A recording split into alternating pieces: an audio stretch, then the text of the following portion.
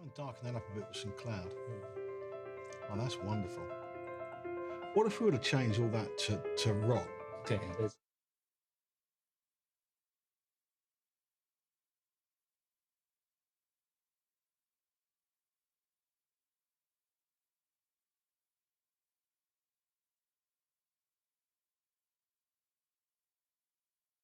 That was it. Great. So I just need to get one more presentation. So you see, we escaped and we went to the splash light.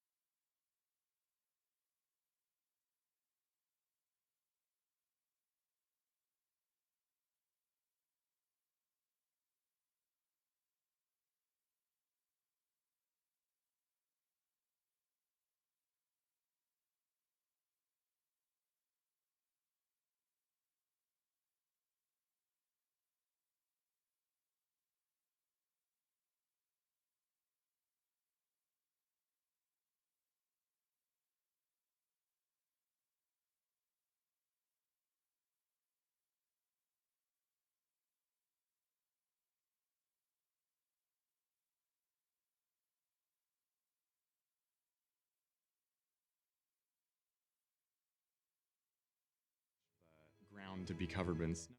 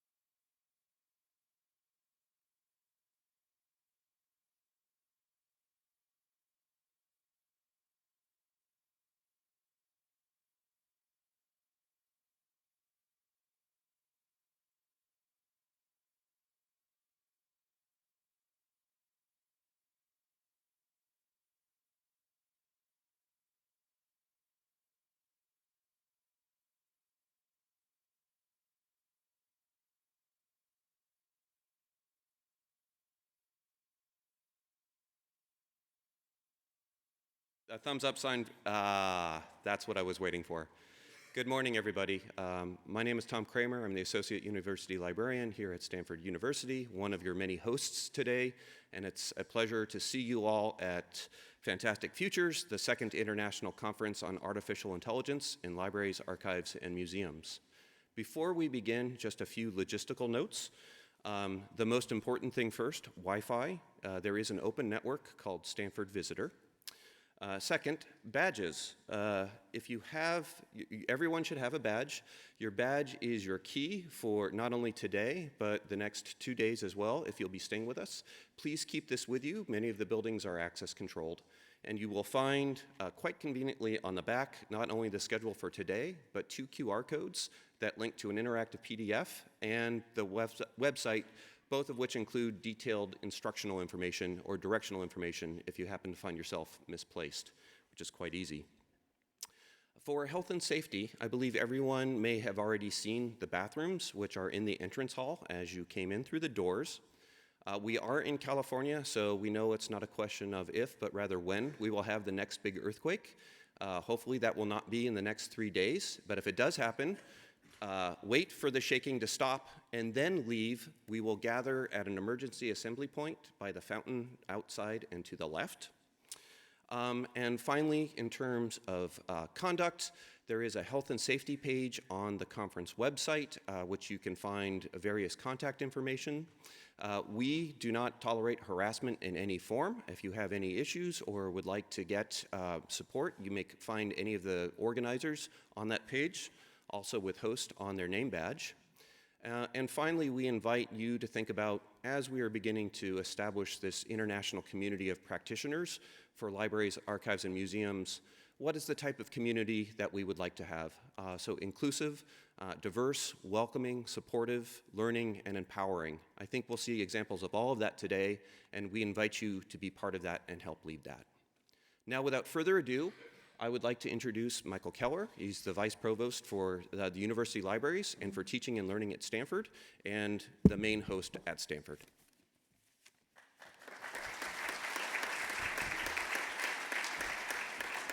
Thank you, Tom.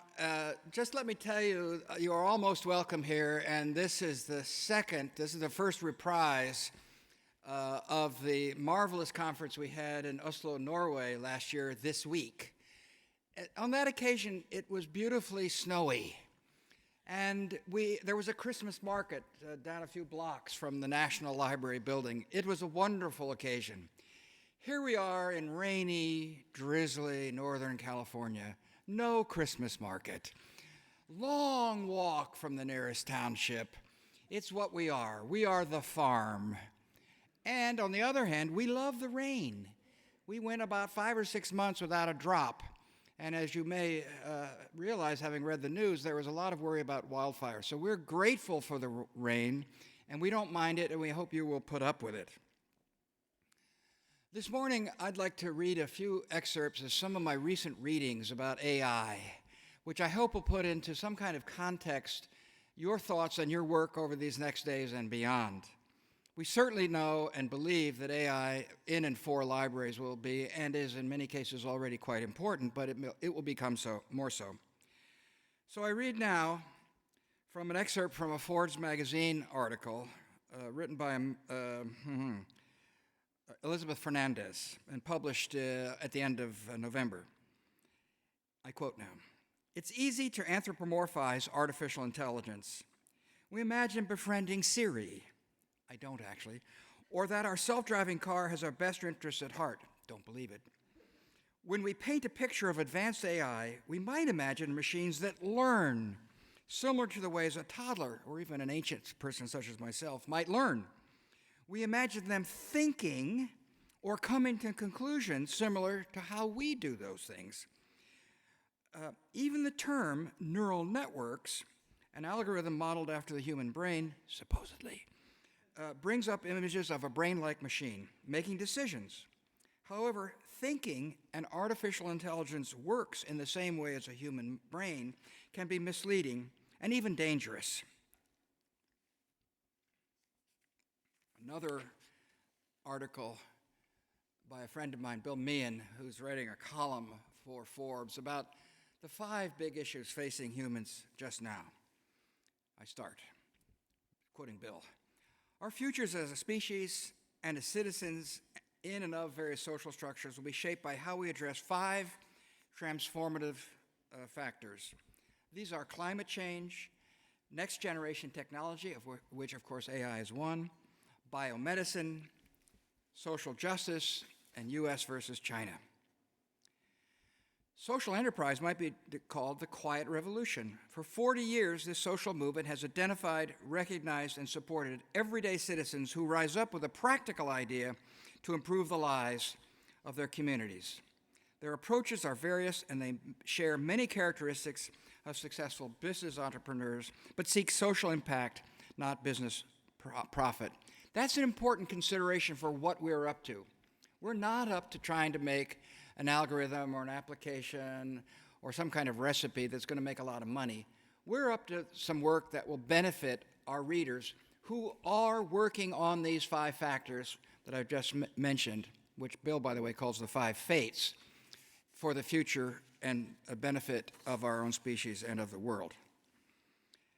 And now another article with 5 little bits of advice for those of us. This also showed up recently in a blog post by a man named Sujai Halea. What are the 5 issues with artificial intelligence? And this is also written from a business perspective, so we have to interpret these pieces of advice. The first problem is what he calls AI washing. And I quote now, "This is an annoying phenomenon where a company positions an offering as involving AI, when in fact that's a stretch. In many cases, many AI washing cases, a company is really using more basic forms of data analysis to make something more intelligent. This is not true AI, which can learn and take action in response to the data someone sends it, and over time become smarter and more autonomous as the amount of data increases." The second issue, the shiny object syndrome. How many of you have experienced the shiny object syndrome in our very own work? Almost everybody. I quote, "This is different from AI washing in that an organization may be enthusiastically developing genuine AI capabilities, but it has put the cart before the horse by failing to delineate what important business issues or customer pain points it's looking to AI to solve." The third one, Tom, you'll love this one. Architectural snag. I quote, "Even after organizations have successfully homed in on appropriate AI applications, some are surprised to discover that their architecture, their technical architecture, isn't well suited to AI." The third one, the famous one, organizational boundaries. "Silos are excellent for storing corn, but they're a curse for an enterprise AI strategy that inherently depends upon data integration and collaboration among teams to ensure end-to-end solutions." Fifth and last, insufficient skills investment. I quote again, "AI requires a heavy investment in the teams of data scientists and information technologists who work hand in hand with the business domain experts to drive the objectives that an organization expects to gain from AI." These comments, I think, are quite instructive to us in this construct that we're working on right now. And as we work on these matters, various of us with various roles and responsibilities, I urge us all to keep this in mind. AI for libraries is absolutely headed to being a very beneficial application or set of applications. And that's why we're all here. But we have to think of it in a context that recognizes that AI, despite all the promise and all the hype, is machinery. It's machinery that we have to figure out how to control and turn into beneficial results over time. Now, it's my great pleasure to introduce my friend Aslak Myhre, who's sitting to my right. A brief introduction. First of all, it's important for you to realize that Aslak is an author, is a poet, and is, most importantly for our purposes right now, the National Librarian of Norway and director, therefore, of the National Library of Norway. He has been a politician. He has survived being a politician. He has not been impeached. On the other hand, his political leanings did not result, as I understand it, in an actual elected position. Am I correct in that? I never became president. That's right. He is also a person who lives next to a forest, which I find absolutely wonderful outside of Oslo. And he's been in charge of this National Library of Norway, and with his colleagues, many of whom are here. How many of you are here from Norway? Please stand up. All the Norwegians, stand up so we can see you very clearly. There should be about a dozen of you. This is commitment, okay? Thank you for coming. So Aslak, come join me here. We're going to make an announcement. Aslak and I have been working on this with our wonderful colleagues in both organizations for a couple of years now. Mm-hmm. And we are happy to tell you that we are now engaging a third partner to be colleagues in the development of this movement, this professional movement. I'll let Aslak tell you right now who that partner is. Well, as you know, we have an American counterpart, and we have a Northern European or Scandinavian counterpart, and now we also have a Southern European or Continental European counterpart, because the Bibliothèque Nationale de France, the French National Library, has agreed to join us. Yes, give them an applause. So, Aslak, the podium is yours. Thank you. Let's see.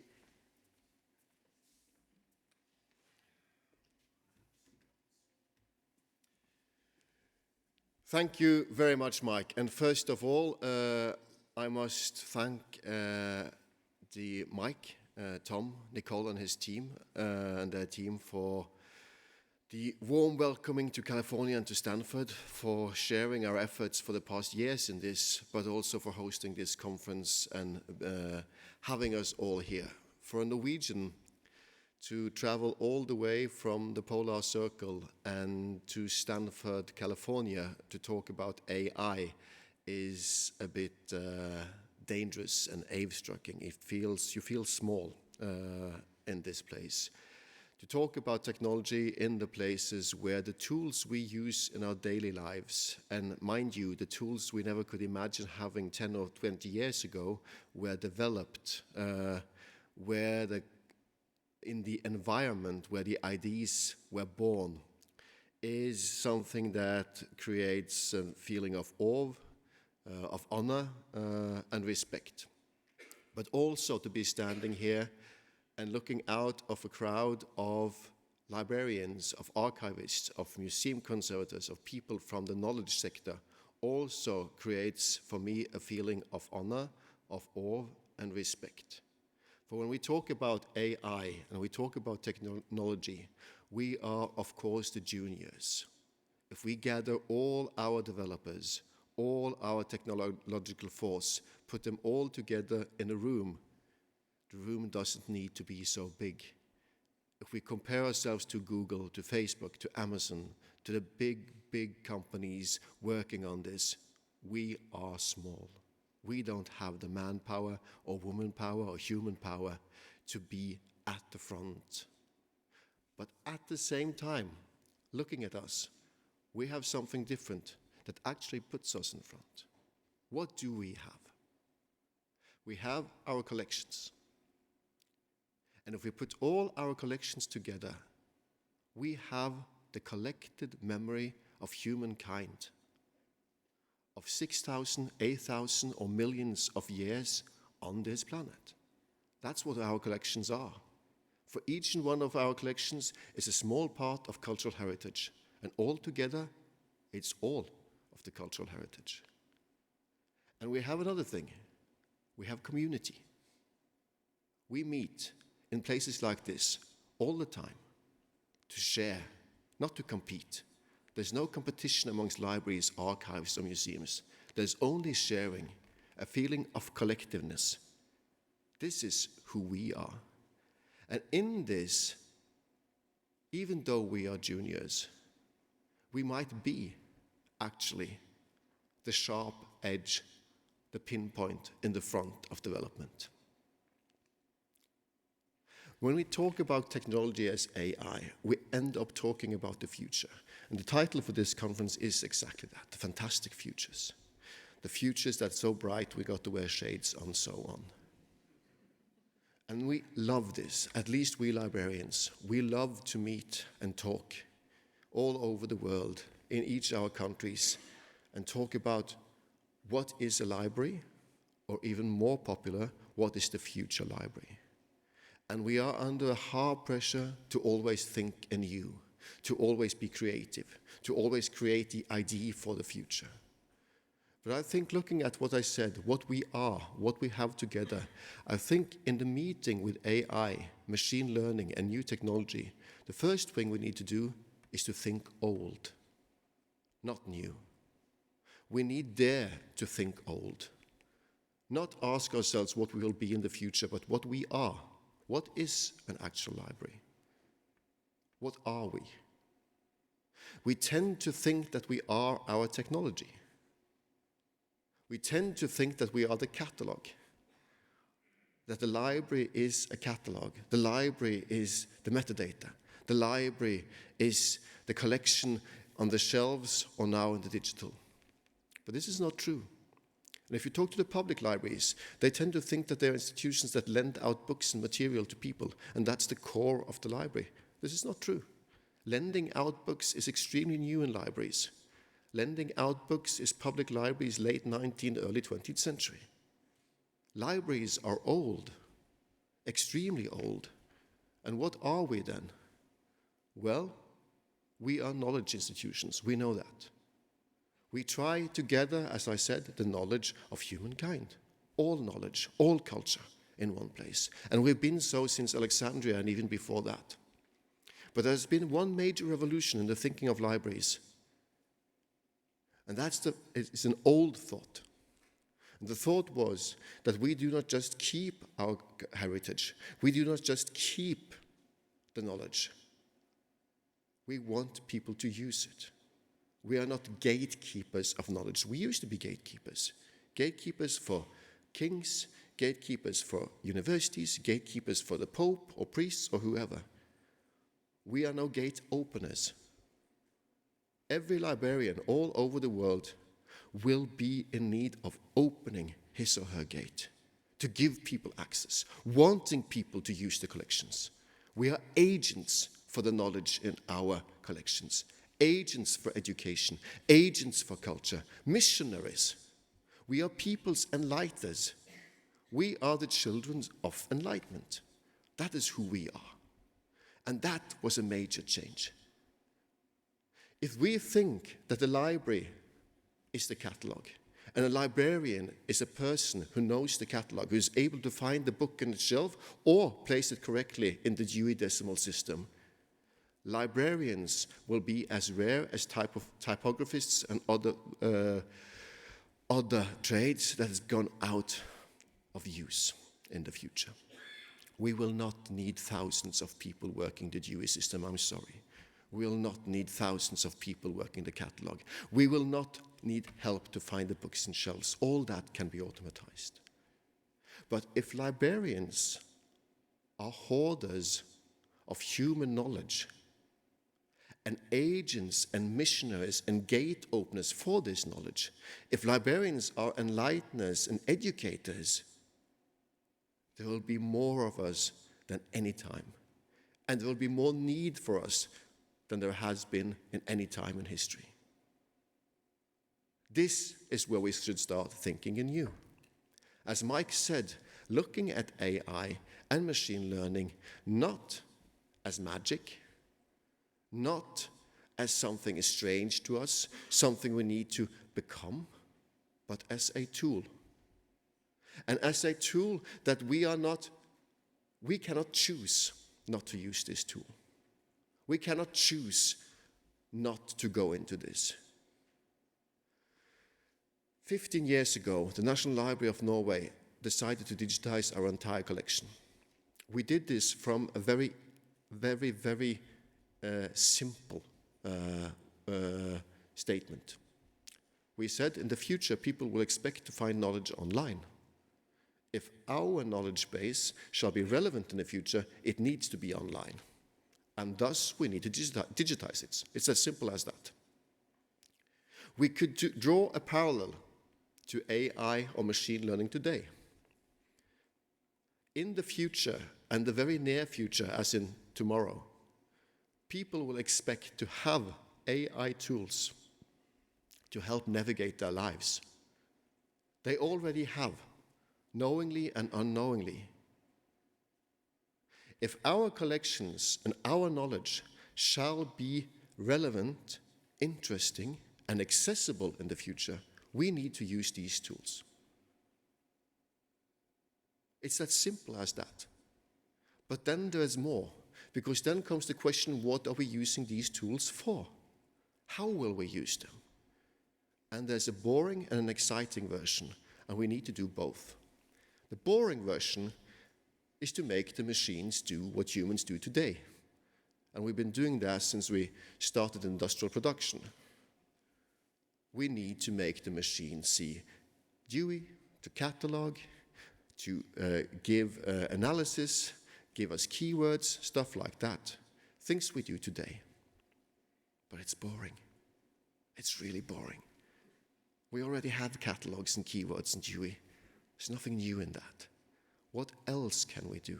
And that's the exciting part. What can we do with the AI and the machine learning and other tools that humans can't do today? And here comes, for me, the crucial point. We have all together all the knowledge of mankind, or humankind, sorry, in our collections. This means that we all together have created a wall of information that is so massive that nobody actually can navigate it. Just in the Norwegian National Library, we have now digitized about 2.5 million newspaper editions. It's magic, except who can read 2.5 million newspapers edition? Nobody can that. Reading just takes as long time as it always did. But they're digitized, so you can search them and find what you're looking for. But what about analyzing them? What about reading them all? Who can read them all? The machine can read them all. Can we teach the machine to read them and actually give us answers? If so, we will have answers no human could ever even fathom of making. Because the capacity of analyzing our collections altogether will be enormous. And that will give us, both as researchers and as users, experiences and knowledge we couldn't find in any other way. And that's the exciting part. We will never be as many as Google, or as many as Microsoft, or as many as any other industry. But we still need to invest 100% in this development.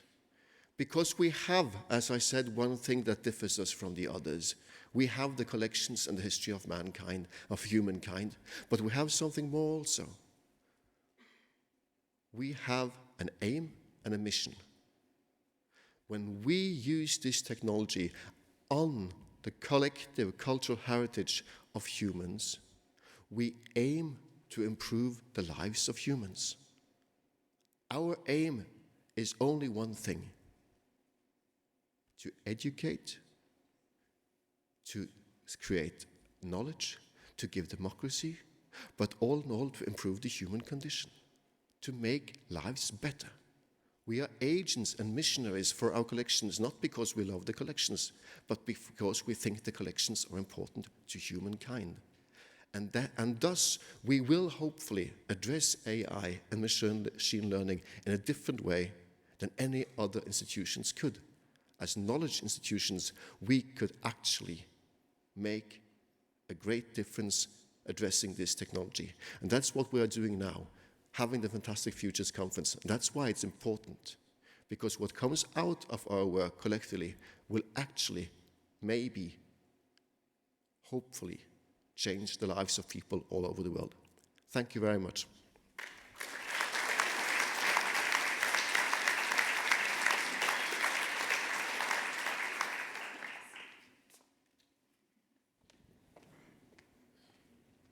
Thank you so much, Aslak. So I'm Nicole Coleman. I've been in touch with many of you in preparation for this conference, and I want to introduce our first keynote speaker of the morning, Bryan Catanzaro. So Bryan is Vice President of Applied Deep Learning for NVIDIA. And the applied part is very critical because Bryan is committed to very practical applications of deep learning. None of this fanciful notions of the hype about AI. And as Aslak said, we are not industry. Fortunately, here at Stanford, we're close to industry. And fortunately, here at Stanford Libraries, our associate university librarian for public services and collection development, Matt Marasika, has a good friend, and his name is Bryan Catanzaro. So thanks to Matt, we had Bryan come and visit and speak with us as part of our Library Conversations series, which started, it was about 1.5 years ago. It was a wonderful opportunity for us to really get down deep and understand what are the practical implications of this technology and what might the role for libraries be. I think that was the beginning of a conversation that Bryan has been continuing thinking about, and he's going to tell us more about his thoughts on that now. Thank you, Bryan.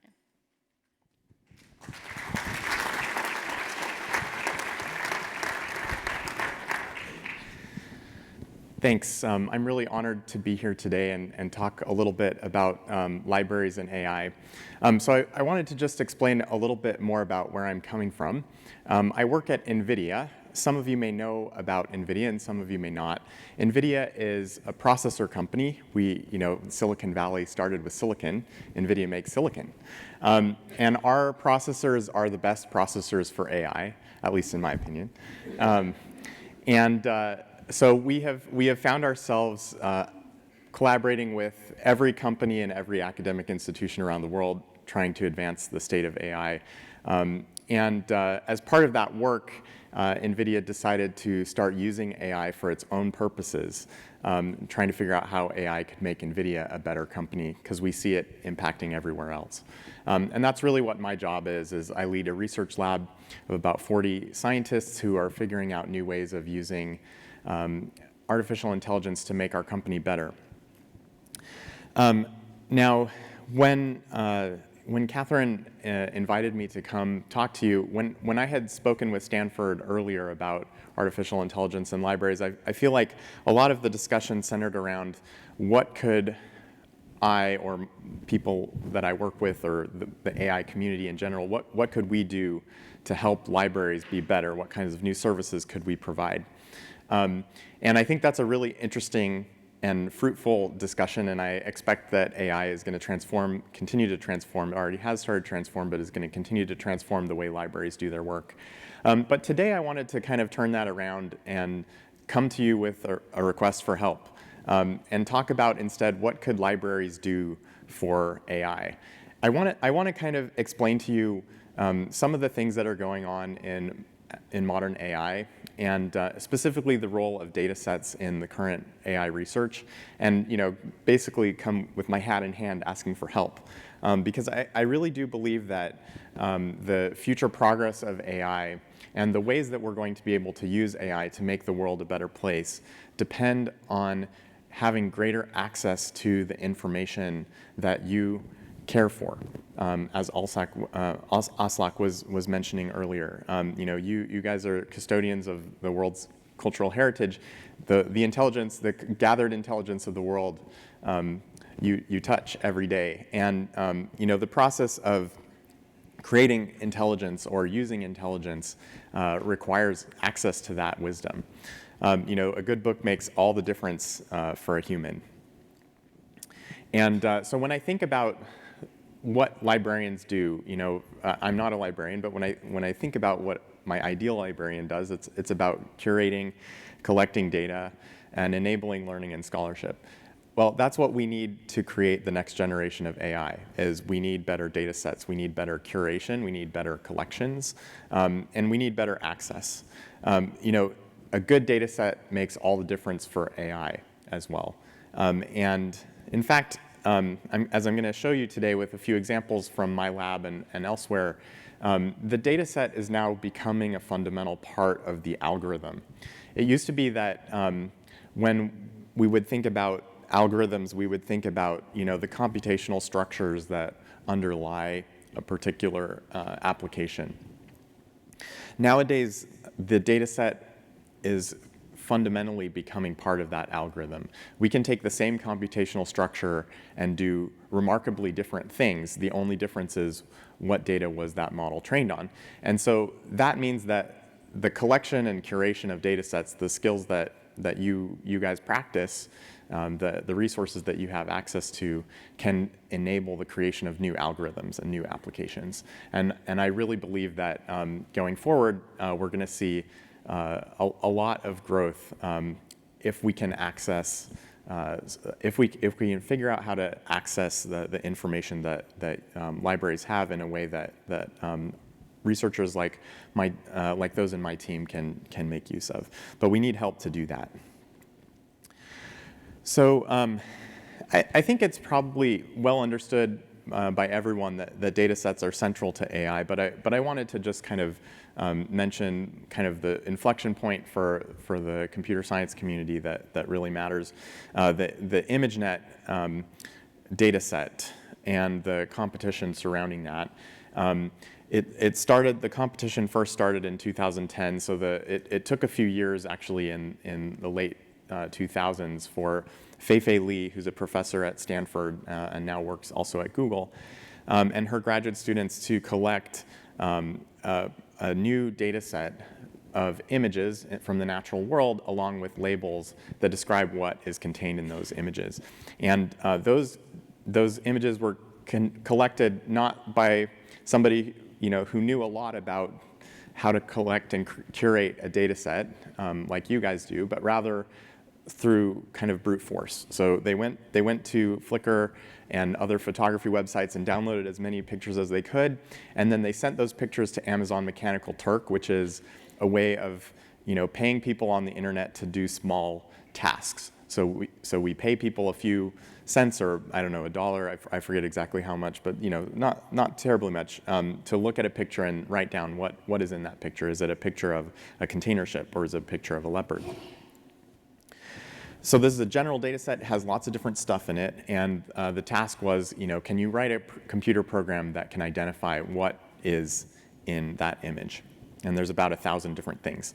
And you can see on the right-hand side of the screen what the progress looked like. When we first started in 2010, no team got more than, every team got at least 25% wrong. So this is kind of hard. If you think there's 1,000 different objects, if you guess randomly, you're not going to guess right much of the time. So it's a hard problem. In 2012, there was this really big inflection point where Alex Krzyzewski, and Jeff Hinton and Ilya Sutskever, who are working at the University of Toronto, applied deep learning to this, and it made a huge difference. You can tell there's a big gap between the red dot at the bottom on the 2012 thing, which, let's see if this works. Okay, here it is. This gap right here is pretty huge. And then if you go from 2012 to 13, basically everybody jumped on board because this technique was easy to use, and it got great results. And then you can see the rest is history. Human accuracy on this is somewhere around 5%. So the models in 2017, many of them are performing better than average humans on this image classification task. And then they shut down the competition because it was basically solved. This kicked off huge progress in lots of different fields, in natural language processing, in speech recognition, in computer vision in general, because the techniques that were applied to this competition are very general. That's really exciting. And so people get, we talk a lot about deep learning.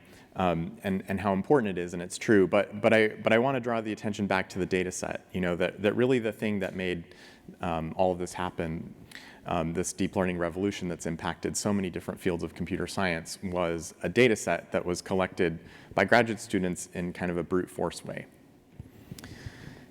And to be honest, that is still the state of the art in computer science.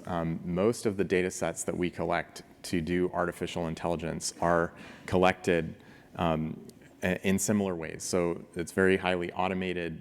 It's usually based on scraping the internet, so like seeing what we can download from all the websites we can find.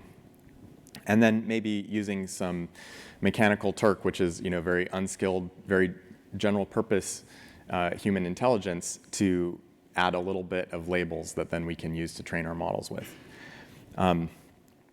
So that's kind of an interesting question. What could we do if we had better data?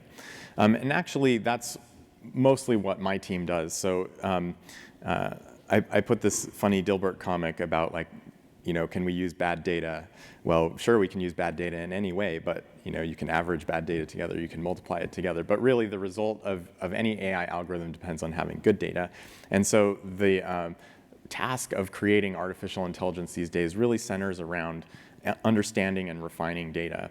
And although I've described this kind of bad way of creating data sets of this brute force, kind of unskilled, uncurated, manual, the kind of things that we computer scientists often do, we're doing it because this is the best that we know how.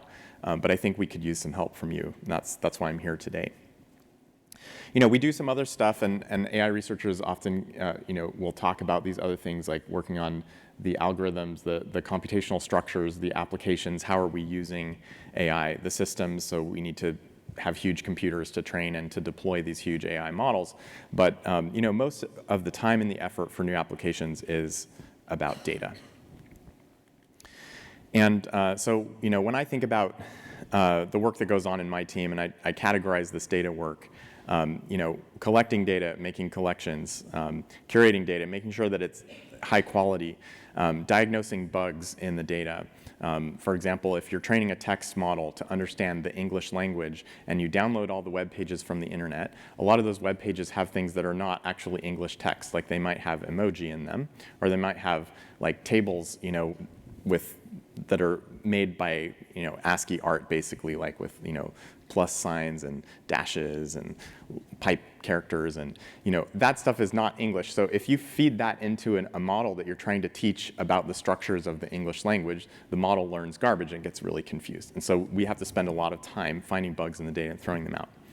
And then also copyright and IP and ethical questions about data are really important.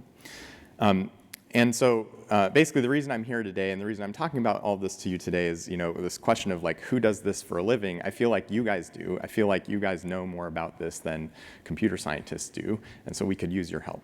This work of working on data sets that the computer science community is doing at large scale right now is being done kind of in a brute force, unintelligent way. I think we could use some help. So a little bit more about machine learning. So modern AI is all built around machine learning, and the way that this works is you have some sort of a model that is mathematical. It's basically just a function. If you remember from math, a function is a mathematical structure that has an input and an output, and it maps from the input to the output. And so what we'd like to do is find a function that maps from an input domain that we love to work with, like, for example, text, and maps to another output domain that we would like to work with as well, like, for example, the answers to questions contained in that text, or summaries of that text, or speech, we have the input as a sound recording, which is a bunch of numbers that describe the amplitude of a pressure function in the air, and we want to transcribe it, which is a function that turns those amplitudes into characters of text that describe what the person said. Now, we know these mappings exist. We can implement them as humans, but we would like a computer to do that. And so machine learning, we have this model, which is basically a mathematical description of a space of functions, and then we have data, and then we train the model, which is a process of fitting. So it's basically a regression. We're trying to adjust the parameters in our model, and we may have billions of those parameters. So these are very highly parameterized models with lots of degrees of freedom. We would like to fit those to the data as best we can, and that creates our algorithm. Now, a lot of AI researchers will work with standard data sets like ImageNet or MNIST. MNIST is really well used. It comes from the US Postal Service. It's a bunch of pictures of handwritten digits for zip codes. And it's a very small data set by today's standards, but it's useful because it's really easy to understand and you can do lots of fun things with it.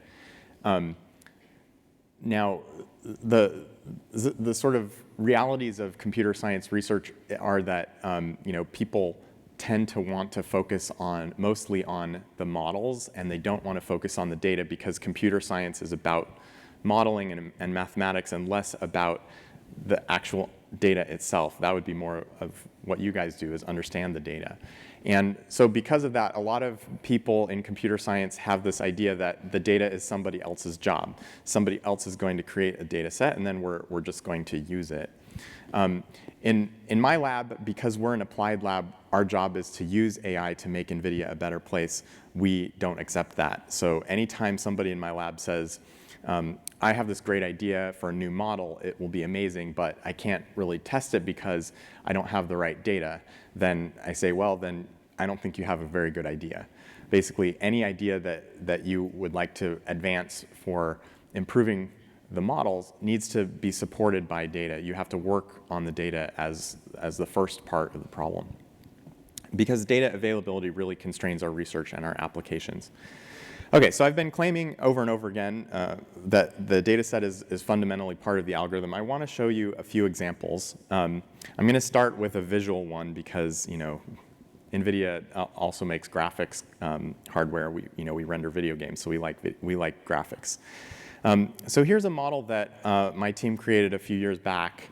And what it does is take a semantic map, which is basically like kind of a simple representation of where things are in an image, and fills in all the details. So let's see if I can go back. Let's see if I do this. So the input is this kind of cartoon, and then the output of the model is a street scene. So it's got the trees, and it's got like details about how the cars are rendered, and shadows and so forth. All of that's coming from the model. So we're training this model with the input being a semantic map, which we extract from natural images using some other model. And then the output is the actual scene. And this is really cool because it's like a new way of thinking about graphics. It's a generative model for rendering graphics. This has lots of applications for how we're going to create virtual worlds in the future. If we can do that from real data, that would be amazing.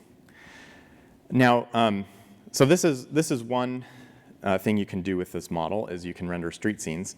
Now, we released our model on GitHub and the training code so that anybody could train a different model. And there's this really great artist named Mario Klingemann who works at Google who took that same model and did something else with it.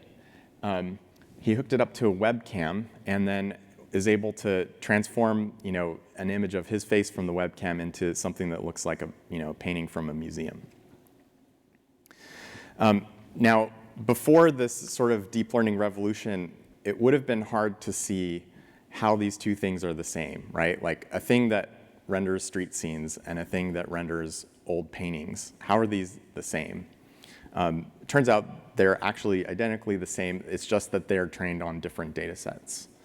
And so the choice of data then has a huge implication on the actual algorithm that you're making. Now, one of the things that I also wanted to point out is that Mario also put this little asterisk here: applicants must be white and over 40 years old. Why is that? It's because of the data set that he trained on, right? So the data set that he trained on was a bunch of pictures that he downloaded from a website from a museum. and they're mostly pictures of middle-aged white men, and so that's kind of the ethical concerns that come along with the data sets that we use. So we'll talk about that a little bit more later, but anyway, there's an example of one model doing very different things. I would say these are different algorithms. They do such different things, but it's actually the same computational structure. It's just being trained on a different data set. We'll talk about some more examples. One of the most important things going on right now is conversational AI. So this is creating assistants that humans can interact with that can help us solve problems, can help us answer questions, usually speech-driven. So you talk using natural language, actually vocalizing a question. It goes into a computer. The computer understands it, generates a response, synthesizes a result, also in speech, and you can hear the answer. Now, this is a huge endeavor. Lots of companies are working on it. There's been a huge amount of progress in the past year. And it's mostly been driven by unsupervised large-scale language modeling, which basically means we are hungry for text. We want as much text as possible, and we train our models to understand the structure of language. With that, once we have that structure, we can use that to solve lots of different kinds of problems. So the GLUE benchmark actually has 9 different tasks in it, which are mostly things that you might see in a school English reading comprehension exam, like, for example, pronoun disambiguation, like, what is the actual subject that a particular pronoun is referring to? Or are these two sentences semantically equivalent? There's 9 different tasks. And you can see that last year, when BERT was released, there was this huge jump. And that was from Google. Since then, Microsoft and Facebook and Google, again, have been battling over who has the best language understanding models. And they're all built on these huge unsupervised language models. How do we train them? Well, almost all of the work is done with something very simple. So we take text and we remove some of the words, and then we ask the model to fill it back in. It's kind of like Mad Libs, if you've ever played that. BERT actually had another task as well. There's some debate in the community as to whether this is important, but they actually took 2 sentences that may have come from the same document or may have come from different documents, and then asked the model to predict, does the second sentence logically follow the first? So in this particular example, we have the 2 sentences here. Initially, he supported himself and his, and so we kind of understand that probably family is the highest probability word that should go in there, right? And so we can fill in all the blanks. And then the second sentence, this in turn attracted the attention of the St. Louis Post-Dispatch, which sent a reporter to Myhre to personally review Stubblefield's wireless telephone. The question is, does that sentence relate to the first sentence? Initially, he supported himself and his family by farming on a plot of family land. Probably not, right? So what we're asking the model to do is learn those 2 things. Can I fill in the blanks, and can I check whether 2 sentences logically follow each other? And we can create this from any text, right? Like we just need a big database of text. We can create the true answers to these questions, and then we can train a model. And so this is the basis behind all of the progress that's happening in conversational AI right now, is these huge language models. And I'm actually going to skip this slide in the interest of time. But one of the things that's happening is that as we make these language models larger and larger, give them more space to learn about the world and about the data and about the structure of the problems that we're trying to solve, they learn increasingly useful things. And so my lab, we've been working on scaling these models quite a bit bigger, and we have a model that's about 24 times the size of the BERT models that have attracted so much attention. And so now we're asking the question, what can we do with that? And here's one thing that we can do with it. We can do text generation. So we trained a model on a bunch of news articles up to the summer of 2019. And then we asked it to complete a prompt. Well, we asked it to complete many prompts. I've chosen one for you because I thought it was fun, about Greta Thunberg. So we gave it a quote from Greta Thunberg: "You have stolen my dreams and my childhood with your empty words, and yet I'm one of the lucky ones." You guys probably remember this quote. It was kind of famous, right? And so then we asked the model to complete the text, and I'll read what it says. "In Australia, a similar push has been led by 16-year-old climate activist Greta Thunberg, who has led protests in the Swedish capital of Stockholm. On Saturday, Thunberg joined forces with the well-known climate activist and former US Vice President Al Gore to lead a Live Earth concert in the Norwegian capital of Oslo. The concert and protest was aimed at drawing attention to the need to reduce carbon emissions. Thunberg told the crowd that even though she was tired, 'I'm happy that I'm here. I'm happy that I'm not just doing it for myself, but that I'm doing it for all of you.'" I'll stop reading now because you kind of get the point. So for me as an AI researcher, this is really amazing because we trained the model on news articles before Greta Thunberg was actually that famous. But she was showing up in the early part of 2019 in the news enough for the model to learn things about her, right? So when we gave it the prompt, we didn't actually tell anything, we didn't say anything about who it was about other than the word Thunberg. And the model knew that probably if we were talking about Thunberg, we were talking about Greta Thunberg.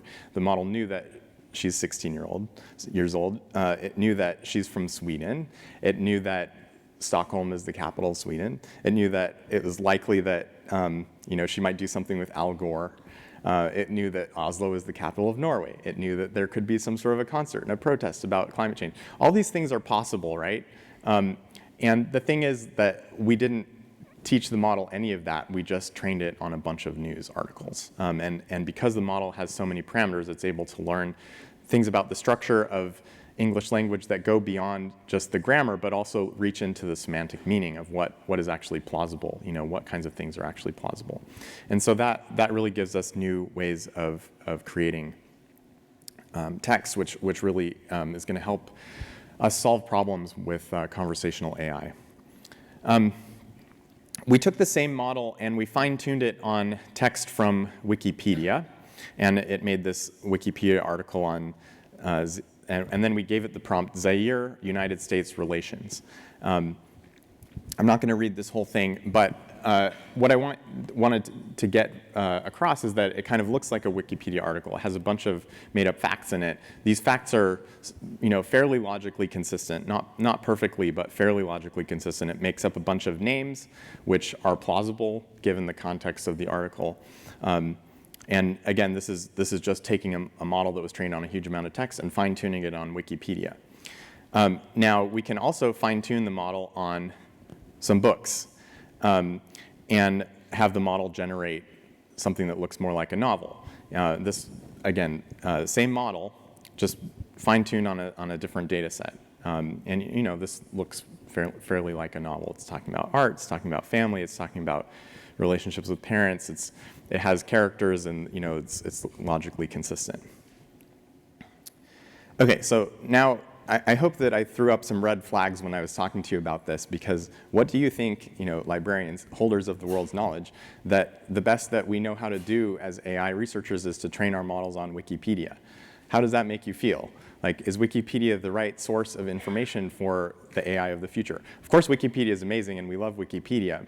But is Wikipedia really the best thing to train models on? Now, the books corpus, I think, is even worse than Wikipedia.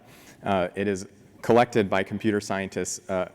Consists of 11,038 free books written by unpublished authors. And what was the criterion that was used to include them? Well, the stories needed to be at least 20,000 words each because short stories by unpublished authors are not very high quality. So are these the right data sets to build artificial intelligence, right? Why is it that the best that us computer scientists know how to do is train stuff on unpublished books? Well, it's because that's what we have access to in a way that we understand how to use. Now, I'm sure that there are better data sets out there, I'm sure you guys have access to better data sets, but there's a missing link here. There's some sort of missing connection between the knowledge that the world has and the people that are creating AI. And that's kind of why I'm here today with my hat in hand. You know, what are the right data sets to build AI? I actually don't know, because I'm more, you know, I've spent most of my life working with technology and not with the world's collected information, but you guys have. And so, you know, so we should be asking this question. You know, what could we build together if we were able to train on more specialized corpora instead of on things like Wikipedia, all of Wikipedia, or things like you know, novels of varying quality that we found for free on the internet? You know, I believe that a long tail of data sets could create a long tail of applications. Like, what if we were to train one of these models on scientific articles from very particular fields like botany or chemistry or physics? Or, you know, and each of these, of course, has subspecialties, as you guys know, right? There's a lot of literature in the subspecialties of math, for example, or of medicine, right? Like, what if we train one of these just on a particular kind of, you know, oncology? Or, you know, like, what kinds of applications could we make? What if we trained them on specific types of literature, like, you know, just trained on short stories from Chekhov or novels from Dickens? Or, you know, what if we were able to train on very particular kinds of practical guides, like user manuals, cookbooks? What if we were able to train on specific types of paintings? What could we build? Well, you know, as computer scientists, obviously the first thing that we do along this line is think about code. This is a tool based on the same model that I was just showing you about Greta Thunberg and Wikipedia and books, only what if we trained it on computer code? So we went to the internet. Computer code is available on the internet. What if we treat computer code like English language and train a model to understand computer code? We can make a tool like this. What's happening here is that the programmer is typing, and then it's getting suggestions, and these suggestions are very high-level suggestions that are not just syntactic about, like, you know, what things would be legal to write in this computer program, but they're actually semantic. Basically, the computer has seen programs that are doing similar things to this before, and it's helping the programmer write the meaning of the program rather than just the form of it. This is really exciting because, you know, programmers would love to increase their productivity. It takes a lot of work to write code. You know, what if we had a tool that could help us do that better, right? And so there are companies and institutions. This comes from a company called Tab9, but there are people working on this. You know, like, if we train these models on computer code, maybe we can increase the productivity of people writing computer code. You know, and speaking back to Aslak's discussion about the human condition, you know, like, what kinds of tools could we make to improve the human condition? You know, I think this is one of them, right? Like, if we can make programmers more effective, I think that'll have benefits for all of humanity because technology is underlying so much of what we do today. But I think that, you know, we shouldn't only use technology to make technology better. We should try to do things in art, for example, better. I went to just a museum website on the internet, the Royal Asiatic Collections. They have a nice collection of, for example, Asian art on the internet. And so it's interesting to think about what could we do if we trained a model just on a bunch of art from a particular domain. Here's a video of a project that we did at NVIDIA to make tools for people to create art using landscapes. So we just downloaded a bunch of images of landscapes from the internet, and we were able to make this tool. Let's see if we can watch this. It's okay if the sound doesn't work, I'll just narrate. Basically, this is, again, going off of this idea of, like, what can we do to transform a semantic map into an image. So we have a palette of different kinds of objects like sky, water, river, rock, mountain. And then what we're doing is in real time we can edit that semantic map to create and a then smart paintbrush. Here we go. So that if you wanted to create a new picture, you can just draw the shapes of the objects that you want, and the neural network can then fill in all the details. If we add a water feature, the network is able to add reflections, not because we told it that, but because it learned it. Or if we change the ground to be covered in snow, then it knows that the sky also needs to be a different color. I really think this technology is going to be great for architects, designers, people making virtual worlds to train robots and self-driving cars. The input to this model is something we call a segmentation map. It's like a coloring book picture that describes here's where a tree is, here's where the sky is, here's where the ground is. And it doesn't have any details. And then the neural network is able to fill in all of the texture and shadows and the colors based on things that it's learned from a large database of real-world images. I would like to see that tree reflecting in that pond. The real advance here is that we're able to synthesize images with a lot more diversity and more fidelity than we were able to in the past. I really think this technology is going to be great for the dreamers of the world. All right, so that was a fun project, right? But what if we could make it more useful by training it on, more specific data sets, right? And I feel like you guys have access to that. So I'm coming to the end here. I really feel like AI needs better data. We're training on data sets that computer scientists collected because they were easily at hand. They're not the right data sets to solve the problems that humanity faces. We expect AI is going to have a bigger impact on the world, but how are we going to do that if we don't have access to the intelligence that the world has created? That's really why I'm coming here with my hat in hand asking for help, is that we need better practices for collecting data. We need data collected by specialists so that we can train models to learn the things that specialists know that encompass the wide variety of human creativity and the problems that humans face. And that's what libraries do, so that's why I'm here. Now, I feel like I'd be remiss if I didn't mention copyright and ethics. So, we're learning, I think, as a community about the implications of this technology in terms of copyright and ethics. There's been some scandals recently about this. For example, face recognition software, it turned out, was racist and sexist because the data sets it was used were biased. And then IBM did this great thing. They tried to do a great thing of going to the internet, downloading images that were marked as Creative Commons, which, if you recall, the Creative Commons license gives people the right to do anything with the data, right? For commercial purposes, non-commercial purposes, it's just Creative Commons. It's out there. You can do whatever you'd like. IBM collected Creative Commons licensed data and trained a model to, the purpose of this model was to reduce bias in face recognition. So they were actually actively trying to reduce racism and sexism in their face recognition model. But in so doing, they triggered another controversy because people didn't feel like they had given consent for IBM to use their face in any sort of face recognition model. Now, of course, these people had uploaded their pictures to Flickr under a Creative Commons license, but they didn't really know, they didn't really understand what that meant. They didn't really understand whether they were giving consent for their face to be used in this manner.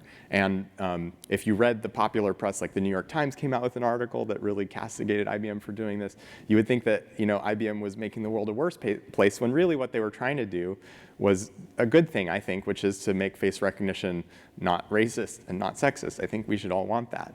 But how do you go about collecting a data set to do that? There's a bunch of ethical and copyright questions. And Creative Commons, for example, gave IBM copyright permissions to do this, but judging by the controversy, it's not clear whether it gave them the consent to actually do this. And so there's questions, there's a lot of new questions about how data is being used to create these algorithms. AI researchers need to learn how to use data ethically and properly, and we need people that understand these issues to help us. And again, like I come to you, I feel like librarians know these things, right? Like this is what a lot of you think about, is like what is, how do we use data in the right way? You understand these things well.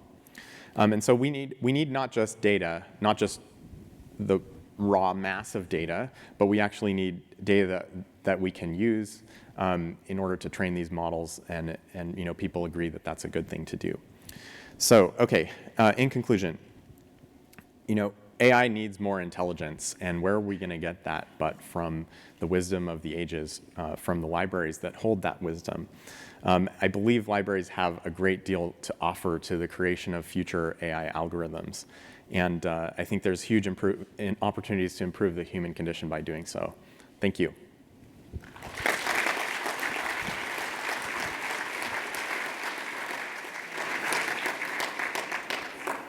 Though we're running a bit behind time, I want to give people an opportunity to ask questions. We can probably take one or two questions for Bryan.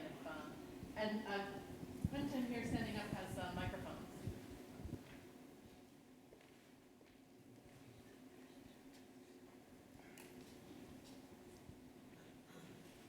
Right, thank you for a great talk. I had a question. There's a wonderful documentary about Google Books, where a monk in a 13th century monastery in Spain is very sad that he gave all his books away to Google Books 10 years ago.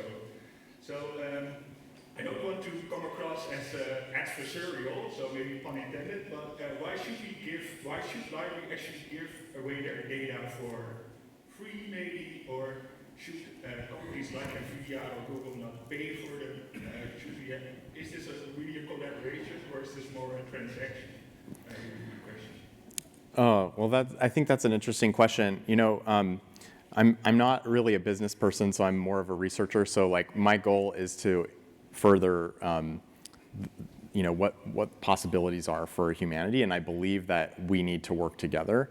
The actual particulars of like, you know, who gets paid for what service, I think that's really good questions. I'm not as well equipped to answer them. I would say though that, you know, Aslak said in his introduction that libraries have always had the spirit of openness, that libraries have been a place not just to hoard information, but to help humanity with that information.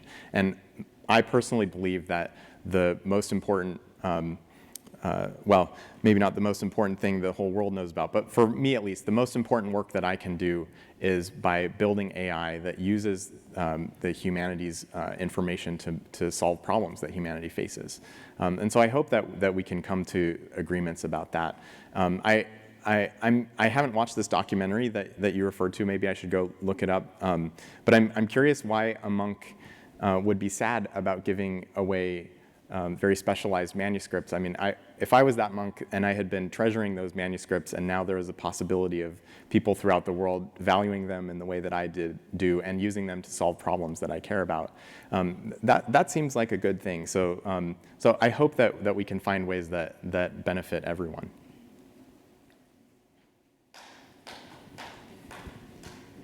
One more up here in the front.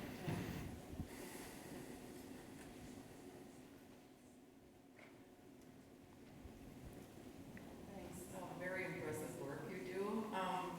Here at the Stanford Library purchases high-quality data sets, and I'm wondering if your lab has ever, if you have considered doing that. My lab purchases data sets all the time.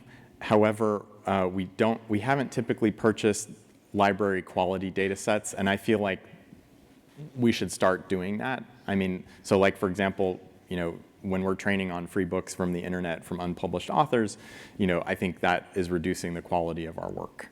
I think if we trained on, you know, data sets of actually high quality work that had been edited and curated and so forth, we would have better results. And so I think in the future we will see computer scientists purchasing access to data sets in larger quantities.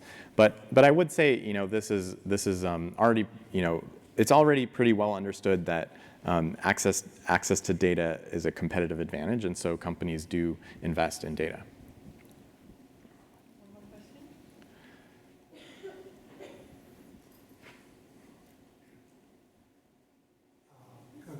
Great talk, but I was wondering whether your presentation kind of turned around on its head, that yes, the libraries have the data, but enterprises like NVIDIA could provide tools to librarians so that librarians can more easily train these systems and without having to be technical at all. Or does it really require deep knowledge of the models that librarians might not have to do this? Absolutely, it will be possible for more and more people to create these kinds of models, to train them themselves. And certainly, it's something that NVIDIA cares a lot about. You know, if you just think about how our business operates, you know, we are in the business of providing infrastructure to institutions to do this, right? So we would love for more people to do this rather than less. I think that there has been a trend towards more accessibility and sort of, you know, the sort of priesthood of machine learning researchers is becoming less and less necessary for a lot of these applications, specifically in text modeling. I think, you know, the big, huge language models trained on large text databases are so powerful that, you know, they can be trained without a lot of specialized knowledge. So I hope that we'll see more of that in the future. And I would love to do that. I mean, that's definitely something that's definitely one way that this technology could progress, right? Is that librarians start training AI models on their own. Thank you very much. Thank you, Bryan. Thank you.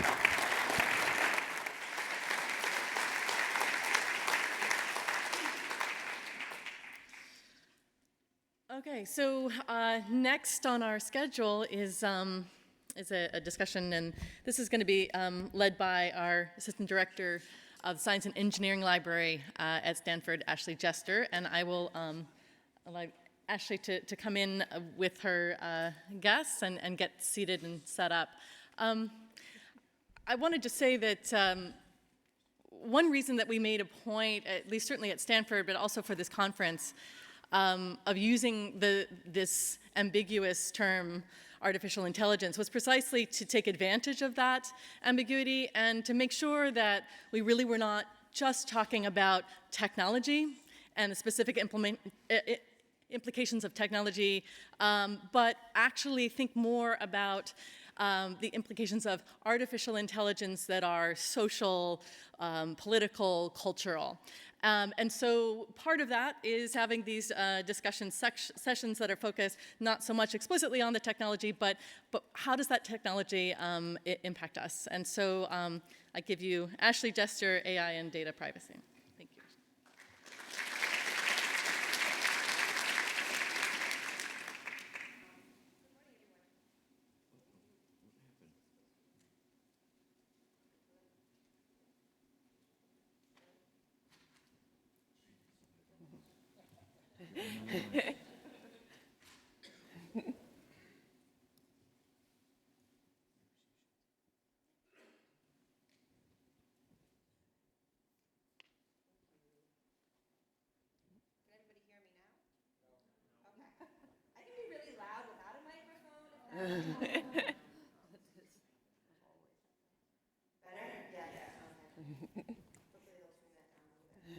Good morning, everyone. Thank you for joining us this morning. I have a wonderful panel of distinguished guests joining me.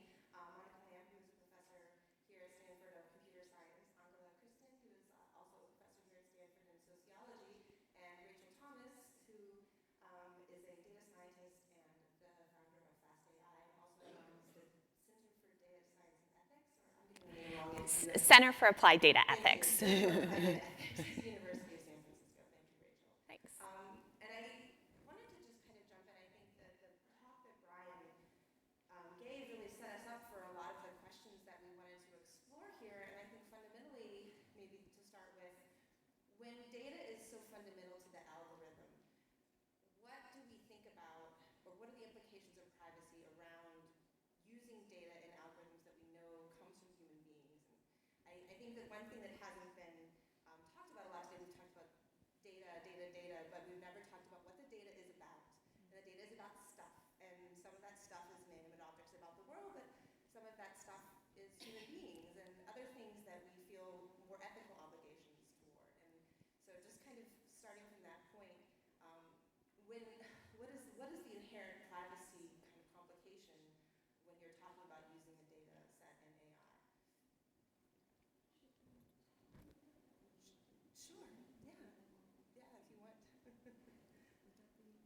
I couldn't hear what you said. She wanted to know if she wanted to talk a little bit about what she's been doing. I thought that maybe sure. we can introduce ourselves. So Sure, yeah. So people know where we're coming from. Yeah, sure. You can do that, and then we can jump right into that question. Okay. Well, I'm Monica Lamb. I'm a professor in the computer science department, and it's been for 30 years. And I started out as a regular computer scientist working on performance, building high-performance computers. And in the last 10 years, I've been very concerned about what's going on with privacy. And I cannot believe that we can have a single company own about 2 billion people's worth of private data. And so I've been working on this problem for a while. It is a really tough problem. And what we saw here is that the problem is going to get worse and not better if we just keep going. And the threat that is coming, that we are seeing in the future, is the virtual assistant. Okay, if you think about Alexa, Google Assistant, they're in your home, they are listening in on the conversations, and they have been extremely well adopted. They reached about 50 million Americans in 2 years, which is faster than what happened in the internet. And the question really is that what is going to happen when you have a virtual assistant that knows everything about you because it gives you a linguistic interface, and you are now using that to interface with your IoTs, your Facebook account, your Amazon account, your Google account, and then it gets into health, education, and so forth. And the reason is that it's very compelling because we really don't need to have a GUI interface when I have AI that allows us to talk to the computer like we are talking to each other in natural language. So you can imagine that there will be an institute and a single or couple of organizations that hear all the conversations. And if you consider like the second most popular virtual assistant is Baidu, okay, and that's in China, and that means that the government is also listening in at the same time. And I think that there's this issue that AI is collecting a lot of data is already here because people are booking their own houses, even though the AI is still not that great because we all have to try to use those systems. Anyway, so what we have been doing is to say, we cannot tell people not to use this technology. As technologists, what we want to do is to give people the better technology. We have the power to talk to the assistant. We get to use the virtual assistants, and in the meantime, also protect privacy. So our research group is that we are building an assistant that can sit in your own house. All the data that you are interfacing with, from the IoTs to all the web accounts and so forth, can be stored just in your own home, or you can talk it with anybody else. But the most important thing is that we have to have choice about where you pop the data, that people can compete, and you can have a chance of privacy. We have a fully working prototype, and one more point that I want to bring up is that this is an intellectually very challenging problem. So that's good news because it means that the academia can potentially get together and build something that is better than what is offered by the industry, and keep it open. Of course, the industry would jump in as well. We're just saying that we can participate, and having an open system can potentially change the game here so that everybody can get the convenience that is offered by AI and also own their data. So that's what's going on. Angela, I wanted to talk about your research a bit. Yeah, sure, absolutely. Thank you so much for inviting me to be here. So as Ashley mentioned, I was trained as a sociologist, and I'm really interested in providing a kind of sociological, social scientific approach to artificial intelligence. And the way I do that is by focusing not so much on how the models are built, which is really important, but more on how they're deployed. So I'm an ethnographer, which means that I do observations and interviews, mostly in workplaces. And I look at how workers make sense of algorithmic systems and AI and about the data that's being collected about them. I've been doing that in several settings, including web newsrooms, where there is a massive amount of data being collected, not only about readers, but also about how productive and popular journalistic production is, and also in criminal courts. So looking at the uses of risk assessment tools, which are predictive algorithms that assess the risk of recidivism of defendants and have been extremely criticized over the past 2 years for the kind of biases and reproduction of inequalities that they may come with. And I take a bit of a different approach, and I kind of spend a lot of time in criminal courts talking with judges, prosecutors, lawyers, defense attorneys, defendants, like everybody who kind of works and kind of goes through the criminal justice system to see how they make sense of these systems and these risk scores and how much they know about what's going on. And I think that here, perhaps the one kind of intervention that I would like to make with respect to the debate about privacy is that what I see as an ethnographer in many of the organizations I study is that data that's originally collected for one goal ends up being used for another goal. And that's like a traditional kind of mission creep process that we all see probably in our work, like, right? But I find that fascinating because basically you have lots of systems, like what was presented before our panel, that are collected, say, with the goal of trying to make decision-making more objective, more fair, more efficient, less subjective, like whatever. Like you just pick whatever you want to do. But then what happens along the way when these systems are being implemented within organizations is that usually you end up having more worker surveillance, right? And managers end up using the systems to collect data about their workers, collect data about their customers, and then trying to control the workforce much more than what was the case before. And so I think that, that this question of mission creep is really important when we think about privacy and surveillance, but also it raises a question about how much agency do people really have in deciding about privacy, right? Like we like to think about privacy as this like, oh, it's my choice, my individual choice, and I can just decide like about the trade-off that I'm willing to make. But in most cases, we don't really have a choice, and workers don't really have a choice.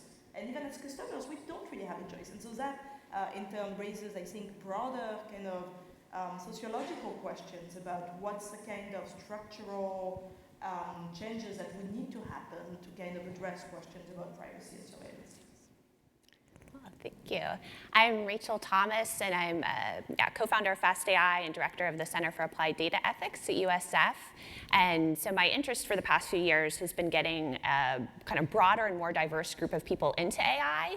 And for me, that is kind of very much linked with, I think, one of the ways towards kind of addressing many of the ethical concerns that we're seeing. I think many of the kind of misuses and kind of unethical applications are arising out of the fact that we've had a very homogeneous group kind of in this one specific geographic location that is not very racially diverse or gender diverse, creating technology that's being used all over the world. And so these are kind of very much related for me.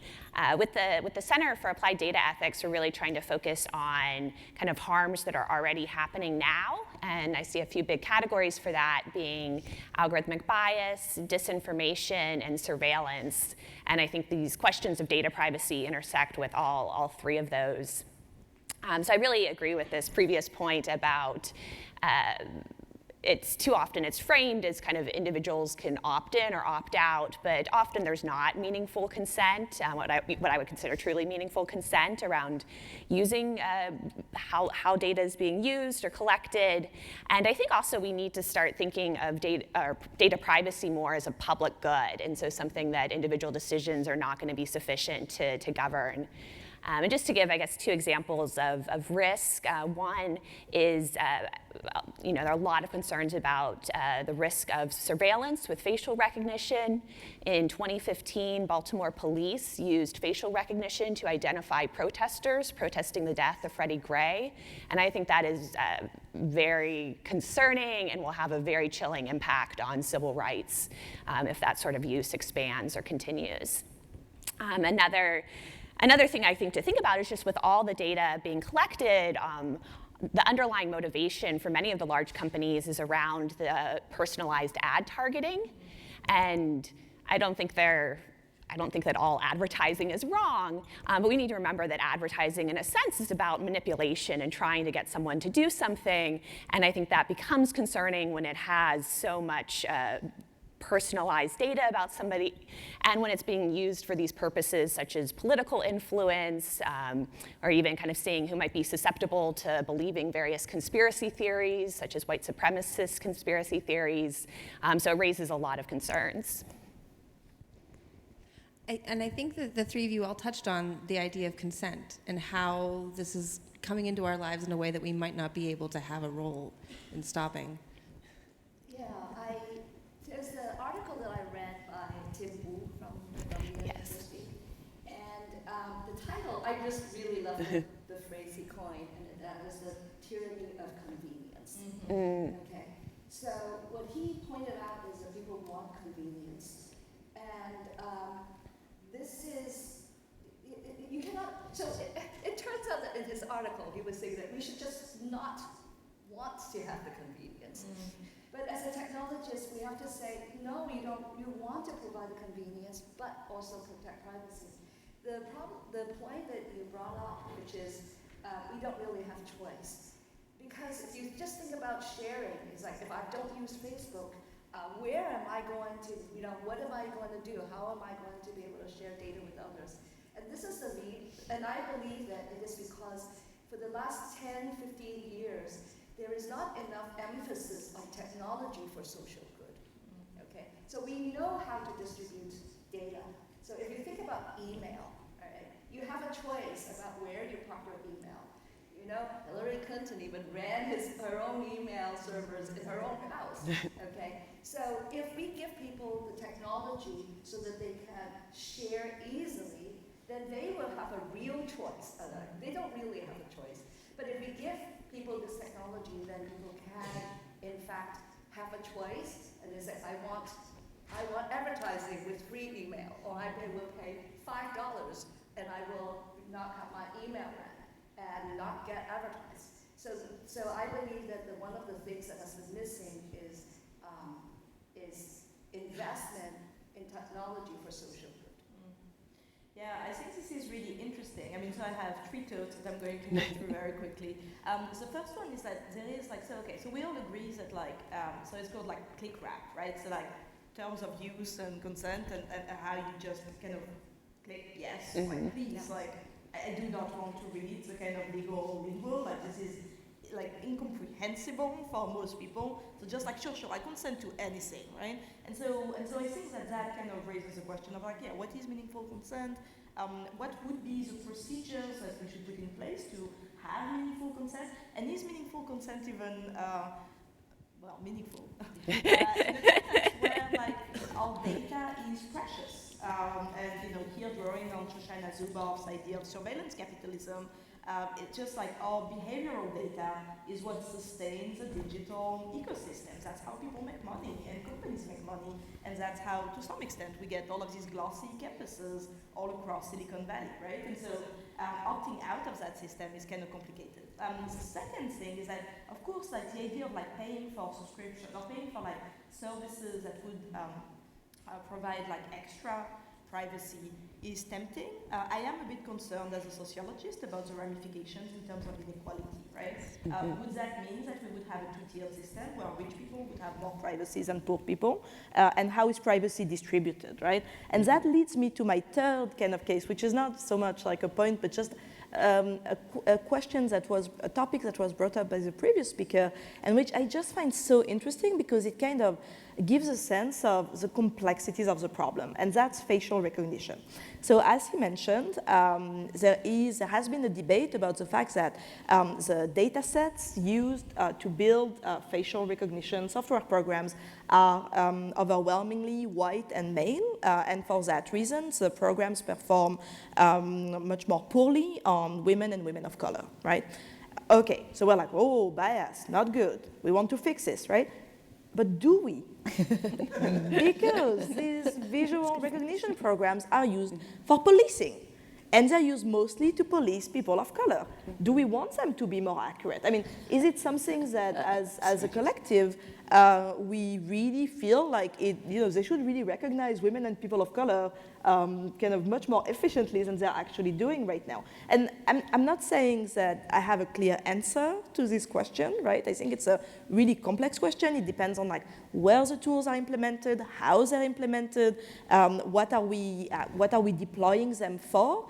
But I do think that fixing bias is not necessarily the golden solution.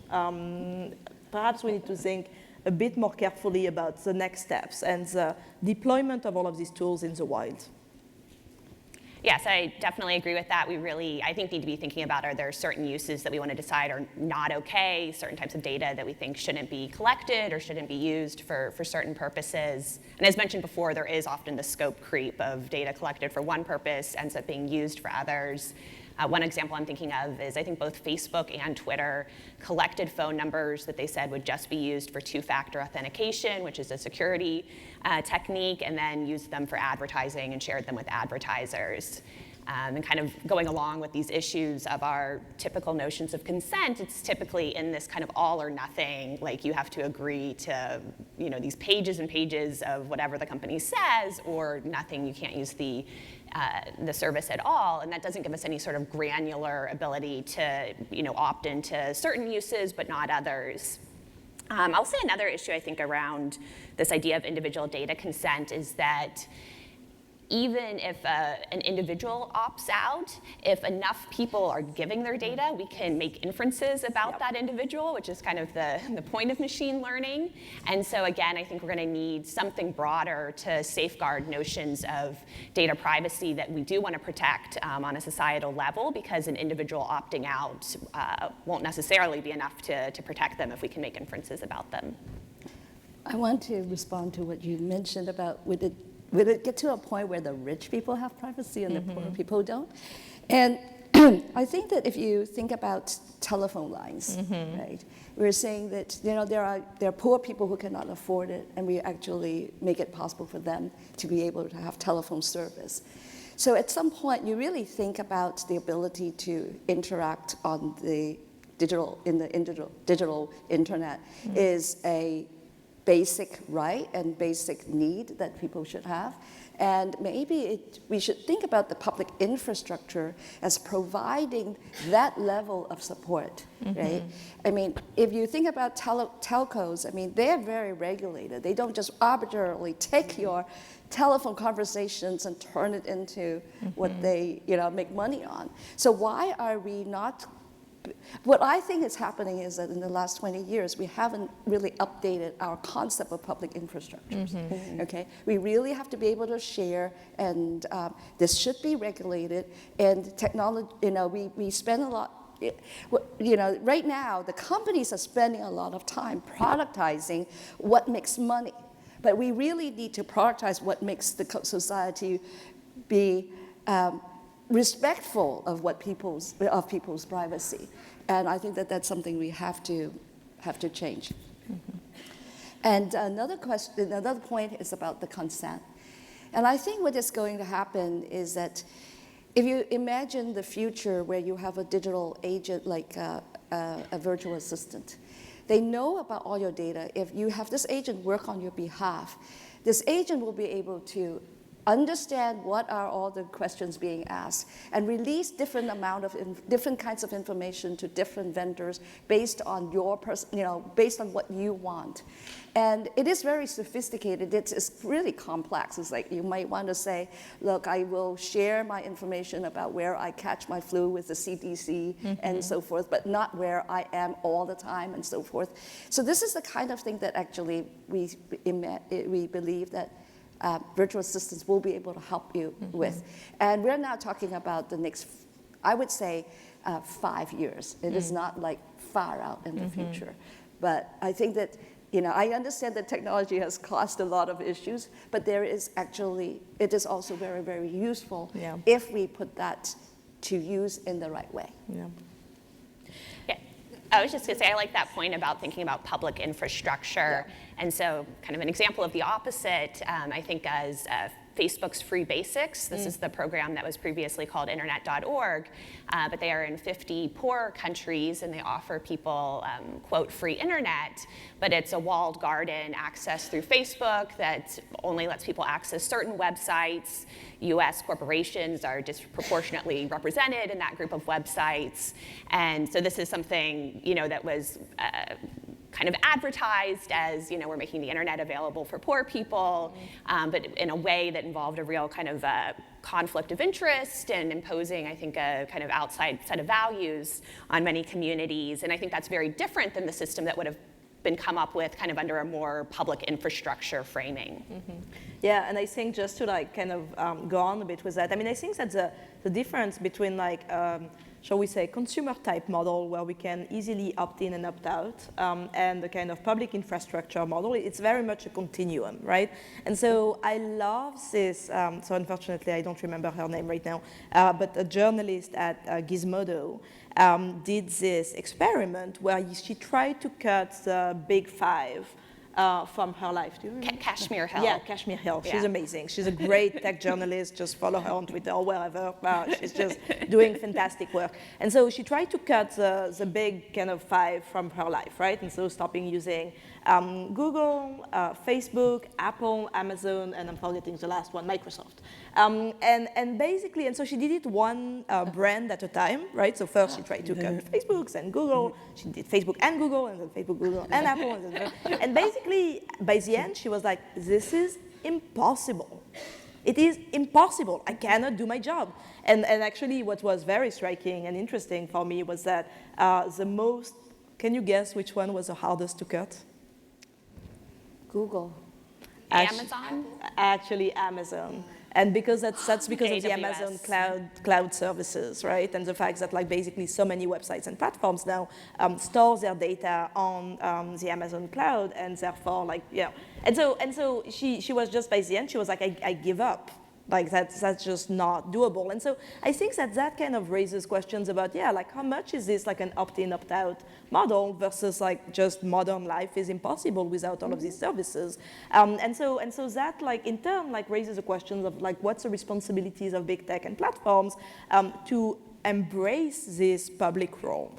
And there is a lot of scholarship in science and technology studies showing that platforms have been extremely reluctant to see themselves as public providers, and for a lot of reasons, which make a ton of sense, but that perhaps time has come to kind of start thinking about the big five as having a public role, and one that should be further regulated, and one that should have more, shall we say, thoughtful way of thinking about individual data.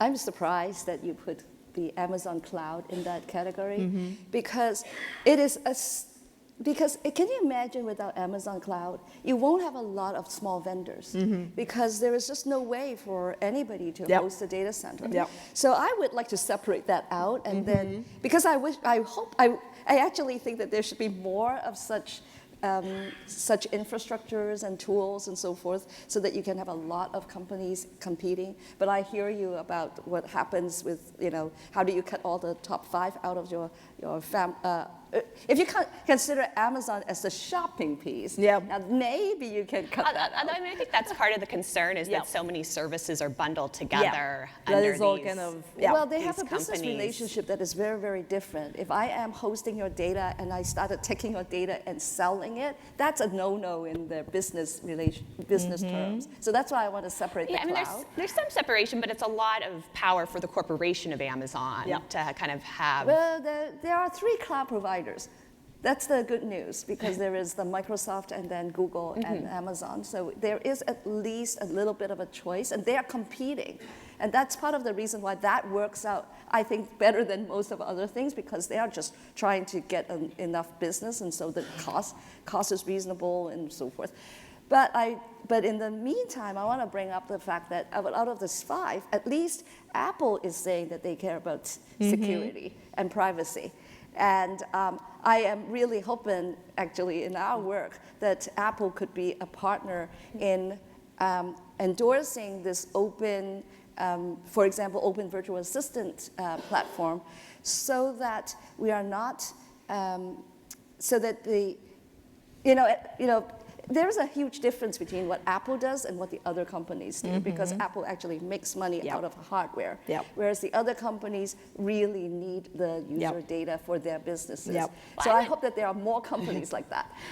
I mean, I would I agree with that, but I would draw the distinction with Google and Facebook in terms of having the advertising as their fundamental business model as being the kind of category that's slightly different from Microsoft, Amazon, and Apple to some extent are like selling products in a different way that's kind of not as advertising driven. Yeah. I was going to say, as a political scientist, I'm struck by all of you talking about public goods and bringing up public goods, which is, of course, what we love to study. And when we think about public goods, and I even see it emerging here, you're talking about mobilizing some latent interest that we know kind of exists out there for everyone in privacy, but doesn't overcome their individual desire to have the convenience of holding back. And so they're going to give up their data, but they, in the abstract, they believe in the idea of privacy. How do we frame this for the public in a way to help drive that conversation forward to generate the kind of public infrastructure you all are discussing? That's what I want to know.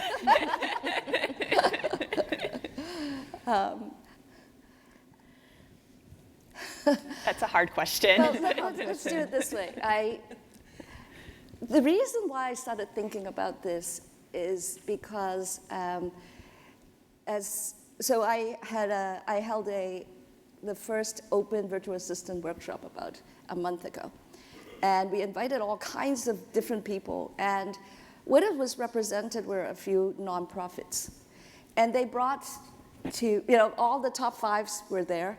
All right, all the companies that you are making virtual assistants are there. And then there are many more companies from telcos to retailers to like banks and so forth. They're all there.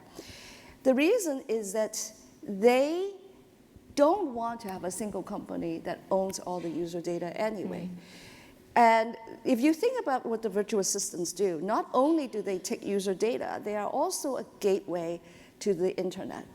Because you're going to go through them to reach the banks and so forth. It's like the new browser. Okay, the browser is a way to get to the graphical user interface. But the virtual assistant is the interface to the linguistic web. All right? And that's being made proprietary because Amazon has 100,000 skills. That means that 100,000 different companies are being accessed through the virtual assistant.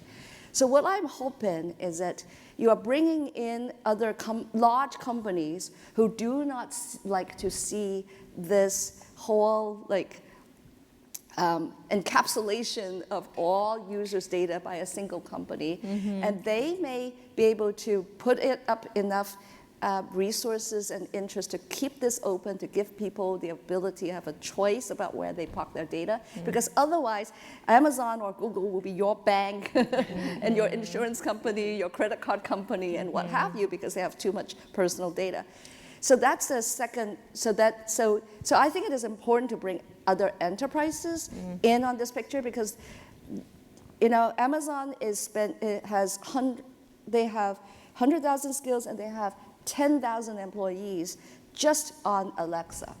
Okay, and this is the price that I don't think that other than Google and Amazon, any other of the companies can invest in the same way. And they are trying to capture the entire internet by voice, the linguistic version of it. So what I'm saying here is that we would like to bring other enterprises to keep the internet open, to give people choice. And then there is also the nonprofits. The nonprofits can include the government, putting energy, for example, right now, if I look at my research, we have a technology, but I just don't have the engineering power. I don't need the 10,000 employees, but I do need my 50 engineers, okay? And there is no money that we can get. There is no source of money that provides that level of engineering to provide software for the common good so far, and we're looking for that. And then maybe we can turn to the foundations.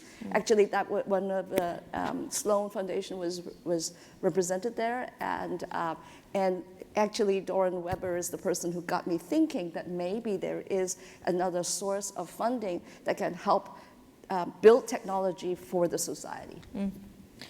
Yeah, I mean, I think that just like, gathering my thoughts, I have lots of thoughts, but basically, okay, so the way I think about it is like, this is a bit like the Industrial Revolution. It's like a ton of stuff is changing, and it's affecting every single domain, right? So like, we can't really focus on only technology or only AI.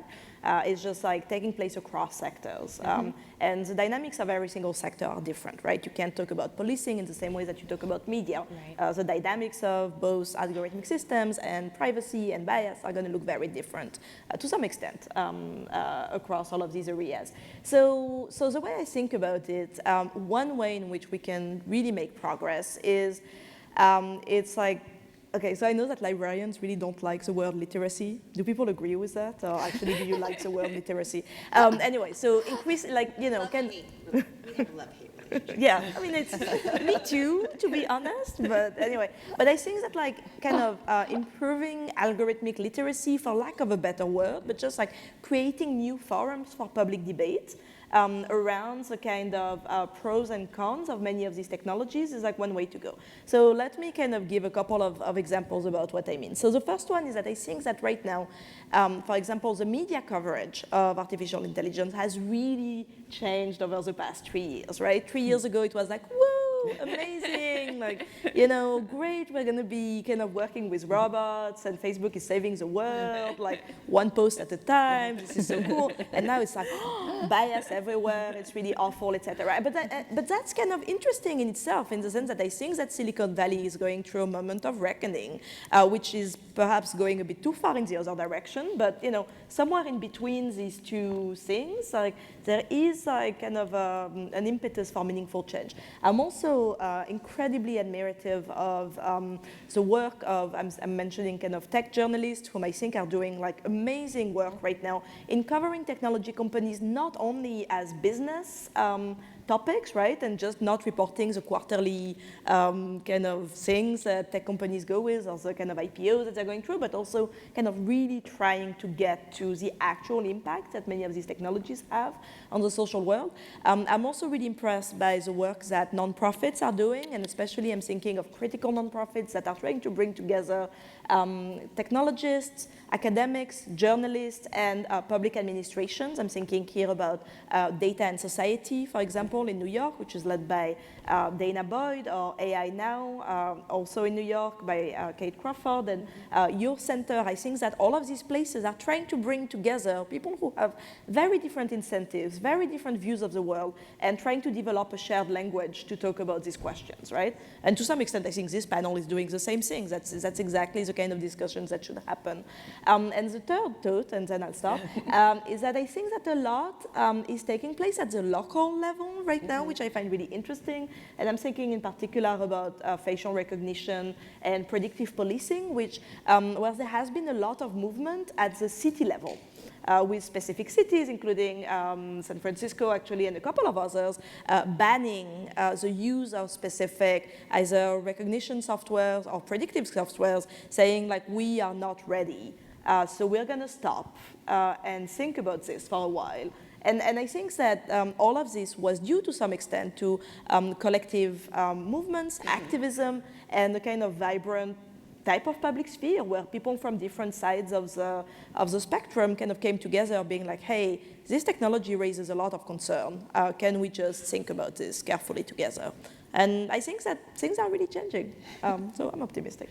Cool, you took two of my points. Very cool, sorry. Yeah, so I would just echo this idea of needing to think about the specific domains, such as policing, and that's an area where we have seen these really effective and successful local movements, getting facial recognition banned in several cities.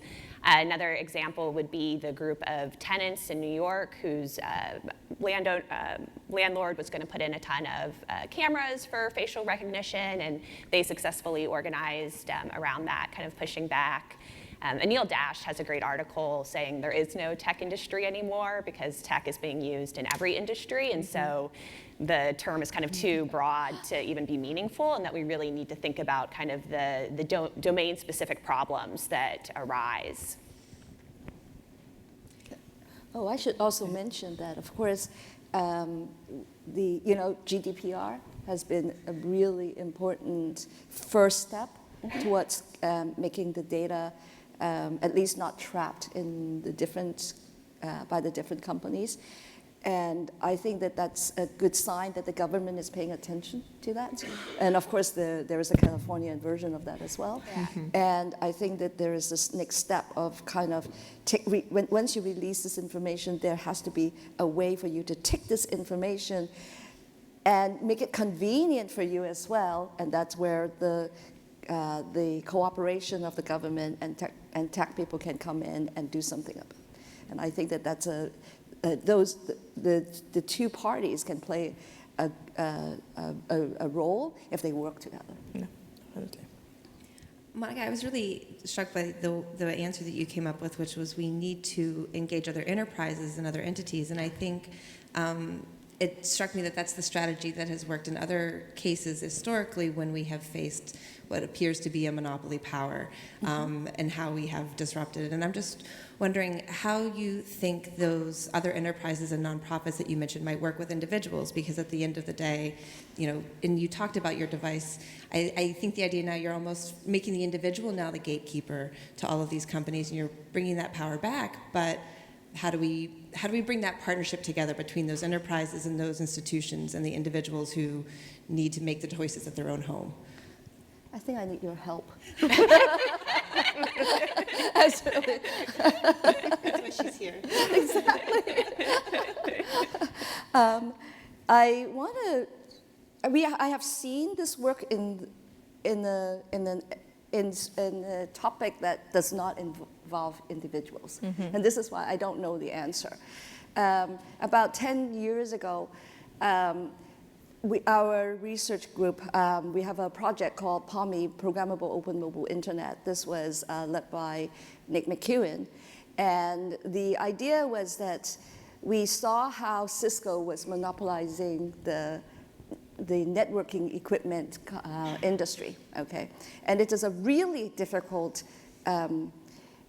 industry to monopoly to disrupt, because you need to have all the communications equipment to be updated at the same time to open it up for other players. And but they did it, okay? So the project is called it's now called software-defined networking, and it's pretty famous right now. And it started with a research topic. As a research project, we got NSF money to start, and then we brought in the companies.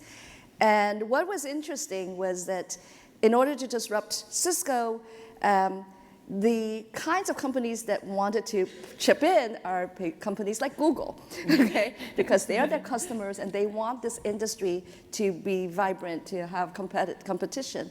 So Google, HP, NEC, Deutsche Telekom, here are just some examples. These companies got together and they put in their resources, the engineering resources, and so we can then fill the gap between research and practice. So they bring in their engineers and resources, that becomes real, and then it becomes an open standard, and now there are three consortia with open consortia with 150 companies working on this standard, and it completely opens up the space, lots of startups, lots of competition, and and that means a lot of innovation and improvement in the equipment industry. But now the next question, but this is a little bit different. Yeah. There are not a single company that is as threatened or as, it is not necessary for them to put in as much energy as some of these companies do. And of course it involves individuals' privacy, and this is the reason why I was asking you for help to bring in, and that's where the nonprofit, maybe the government and so forth, could be able to help in this kind of problem. But I think we have seen how technology research could actually disrupt monopolies in the past. Yeah, so how to engage individuals? That's a really tough question. I mean, it is not, but from a kind of social science perspective, it always is, right? So, okay, I have 4 ideas, which I'm going to go through very quickly. So first one is regulation, because regulation by definition applies and can protect the rights of customers and individual customers in ways that applies equally to everybody, right? I mean, at least to some kind of extent. And so GDPR, it's still a bit unclear how it's going to play out, especially in the US. Some companies have gone to great lengths to kind of try to be GDPR compliant. Others, from what I've heard, are just kind of waiting a bit to see what the case law is going to look like. So anyway, but you know, things are like of that nature, definitely, like these kind of blanket regulations can definitely have an effect on kind of protecting basic privacy rights for like all the individuals of a given country.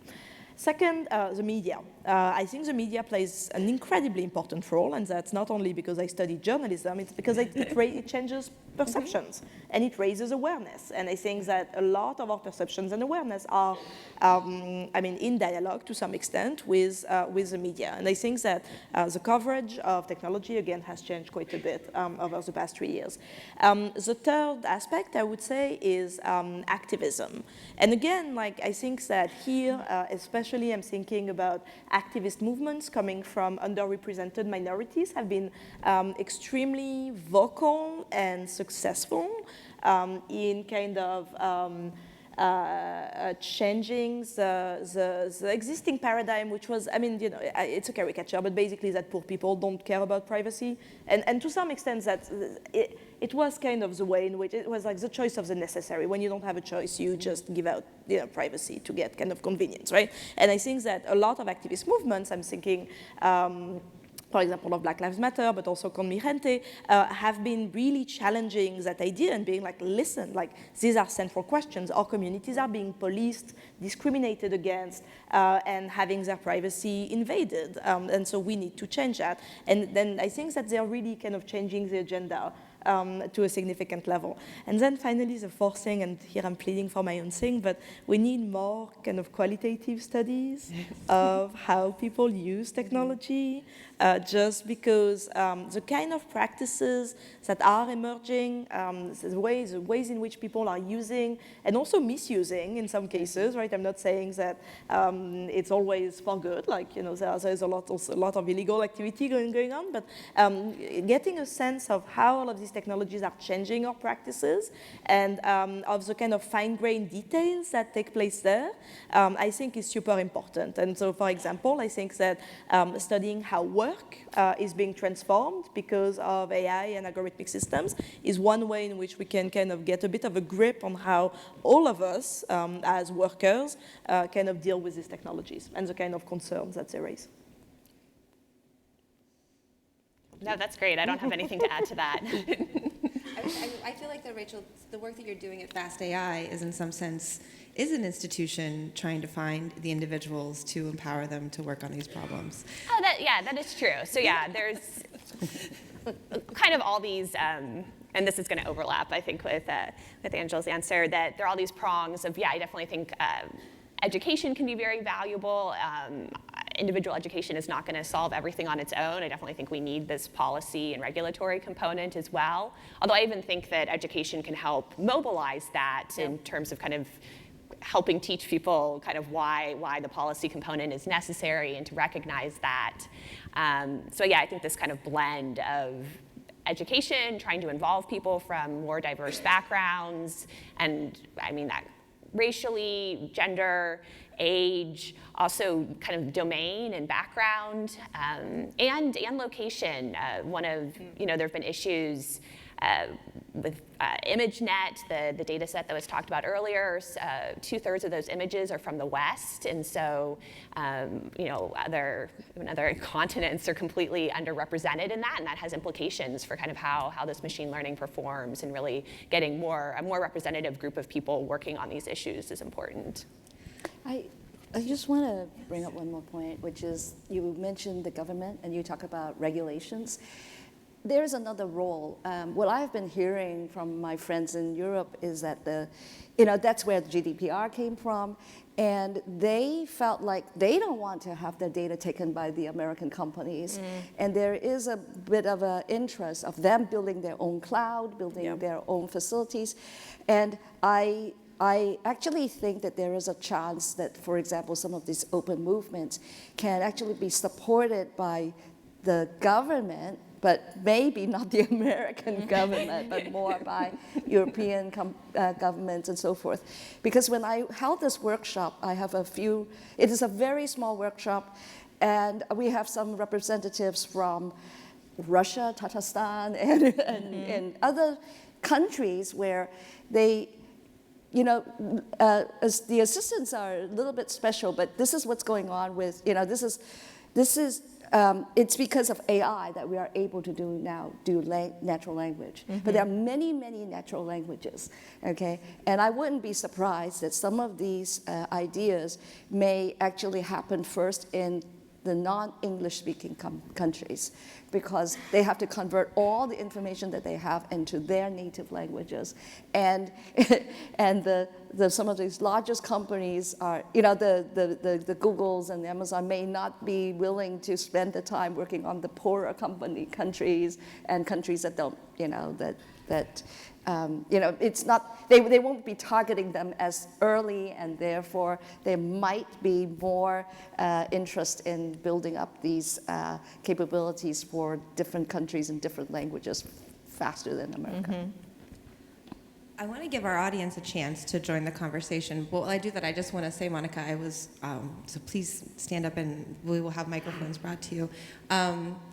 I was struck by the answer that you gave that the Palmy project started with an NSF grant, which to me is like, well, that makes me glad, because that's a government institution with a gift to an individual that started a spark that led it. So that's maybe just we needed a stronger lobbying for more NSF funding, but I would love that. We actually do have NSF funding already.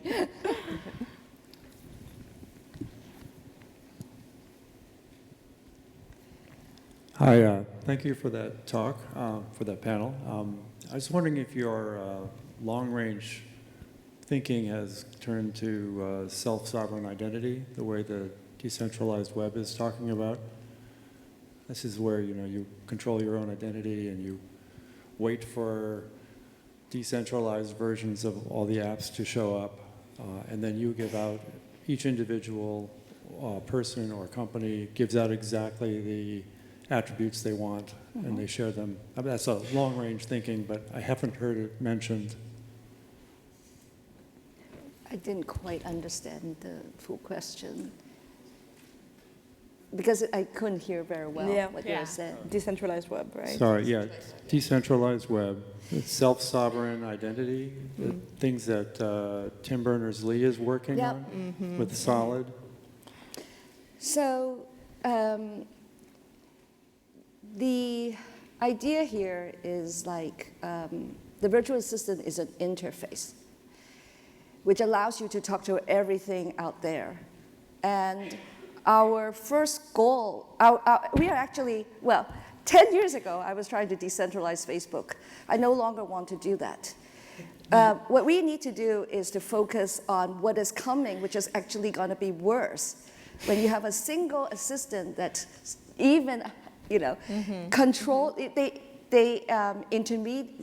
would be intermediating between you and all those centralized or decentralized services, all by a single entity. And this is what we are really much more worried about. And the minute, if we could build up this decentralized virtual assistants, then they will take over some of the functions, such as sharing photos between your friends, because you can just tell your assistant is like, take all the Thanksgiving pictures and just share it with my family and so forth. It will be much more convenient. Whoever owns the interface wins. And this is why we care so much about the virtual assistants. So you start from there, don't let things get worse, and then you can go back and decentralize some of these other things. It will automatically happen because, all companies come and go, okay? And the thing that we have to shoot for is the next big company that is going to own even more data. And they will take over. I bet you, whoever, right now it's Google and Amazon, whoever wins will take over the other company's business. Because if I am going through my virtual assistant, I don't need one for advertising and one for shopping. And this is the reason why the competition is so fierce.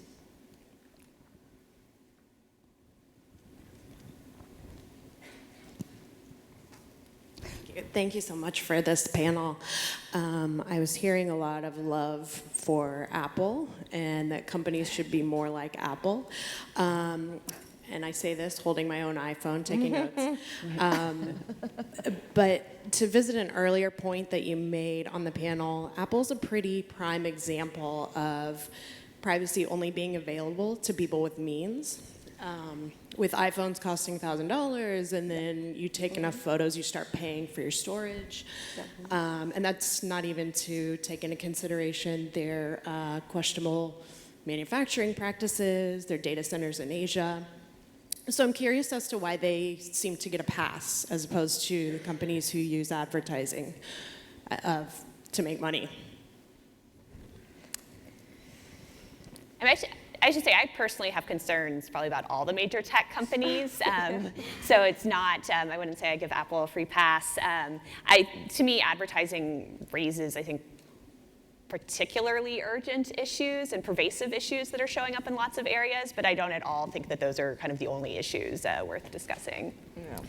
I am happy to talk about virtual assistants, but if you think about that being the new browser, once we have the browser, we don't even care which operating system it is, right? Because browser is the new operating system. And if you believe that the virtual system will be the new operating system, what is important is to have all the skills, which is, we talk about Amazon has 100,000 skills. Suppose all the skills are now made publicly available to any virtual assistant, which is what we are working on, right? And why need Apple to help establish that there will, to bring it to the first set of users? But if you can create this open linguistic web, and the virtual assistant can easily run on Android, okay? It really doesn't matter which operating system it is. But I need a company such as Apple to bring in the first gazillion million users to establish that there is an audience for this open internet. And then you can just spread it across all the operating systems, PCs, Android, and so forth. So I kind of look at them as the leader in this rather than the only way that we can get privacy. And just to finish, and definitely not so much love on my part. It's just I do feel that if we're focusing on privacy, Apple is not the worst. which does not mean that Apple doesn't have its own issues, which are different. You know what I mean? How about this? We should lobby Apple, right? As the political scientist in the room, I will say I strongly agree that is the right way to take it. Thank you all for this wonderful conversation, and we can definitely keep it going during the break. Thank you all for your questions. Thank you so much.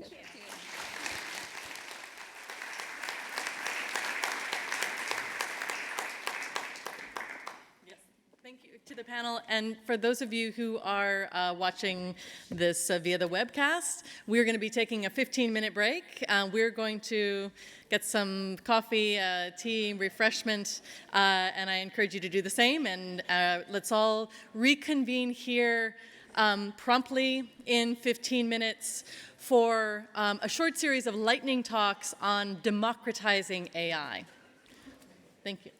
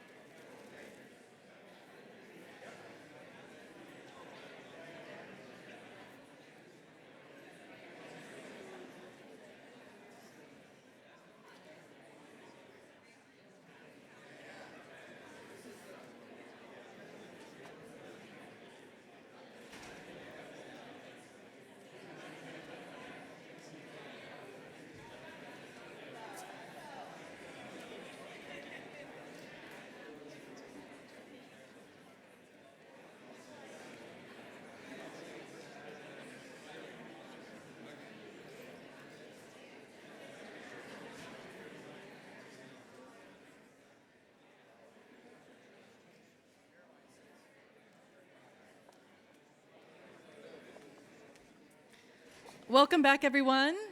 Please take your seats. We had an extended break. It was actually the correct length, the 30-minute break, and I misspoke and said 15, so I'm sorry again for those of you who are tuning in remotely. So we're now moving into a set of lightning talks.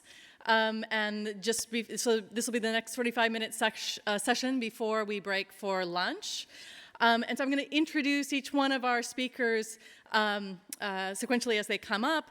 And time permitting, we will also be able to take some questions for each one of the speakers after their talk. So first, I'm going to bring up Rachel Thomas. You met Rachel in the previous panel. Rachel's founding director of the University of San Francisco Center for Applied Data Ethics. That group aims to address harms such as disinformation surveillance, algorithmic bias, and other misuses of data, which is why we had her in the previous panel. She's also co-founder of Fast AI. She talked about that a bit, and I think we're going to be hearing more about that in this particular session. Because right now, this session is really about democratizing AI. Okay, so we've seen the possibilities. How do we actually make use of this new technology? So Fast AI created this practical deep learning for coders course. The emphasis for Fast AI has been on students with diverse backgrounds, with small data sets, and with very little computational power. And that's sort of the strength of Fast AI's offering in particular.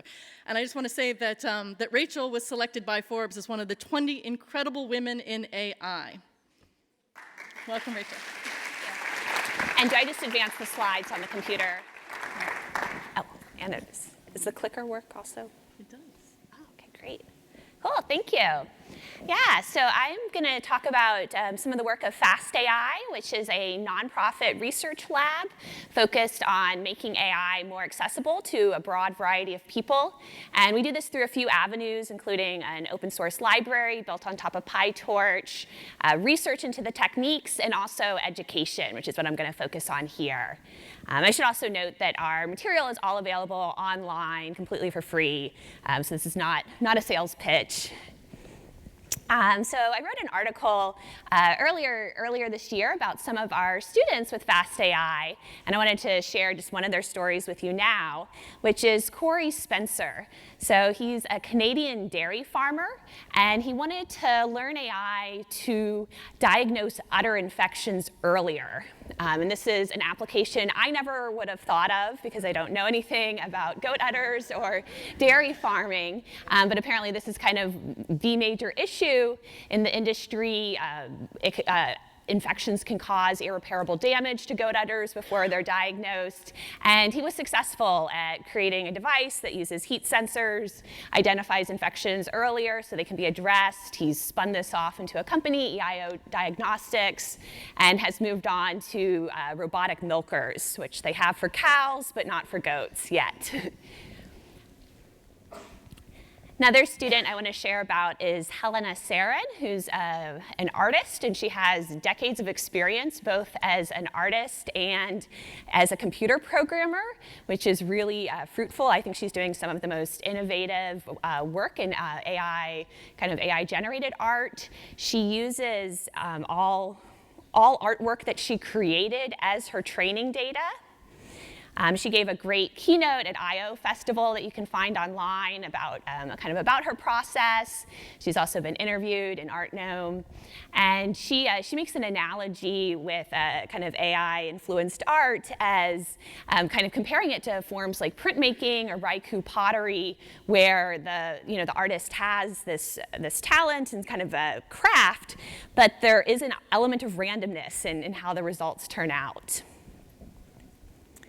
And so today I just want to briefly address a few myths about AI that kind of commonly keep people thinking that AI may not be for them, even when it may be within their reach and may be a useful tool for the problems in their domains. So I'll start off with the first common myth is that you need a computer science PhD from Stanford. You'll often hear companies talking about this, feeling like they can't hire the talent they need. This is not the case. Another student story comes from Melissa Fabros. And so Melissa was a PhD student in English literature, focused on American poetry. And she changed careers many years ago, and I've been her teacher twice, first when she was becoming a computer programmer, and later when she got into data science and machine learning. But she's been working at Kiva for the last 3 years, and Kiva is a nonprofit micro-lending platform that lets people make and receive small loans around the world. A typical loan recipient is someone like Elizabeth, this Kenyan farmer. And Melissa discovered a few years ago that computer vision programs weren't recognizing pictures of Kiva users. As it was mentioned earlier, a lot of these programs were trained almost kind of entirely on pictures of white people. And so 2 years ago, Melissa won a challenge to fund kind of building a different data set. And I should also note that this was not for facial recognition. This was just even kind of recognizing that there's a person in the picture, but gathering a more diverse and representative data set. Second myth that we hear a lot is that you have to have, quote, big data. And I think big data was this very kind of harmful marketing buzz phrase. But that's often not the case. So 2 years ago, after the first week of class, one of our students, Nikhil Balaji, downloaded just 30 images of people playing baseball and people playing cricket. And that was enough to train a classifier to tell the difference between the two. I should also note that when I refer to our students, these are mostly working professionals, adults, kind of learning this part-time on the side.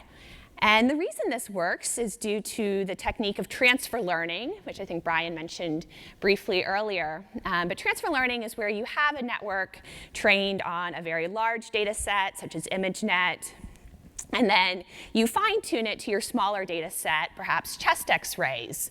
And this is a different data set, different type of images, yet it's pretty successful with allowing you to train accurate models on the new data set. And the reason this works is because the lower layers in a neural network, or the early layers in a neural network, are learning generalizable features. And so in the case of computer vision, that includes corners and circles. And then the later layers are often more specific to what you see in your particular data set. So for ImageNet, that might be dogs or unicycles. And Bryan talked about language models that are using transfer learning. And so kind of the power that we're seeing with transfer learning applied to natural language processing as well, not just computer vision. Third myth is that you need expensive computational power. So you'll sometimes hear about studies that come out of Google where it costs like $50 million just to run the study because they use so many computers and ran them so much. However, most practical real-world projects that I've worked on or know about can run on a single GPU. GPU is a graphics processing unit. NVIDIA is one of the big sellers of them. You may already have a GPU in your computer that you can access, and if not, you can rent one in the cloud. And I should note that, so GPUs are what are used to render computer graphics and video games, but it's the same type of computation that's needed to do deep learning. And so to share a student story, oh, and this got chopped off, but his Twitter, this is Jason Antick's work, his Twitter handle is Citnaj, C-I-T-N-A-J. And then can you start playing the video? Or actually, I can start playing it. So notice he's taken a black and white video here, and he's added color to it. And so this is, I think, a really fun application. This is work of his called De-Oldify that's available online. He started off with black and white photos and then moved to video, which was a very very challenging problem until he broke it. Let's watch another one. So again, starting in black and white. And then it's learned to add color to the video. And something amazing about this is that he trains this on a single GPU. So kind of debunking the narrative that you have to have hundreds or if not thousands of GPUs or really expensive computational power.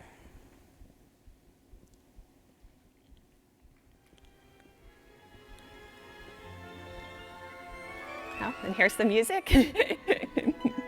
It's a fun application. And so that's Jason Antic's work.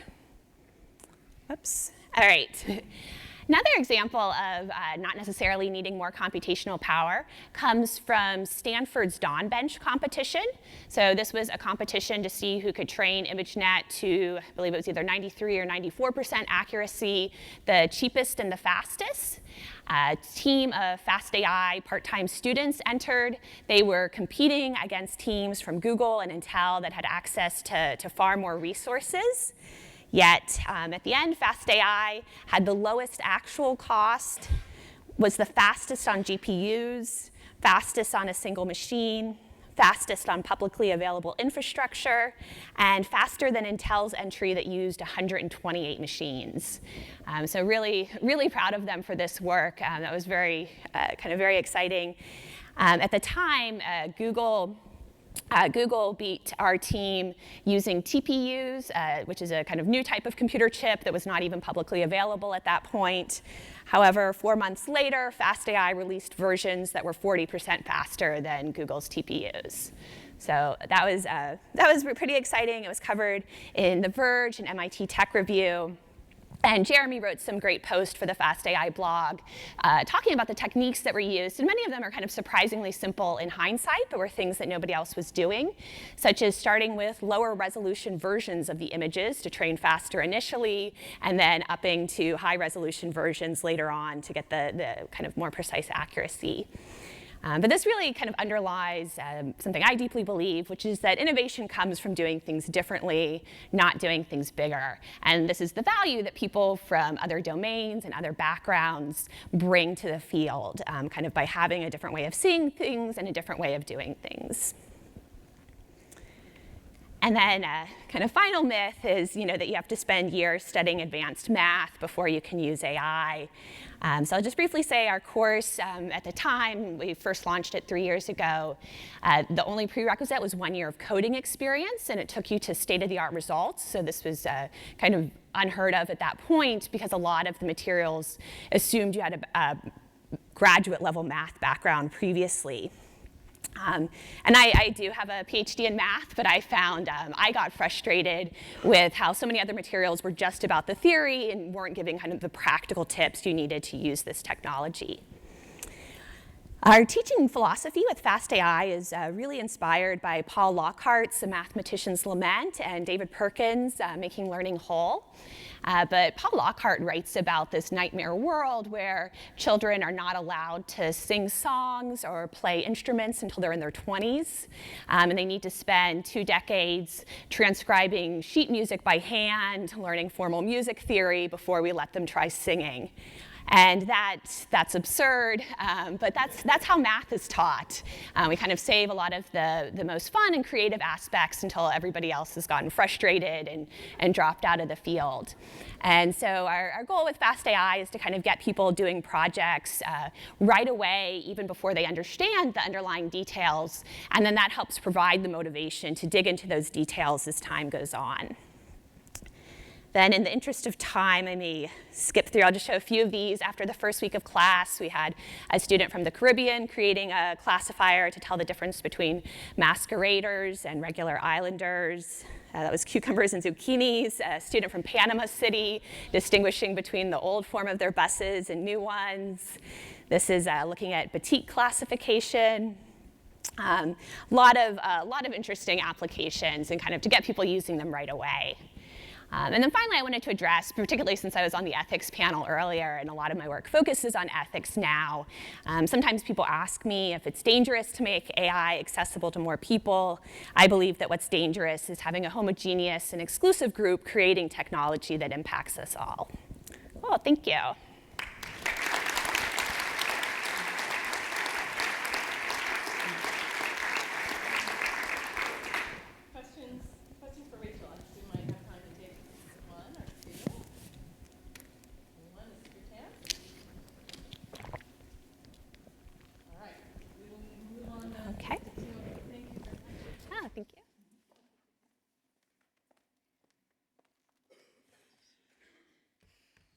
right, so our next speaker, Timo Roos, is visiting us here from Finland. He's, he's Associate Professor of Computer Science at the University of Helsinki. And I should say a little shout out to my friend Eetu Makkila. Thank you for introducing me to Timo, who's also at University of Helsinki. Timo's here now in his capacity as an educator in AI, in machine learning, and in data science. And he's responsible for what many of you might have already heard of, this Elements of Artificial Intelligence. It's an online course for non-experts. Timo arrived a day or two ago and has already been in the waters off of Pacifica. He's an avid surfer and not at all daunted by our Northern California shore, so I'm very grateful to him for coming. Thank you, Timo. Thank you very much.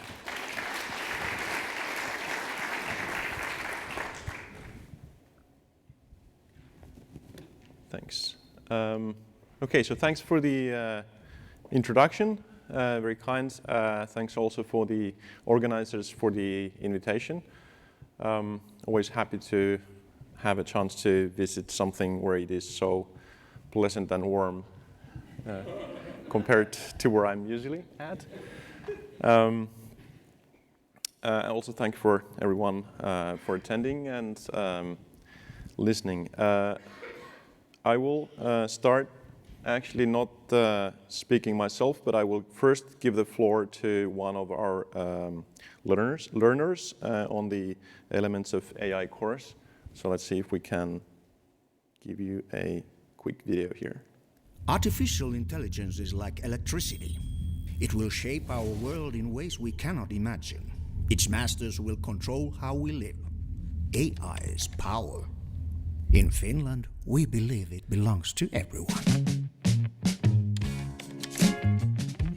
With the help of the University of Helsinki, we built a free online course called Elements of AI. It combines our national strengths, an exceptional education system, and leading technological capabilities to give anyone, anywhere, the tools needed to understand AI. And it's taken our country by storm. Launched just last year, more than 130,000 people have signed up for the course globally, including over 1% of the entire population of Finland. Most importantly, Elements of AI has cut across gender, age, and socioeconomic lines. More than 40% of sign-ups have come from women, while 25% of all users have been over the age of 45. Tämä tekoäly, niin se ei ole mikään tulevaisuuden hirviö, vaan se on ihan arkipäiväinen asia ja se on ihan hauska asia.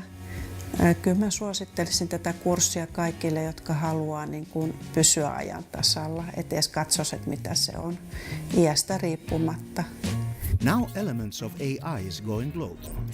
The President of Finland has urged everyone to take it.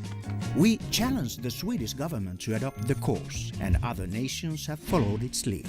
With participants from over 110 countries, Elements of AI is already a worldwide success. AI is a human right. We are changing the way the world learns, and we want you to join the movement. There we go. So I will return to the actual course first, but I will start rewinding a little bit behind and backwards into the motivations of our initiative. And as Rachel, I will actually also start by looking at a few myths. I will not go into this in detail.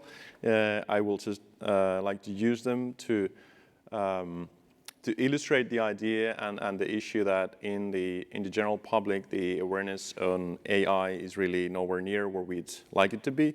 And that also shows in the public media and the discussions.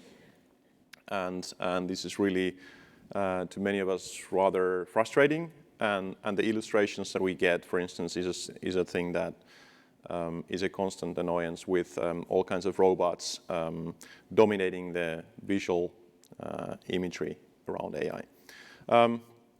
So as I said, I will not go through these like Rachel analyzed her myths. We might want to get back to these offline, but rather than that, I will start or go forward and argue why it is important that we do discuss myths, and we do bust the ones that need to be busted, and then we deem plausible or confirm the ones, just like in the TV show, the ones that stand our test.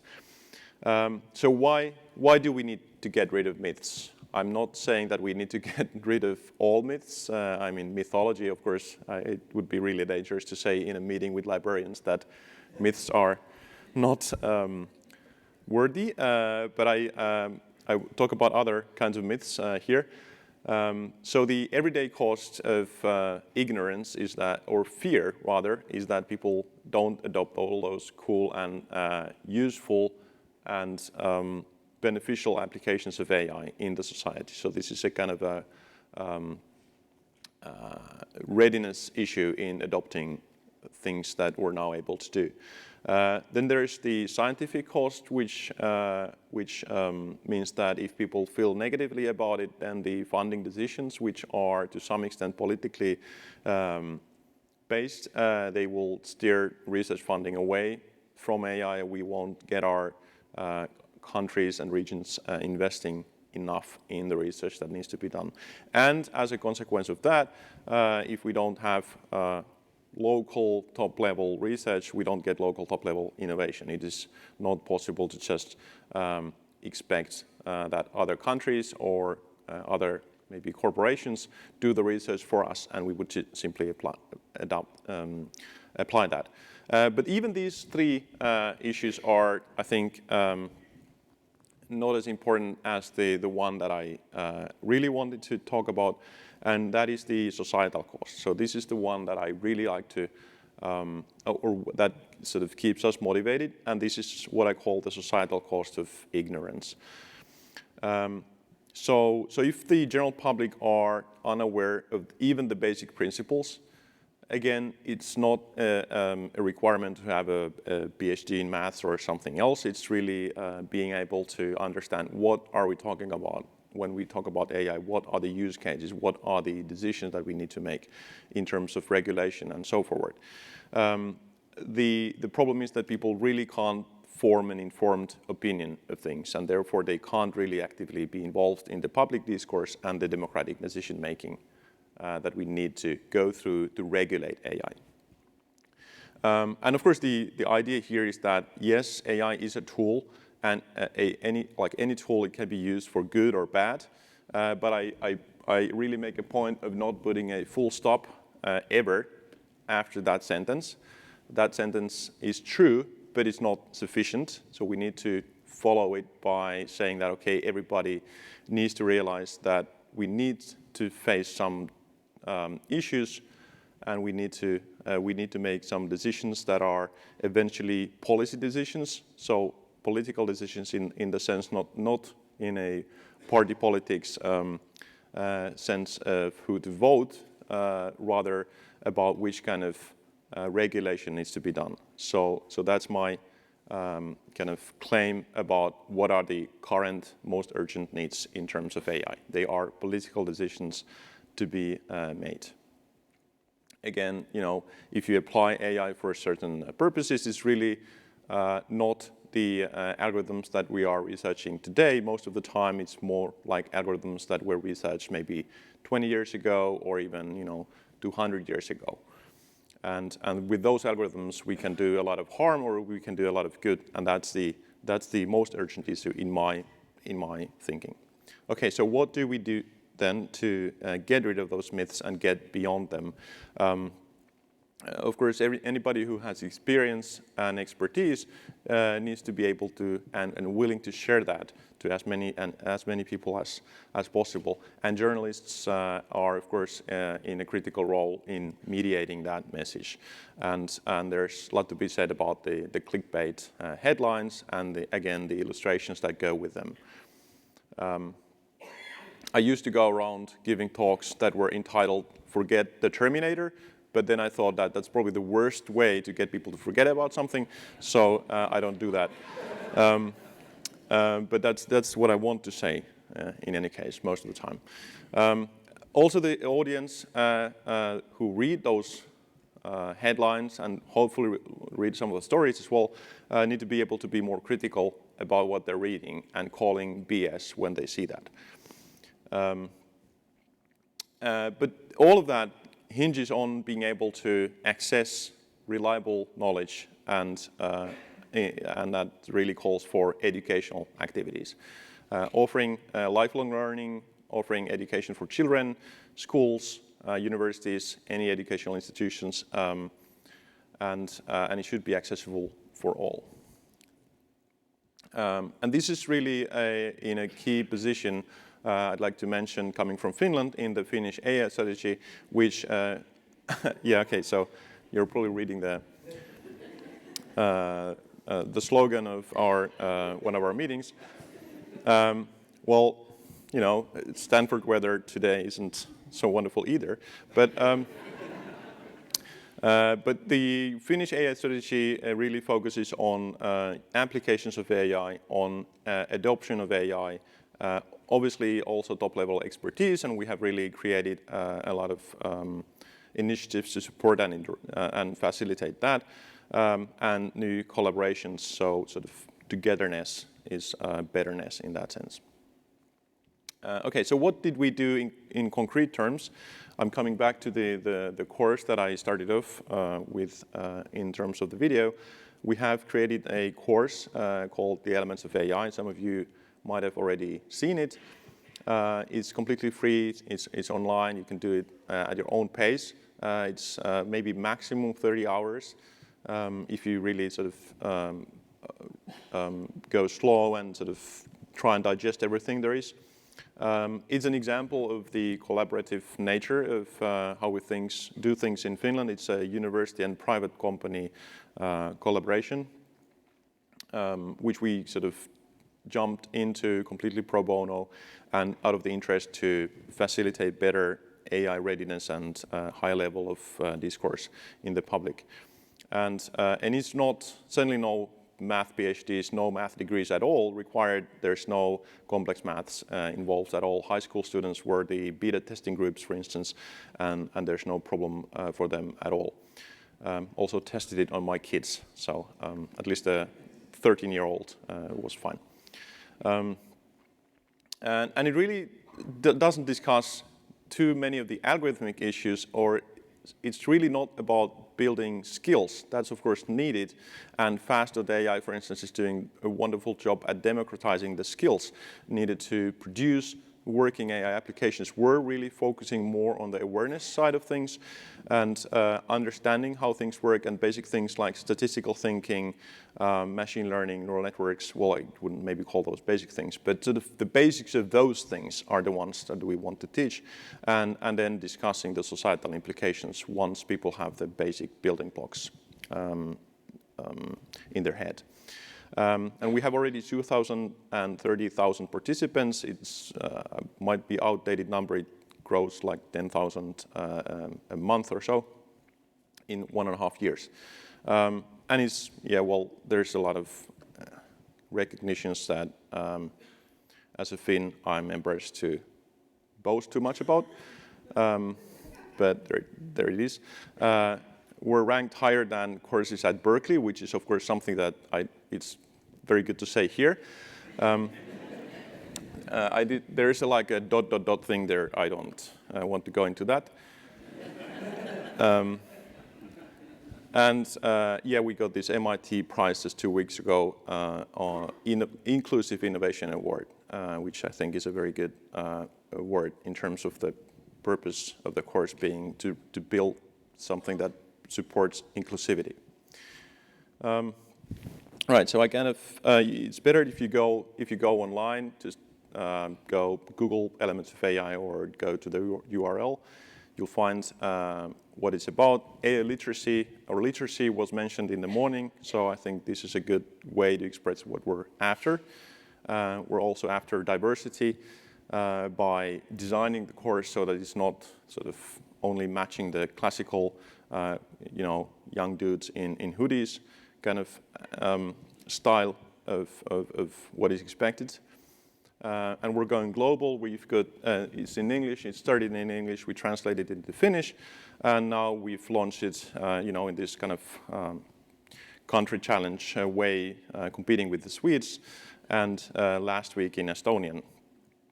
And again, the ... thing is something that we will be able to announce next week.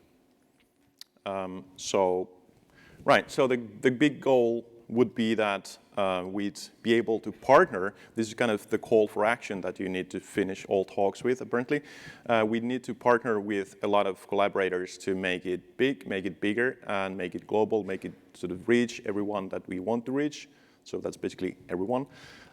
So we need a lot of partners, and the goal, 2018, last year, the goal was 1% of the Finnish population. Now the goal is 1% of the global population. And of course, not the 1% that people often talk about, the privileged 1%, but basically the other way around. And I'd just like to, the last thing that I have, I guess, time to say is that the diversity things that we have achieved, it makes me extremely happy. Overall, we've got 38% female, and it's really amazing that in Finland, actually, we've got 57% female users, which I don't see when I teach AI at the classroom. So that's something that we're extremely happy about. And again, we really want to work with you and your organizations if you share this vision, and I'll be happy to discuss ways in which we can reach this vision of ours. Thank you very much.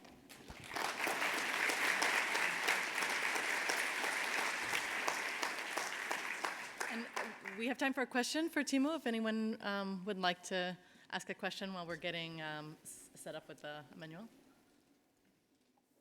No. There's no need for a PhD in maths to ask questions either.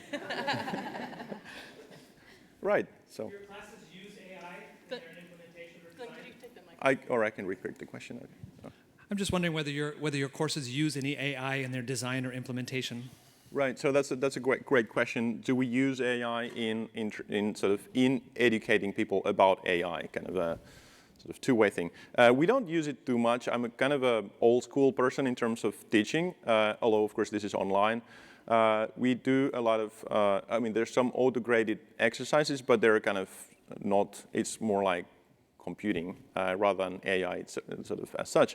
We do some peer grading, which is great because it builds that community and gets the people, sort of other people's views on things, but not really AI as such. We're, of course, working on using this amazing amount of data in learning analytics and sort of learning more about our users and making things better, but it's not in the course itself. It's not like automated components there. Thanks. Thank you so much, Timo. Thanks.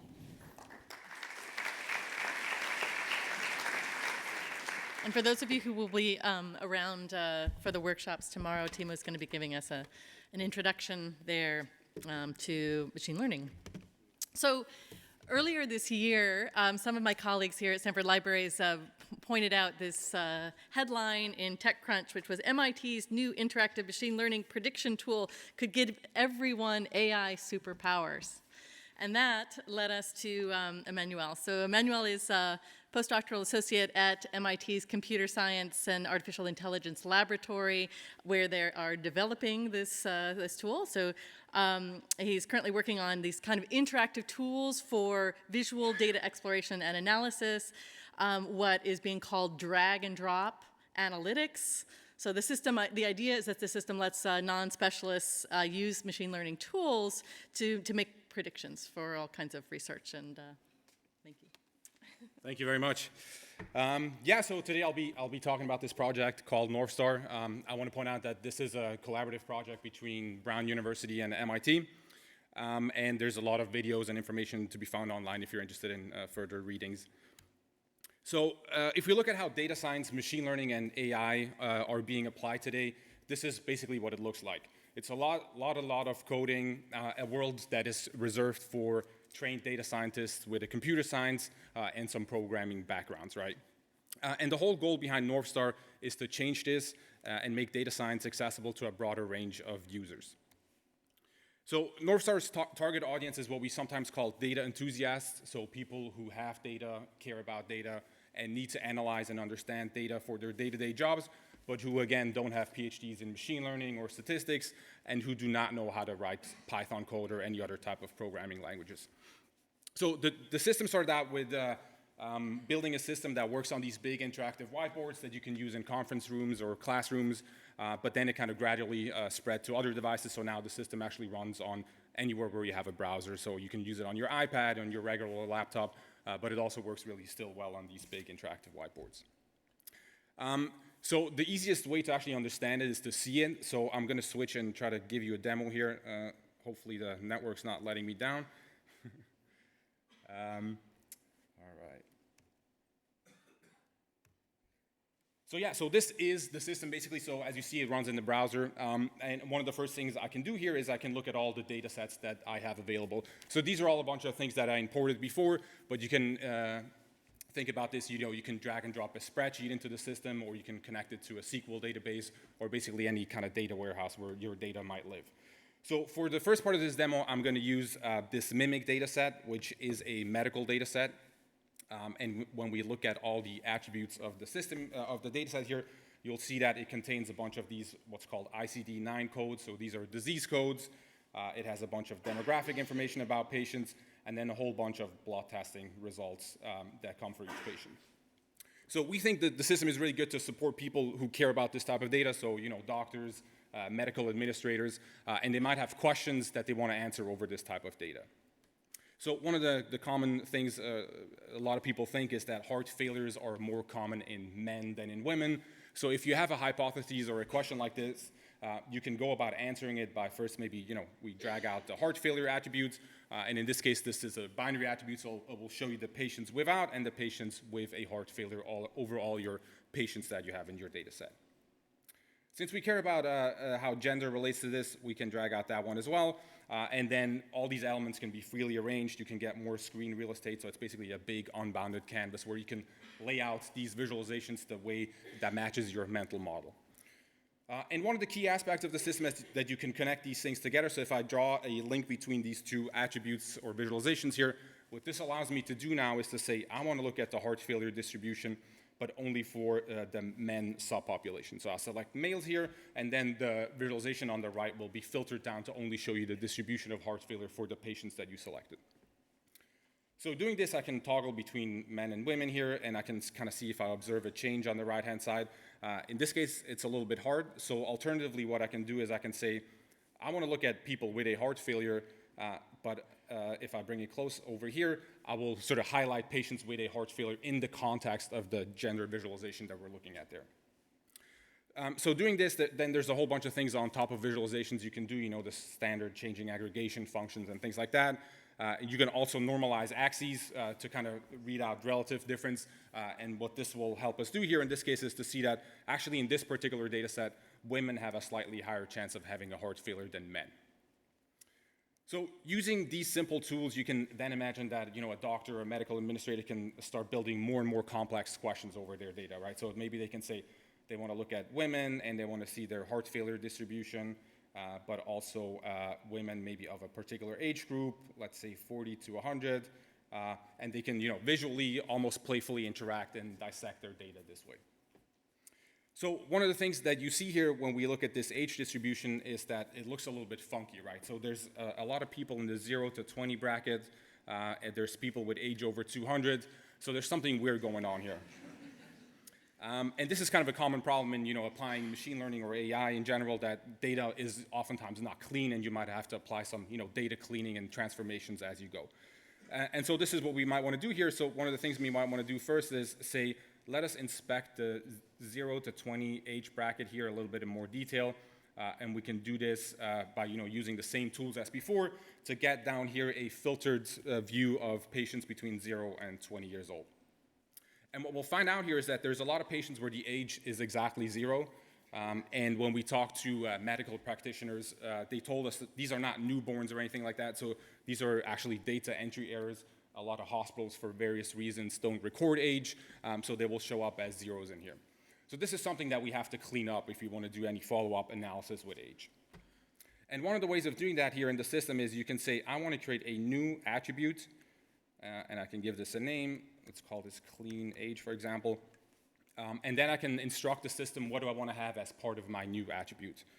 So here, it's probably a little bit hard, but there are some good values here in the teenage years, so I'm going to select those here. So I want to keep all of those, but I want to leave out patients with age 0. And I'm basically going to feed it into my new attribute that I'm creating. At the same time, I want to probably keep everybody that's kind of in this range here, 20 to maybe 100, but leave out the 200 age people. Interesting tidbit here, before they release this particular data set, they have to anonymize it.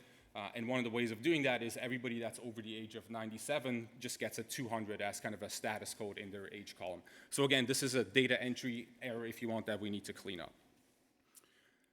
And so, yeah, we selected patients between 20 and 100, and we're also going to feed it into our new attribute. And basically what we end up with, without having to write any formulas or any code, is a cleaned up version of the age distribution that looks a lot more what you would expect from it. So now this works as any other attribute, so maybe further down the line, we want to look at maybe, again, how heart failures are related to age. We can do the same, highlighting operation here. If we normalize again, we'll see this kind of trend that you might expect, basically telling you the older patients are getting, the more likely they are to develop heart failures.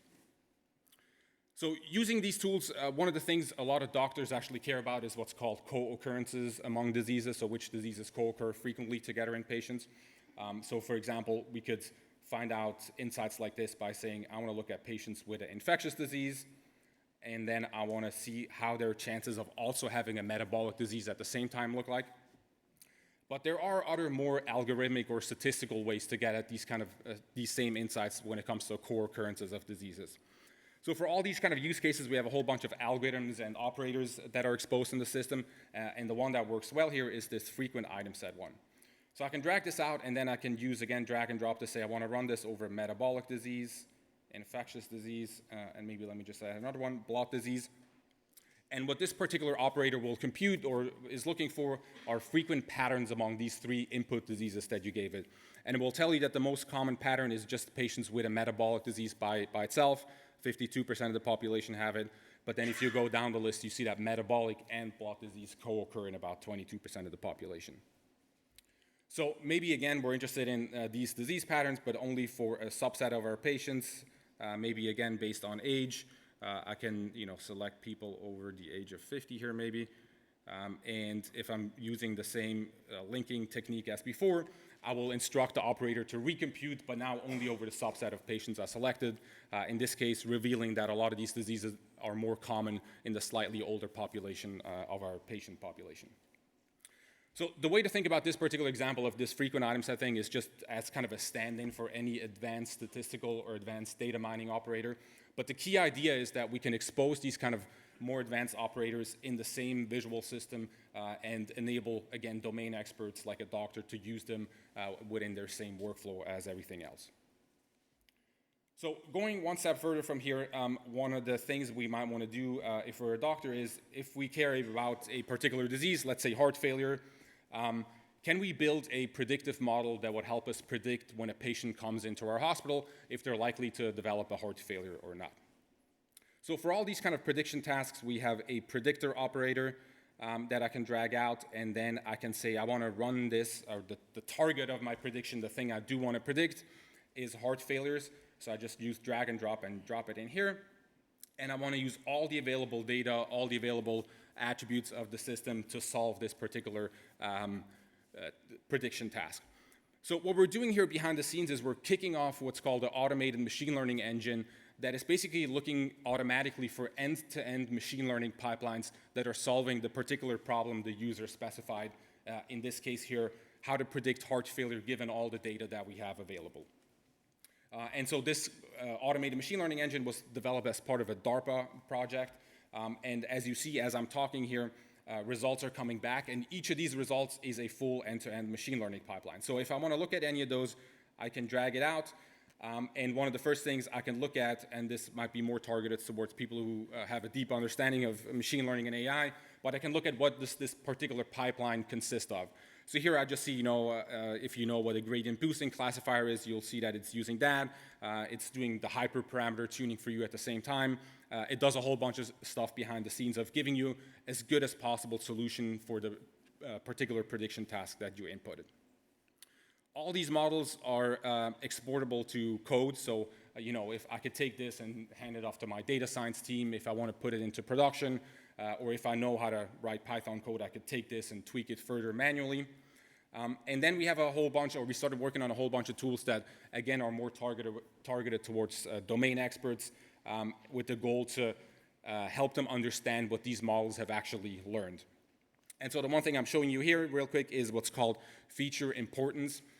So the way to read this is the more to the right a feature is, the more important that particular feature is to make predictions for that particular pipeline.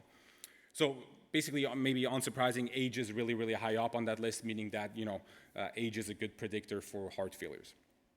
So again, these are kind of just tools to help domain experts debug or build trust into what these models actually do, and kind of see if what they come up with is reasonable. So everything I showed you so far is basically tabular, structured data. We have support for other types of data sets, and for that, let me just switch to another data set here that talks about the IMDb. IMDb is the movie rating database. And so one of the things we have in here is we have movie posters, right? So we can use this as part of our data exploration pipeline. And you can imagine, so these are images, but you can imagine these could be PDFs or videos or basically any other type of data files. And what I can do here is I can say, I want to look at maybe the ratings of movies and plot it against the budget of a movie. And then there's one interesting outlier up here of a movie that's really, really expensive to produce, but only gets kind of mediocre ratings. So if I want to find out what that particular movie is, I can use the same filtering tools as before to find out what that particular movie was. And yeah, perhaps similarly, there's the kind of sweet spot down here of inexpensive to produce and highly rated. One of the things that stands out to me is that there's a lot of stand-up comedy people in there, which kind of intuitively makes sense to me. So again, images and other types of data can be used as part of your data exploration pipeline, but you can also use them to build predictive models again. So for example, I could say, I want to see if it's possible to build a model that would use the posters and only the posters to see if I can predict the genre of a movie. And I can set this up the same way as we did before.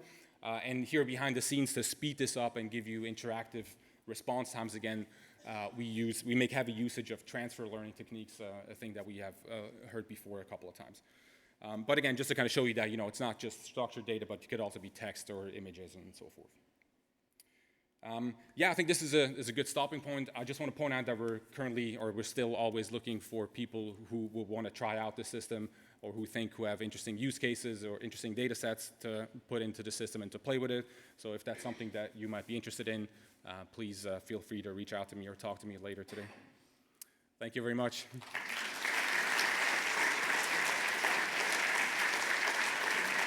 Thank you, Emmanuel. I think because we're running a bit behind, I'll ask you to bring your questions to Emmanuel during the lunch break. So we'll now break for 1 hour. I have it right this time. Please meet back here promptly at 1 o'clock, because we have a very busy afternoon schedule, and it's going to be all cultural heritage. We will be beginning with our second keynote from Joanna Bryson with this very provocative title, maybe ominous, Can We Have Librarians? So please come back at 1 o'clock promptly. Thank you. And lunch, of course, is in Blount Hall.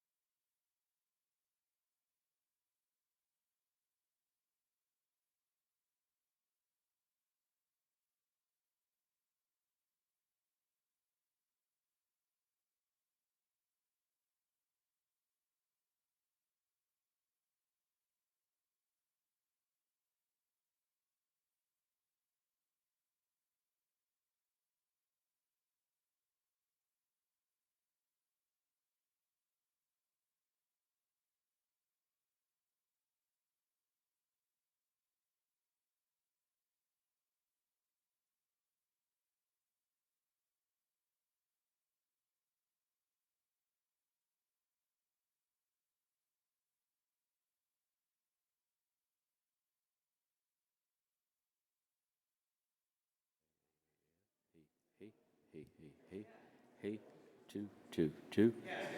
Yeah, hey, 2, who, yeah.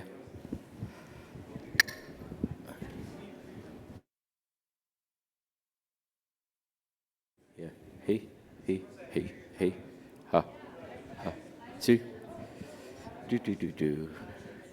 Yeah, hey, hey, hey, hey, 2, 2, yeah, hey, ha, ha, ha, 2, yeah, hey, hey, ha, 2, yeah, hey, hey, ha, ha, 2, yeah, hey, ha, yeah, ah.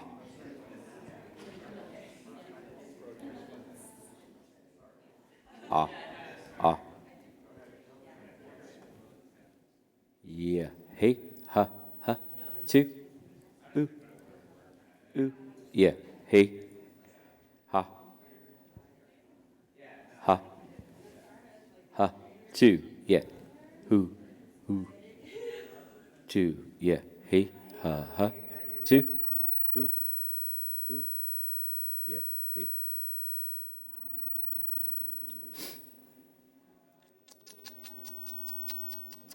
Yeah, ha, ha, 2, 2, yeah, hey, ha, yeah, hey, hey, ha, ha, ha, 2, yeah, hey, ha, ha, ha, ha, ha, 2, 2, 2, yeah. All right, compression.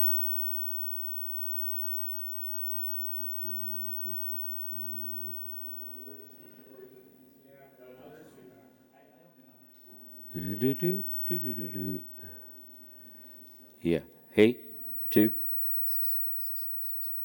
Yeah, ha, ha, 2.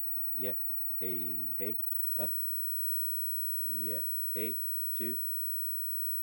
Hey, hey, hey, ha, ha, 2. Do do do do do do do do. Yeah, ha, ha, ha. Do do do do do do do do. Yeah, hey, 2. Yeah, ah, ah, ah, ah, ah, ah, ah, 2. Yeah, hey, hey, ha, ha, 2. Yeah, ha, ha, ha, ha, ha, ha, 2. Yeah, hey, hey, 2. Do do do do do do do do. Yep. Ah, ah, oh, oh, ah, 2. Yeah, 2. Yeah, 2. Yeah. Ah, ah, ah. All right, let's kill that. Ah, ah. Let's look at you. Ah, ah. 2, 2. Yeah. Hey, ha. Yeah, yeah, yeah. Hey, hey, hey, hey, ha. 2. Yep. Ah, ah, ah. 2. Yeah. Hey. 2. Yeah. Hey, hey. 2. 2. Yeah. Ah. Yeah. Hey, hey, huh, 2. Hey, hey, 2. Yep. Ah, ah, 2. Yeah. Good. Do do do do do do do do do do do do. Yeah. Hey. 2, 2. Yeah. Hey. Hey, hey, 2. Yep. There we go. Perfect.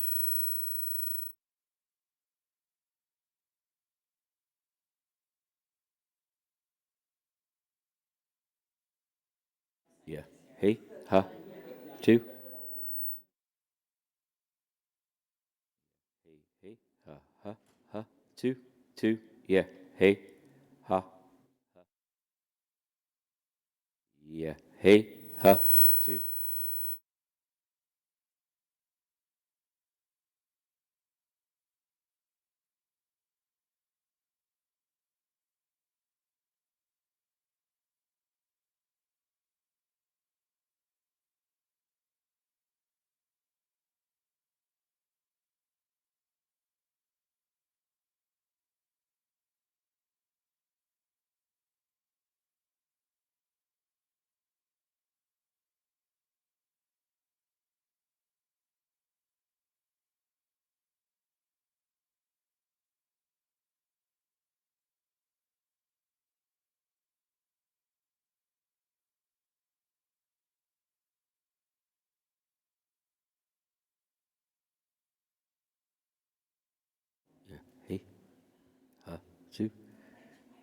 Back mix. Hey, hey, huh.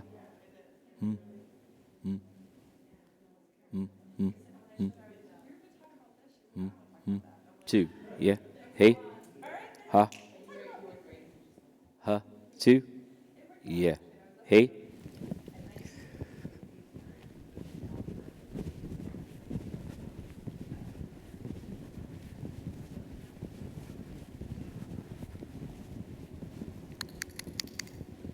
Yeah. Hey. Ha. Ha. 2. 2. Yeah. Hey. Oh, man. Hey, hey, hey.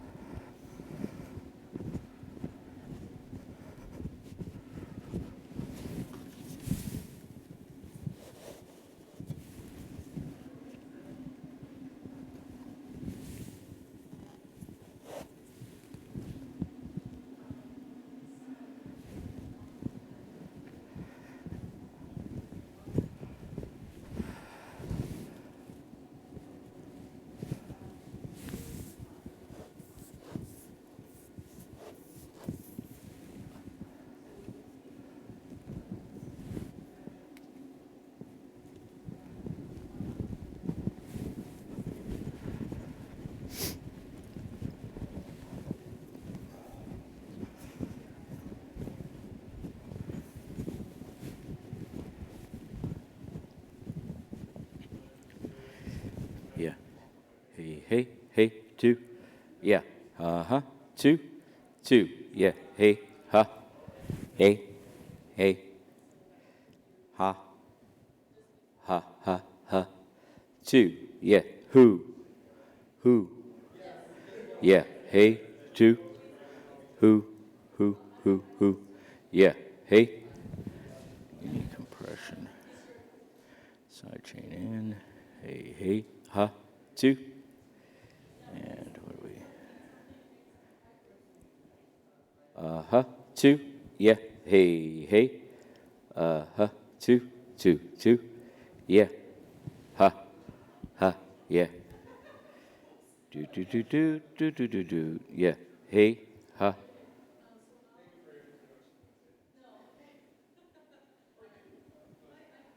Yeah. Hey. 2. 2. Yeah. Ha. Ha. 2. Yeah. Hey. 2. Yeah. Hey. There we go. Do, do, do, do, do, do. Yeah. Hey. Ha. Ha. 2. Yeah. Hey. Ah. Ha. Ha. Ha. Ha. Ha. Ha. 2. Yeah. Hey. There we go. That's perfect.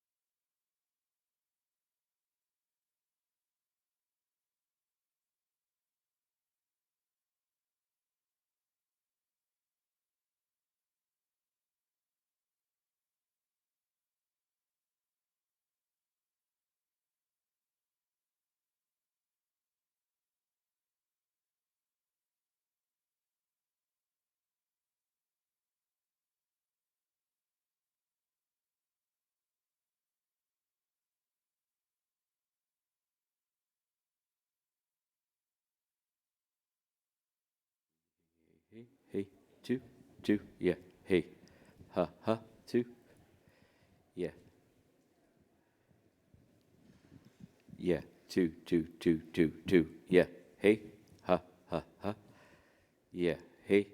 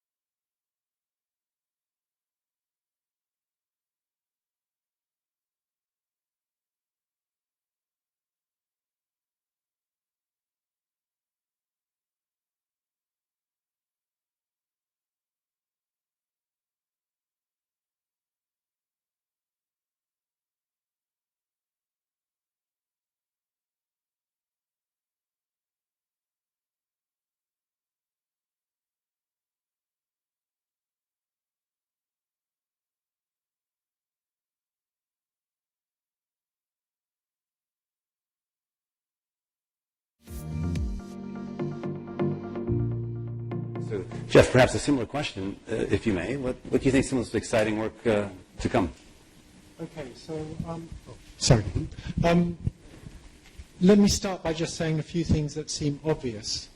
I think if you work as a radiologist, you're like the coyote that's already over the edge of the cliff, but hasn't yet looked down, so doesn't realize there's no ground underneath him. People should stop training radiologists now. It's just completely obvious that within 5 years, deep learning is going to do better than radiologists, because it's going to be able to get a lot more experience. It might be 10 years, but we've got plenty of radiologists already. I said this at a hospital, and it didn't go down too well, but they did.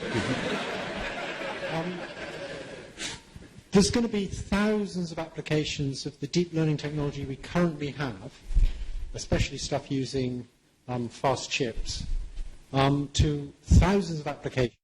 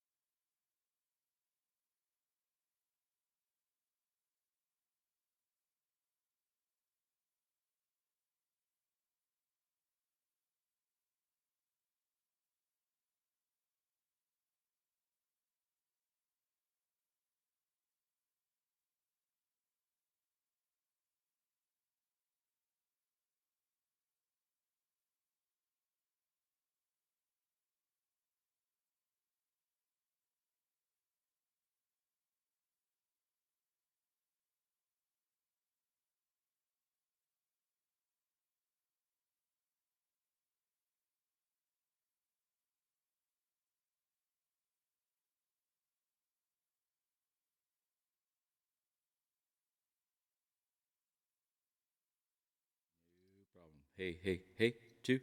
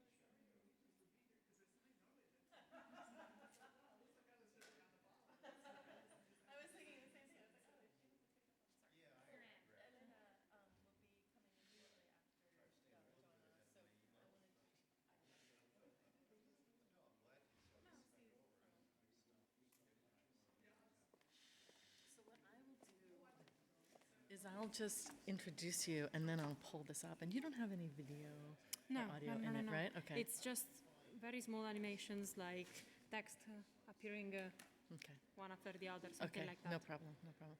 Okay, and they changed the name to the Vatican Apostolic Archive. Yeah, I Okay. will have to explain that. I will Okay. explain. I And think this is pronounced in codice, what is it? Ratio. Ratio, okay. Yeah. In codice, is that right? Codice ratio? in codice ratio, yes, it's fine. In codice ratio, okay. It's not ratio though. No, I because know it's- that. Okay. No, but you know. Okay, excellent. So I will pull it up and start it before you start, I'm so on it'll stage. look like this, yeah. Yes. Okay, do I get to see notes when it's Yeah, when you it's should running? be able to. Okay, that's great because If there there are is notes? at some point. Yeah, at this slide here. There you go. There you go. Yeah? Yeah, because these are 4 important documents that are preserved in the Vatican Archive, the Vatican Apostolic nice. Archive, and I have a few notes from the paleographer, so that I don't screw it up. Right. So how was your flight? And It was all well, Oh, I have to good, say. good. It was like last time I went here, it was in March at Mountain View. Oh, okay. And it For was some more- TensorFlow event? Yeah, at the TensorFlow event, precisely. And yeah, but I made a mistake basically, and I had my flight was from Rome to New York, and then from New York to San Francisco. Oh. Okay. But that was what's the mistake? The immigration part. I almost lost my connection. I bet. I bet. Oh yeah. So Oh, this yeah. time I flew Take from that Munich. into account. It was like 12 hours flight from Munich, so it was longer. But at least you only had to go through that one time. Yeah. And I hope it wasn't too onerous when you got here in San Francisco airport. Did it take a long time to go through? It took me about 40 minutes. Oh, that's not too, like, that's not too not bad. too I've heard bad. horror stories.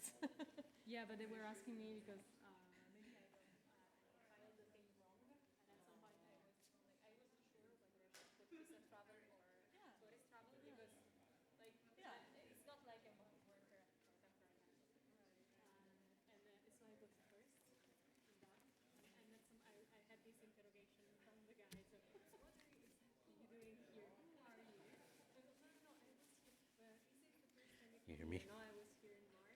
So she's on lab 1. I was at a conference. You can look at it on YouTube. I swear. I'm not a terrorist.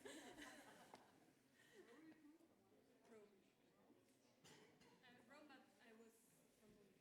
So I was because there is no direct flight from Rome to San Francisco. Because we're all the terrorists.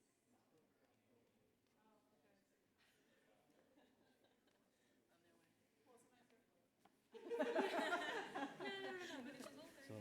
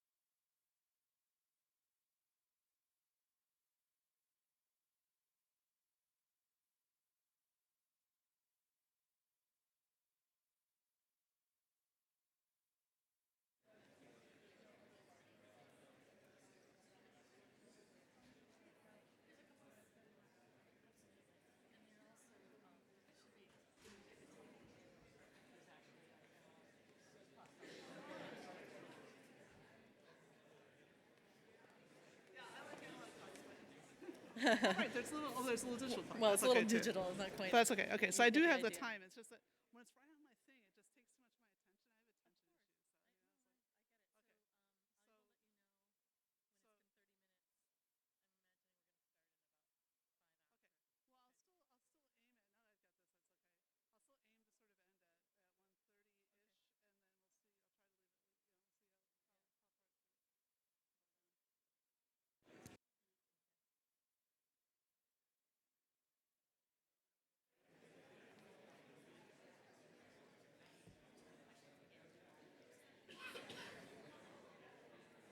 attention issues.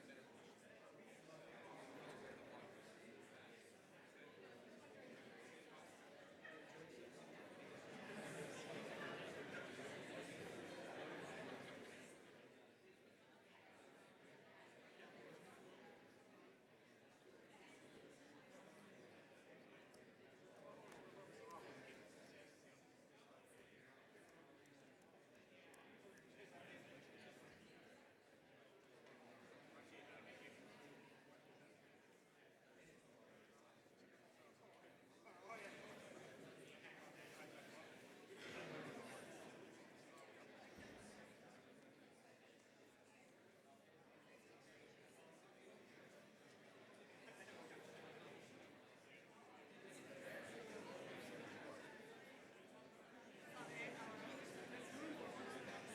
that I've got this, that's okay.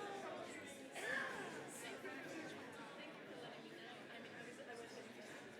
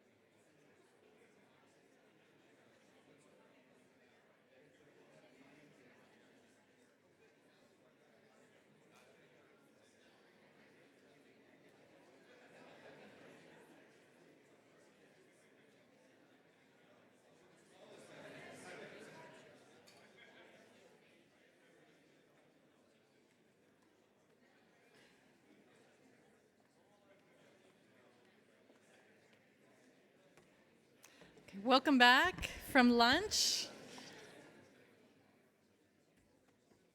We're going to get started with our next keynote address by Joanna Bryson. And then, as I said, we will move from there directly into another set of lightning talks that will be focused more on applications of AI in cultural heritage. So Joanna is, at least until February, a professor in Department of Computer Science at the University of Bath. There she founded the Intelligent Systems Research Group. She takes what I would consider a very human-oriented approach to AI, which might have something to do with her background in behavioral sciences from University of Chicago. She also studied AI at University of Edinburgh, where their AI, as opposed to in this country, AI there is much more oriented to issues of psychology rather than machinery. In February, as I said, Joanna is going to be taking up a new position as full professor of Ethics and Technology at the Hertie School of Governance in Berlin, where she'll have an opportunity to more fully, I suppose, indulge her interest in the implications of AI and public policy.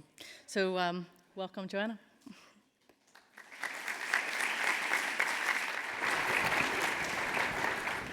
All right, I'm going to demonstrate that I've had too much time on airplanes lately. There. All right, thank you. All right, this is really funny. I should act like I was really very knowledgeable, but I have a little bit of free time because the morning was so wonderful. I hope you guys all saw the morning, that a lot of what I wanted to say has already been said. But also, some of what I wanted to say, I said previously at a Norwegian radiologist meeting. So this is going to look like really precedent that I knew there was loads of Norwegians here, but actually it just happens. Everything works. What can you say? There's something else I should tell you, which is that I don't know if you noticed it, but my talk title and my abstract had nothing to do with each other. So if you want to see the talk with the abstract, look at Joanna Bryson Keel. That version of the talk is on the internet. Let's do this version instead. Okay, so this is not, I don't think this is on the internet. Okay, so I know why I was there in Oslo talking to the Norwegian radiologists, all right? And here's why. Oh yeah, elephant in the room. So, Jeff, perhaps a similar question, if you may. What do you think is the most exciting work to come? Okay, so, sorry. Let me start by just saying a few things that seem obvious. I think if you work as a radiologist, you're like the coyote that's already over the edge of the cliff, but hasn't yet looked down, so doesn't realize there's no ground underneath him. People should stop training radiologists now. It's just completely obvious that within 5 years, deep learning is going to do better than radiologists, because it's going to be able to get a lot more experience. It might be 10 years, but we've got plenty of radiologists already. I said... Right. So he's going to go on. That's worth looking up. I just want to say that I can tell you there's actually more radiologists now. There has not been this sudden catastrophic decline in radiologists. And the interesting thing is that they actually produce more value. So it is also partly because people are getting older and people are trying to evade death, as you might have heard if you live in the Silicon Valley. So anyway, there is, but also that they're getting a bigger payoff per radiologist because of all these tools. And they were really into AI, and they hadn't thought about the big picture. And so I'm going to talk a bit about this. I don't know if you noticed, not only am I only talking about my title, but I changed the title. It's Can We Save the Librarians Now, not just Is There a Use for Them or something. But anyway, so this is the outline of my talk. No one, I'm the first talk after lunch, but nobody really has talked about what AI is, so I will actually do a quick whirlwind on that, but I'm mostly going to focus on employment, and then I'll talk a little bit about policy. All right, so what is intelligence? I have heard full professors of AI get up on stage and say, we can never build AI because we don't know what intelligence even is. All right, this is like not understanding how words work. Okay, there's lots of definitions of intelligence, and here's my favorite one. It's over a century old, and about a century after it got written, I got taught it at University of Chicago.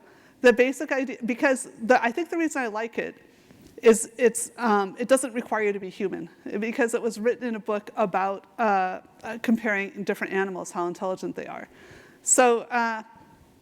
It's also the one I was taught, again, when I went to do my master's degree in Edinburgh in 1993. All right, so this is a very well established.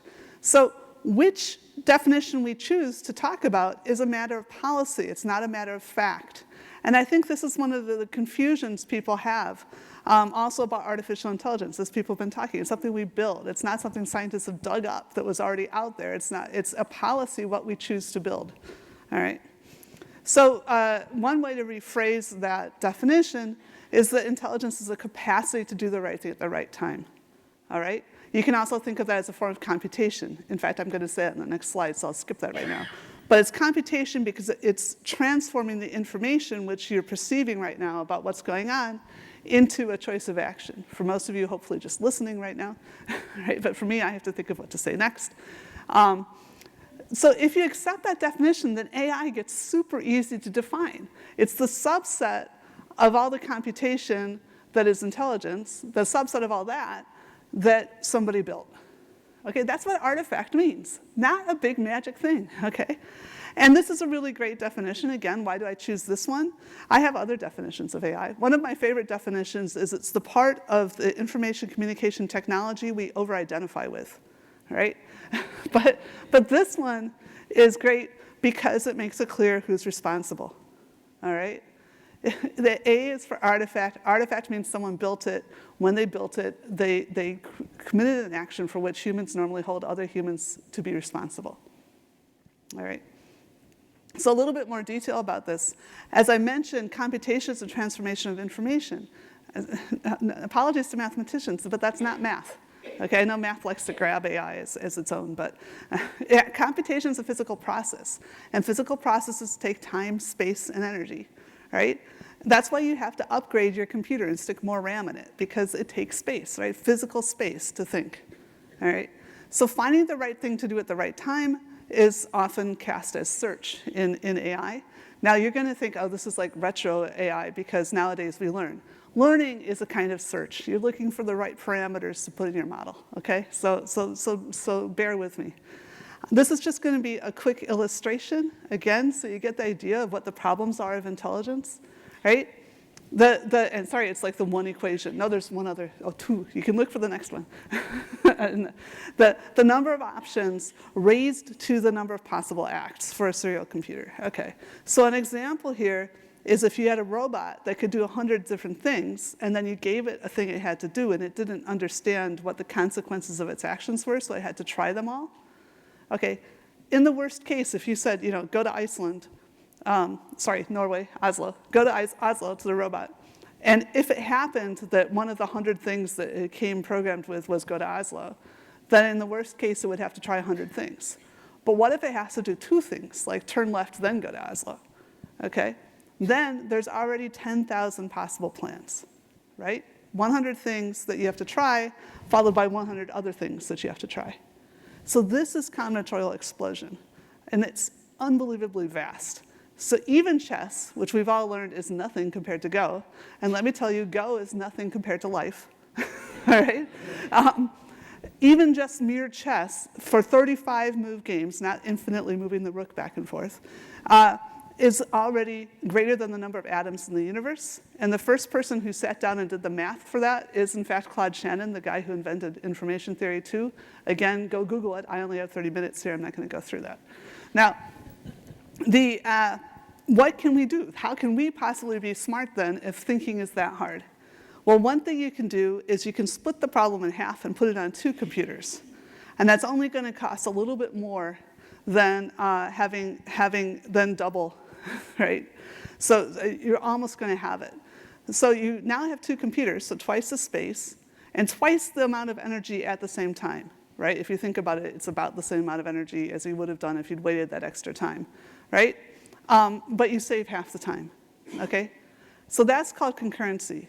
Quantum computing, which we've heard a lot about lately, is sort of similar. For a subset of possible problems, you not only save time, but you also save space. However, the people who have been working on this have not been thinking very hard about energy. And I think we've started to hear recently about the energy costs of some of the actual big data over computing. I loved Rachel talking about the fact that there's this complete myth that you need all this stuff now to do anything. But again, it's almost like bullying people out of the discipline. But anyway, energy does matter, and quantum apparently takes a lot more than people would even anticipate by this kind of math I just did for you. So the more little bits you have, the harder it is to get them to focus where they're supposed to be, apparently. I'm not an expert in this stuff. This is my local expert, local to the UK. All right, so things people have worried about, like that we would find one magic algorithm that's even better than deep learning, and then whatever country found that algorithm first was going to have like omniscience or dominance or irrevocable dominance. That's just false. Okay, that's not how the universe works. We will never know all the things. It's impossible to have every possible thought. All right. So why are we doing so much better than other species in some senses if you don't worry about climate change? It's because we are really good for animals at concurrency. We have this language stuff, we exchange huge amounts of information, and so we can coordinate much better than most other species, okay? And this is, again, this is that wonderful intro that you did this morning about what do librarians have? Well, what do we as a species have because we've sort of invented librarians is this access to all this information.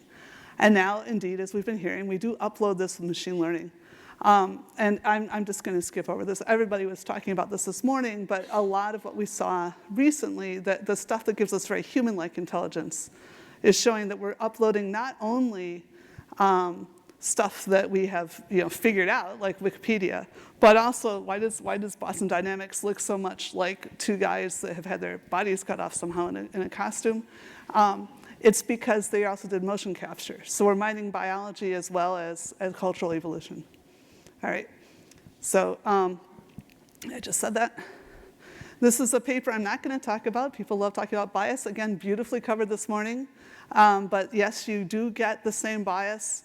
If you have upload data about the human lived experience, you wind up with human-like biases, which is actually super interesting.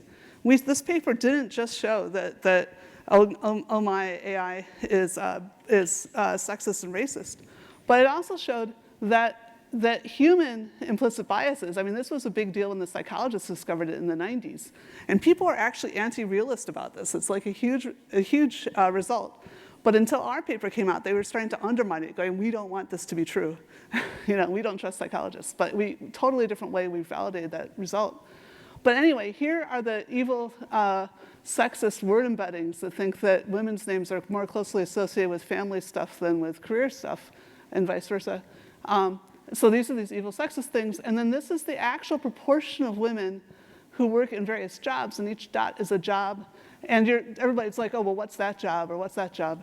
The names and the labor stuff are more than one word, and this only works for a single word, so the noise is coming in from that, from just dropping adjectives. So incredibly high correlation between our implicit biases, our evil, sexist, racist expectations, and our lived experience. So what this tells us is that some of these biases that we find that we're so upset about are about our real world, right? And so our implicit behavior is not the ideal. This doesn't mean that that's okay. It means that the ideals that we have, our explicit plans, are things that we've constructed, that we're trying to pick new targets. And this is one of the great things about AI that you have to worry about, is if you train all the AI on our imperfect past, you might propagate our imperfect past too much into the future.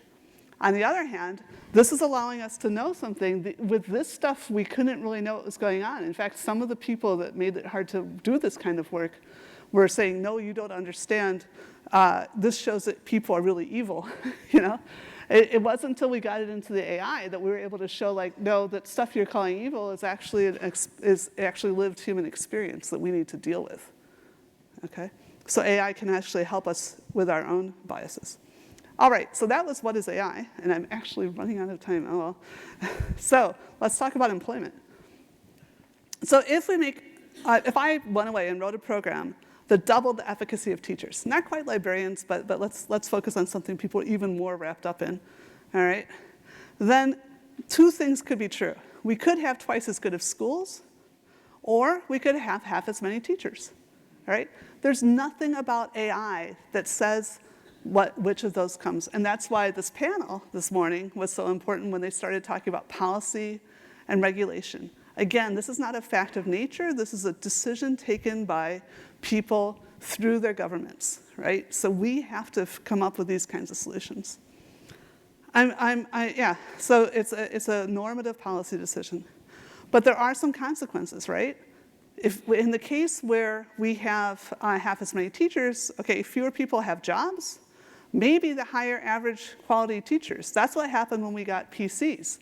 Everybody laid off like 2/3 of their secretaries, the worst 2/3, and the best secretaries were kept around to do the extra work with these nice new computer things, right? So maybe that's true, but we also have these other sides. For example, fewer whistleblowers, fewer probabilities of somebody letting us know. But again, some companies don't like whistleblowers. So they think, well, that's too much trouble, right? And I have heard, and I've been frightened, American generals saying, we can't trust people, we want to replace all the people with like a single algorithm. And it's not, yeah, anyway. So if you have less diversity, I think you have more fragility. But maybe we can avoid that, I don't know. These are all kinds of consequences of reducing the number of people per employment. But that still doesn't tell us the number. It's not that there's fewer secretaries now than there were before we had PCs. There's fewer secretary per little company, which may mean that we have even more little companies, right? I know that California, one of the reasons it's a great place for startups is that it's easier to share administrative support between companies here for some kind of legal reason. And what I do know more about is this, that as David Ottard helps document in this absolutely amazing paper, Why Are There Still So Many Jobs? I'll skip this actually. I'm sorry, it does matter when we talk about unions, but I'm going to skip unions because I'm running out of time, and I much more want to talk about this, as the real issue. Okay, I'm sorry, I'm rattling because I'm thinking about the time. Well, okay, I said what I said. Unions matter, and I will eventually get to the point I was trying to make. No, I'll just tell you. The point I was trying to make is this very famous example, which will come up soon, I'm sure, which is that there's actually more bank tellers now than there were before we had automated teller machines. But there's fewer bank tellers per branch, but there's more branches, right? So things are complicated. On the other hand, there's a lot fewer journalists now, not because we've built AI journalists, but because we got rid of all the advertising money, right? So it's complicated. Anyway, one thing I really worry about is that AI may be increasing inequality by making it easier to get a job. And this comes back into professional jobs like being a librarian, okay? So it may be easier to become who you are, and so I'll give these examples. There's the ATM example, I just told you that one. It's interesting because part of why the branches are so much cheaper is not just that you need fewer tellers, they were actually relatively inexpensive. It turns out that with fewer tellers, you needed fewer branch managers. And so you no longer have those people that you were kind of dropping into every sort of little neighborhood that had a lot more money, that could provide, benefits of other kinds into the community, like, pay for the basketball court or something. There's also a second example like that with accountants, but I want to go to this third one. For truck drivers, a lot of people are saying, what's going to happen with driverless? All these people, 2 million people are going to lose their jobs. And then you have Uber and Luciano Flirty, a few people like that going, oh, but there aren't enough truck drivers now, right? Well, why are there not enough? It's because it's making 50% less than it did when you were truck drivers in the 1970s. So the only truck drivers left tend to be sort of older men who still are willing to do this kind of miserable job for not that much money, all right? And what changed is that in the 50s and 60s, there didn't used to be this thing called power steering. And if you remember that definition I gave you of way back about AI transforming like a little bit of motion into greater power, it used to be that you had to be a very powerful individual, very strong individual, and good with maps, right? And good with bookkeeping. Now you just have to be, able to drive a car and, able to use GPS. It's not everyone, but it's a lot more people, so the wages go down, okay? So I mentioned this already. This thing about, I want to come back to this. This is the other equation. I'm sorry, I was going to say spot it. It's Fisher's fundamental theorem of natural selection. Now, I can't believe I have to say this. You're librarians. I probably don't have to say it to you.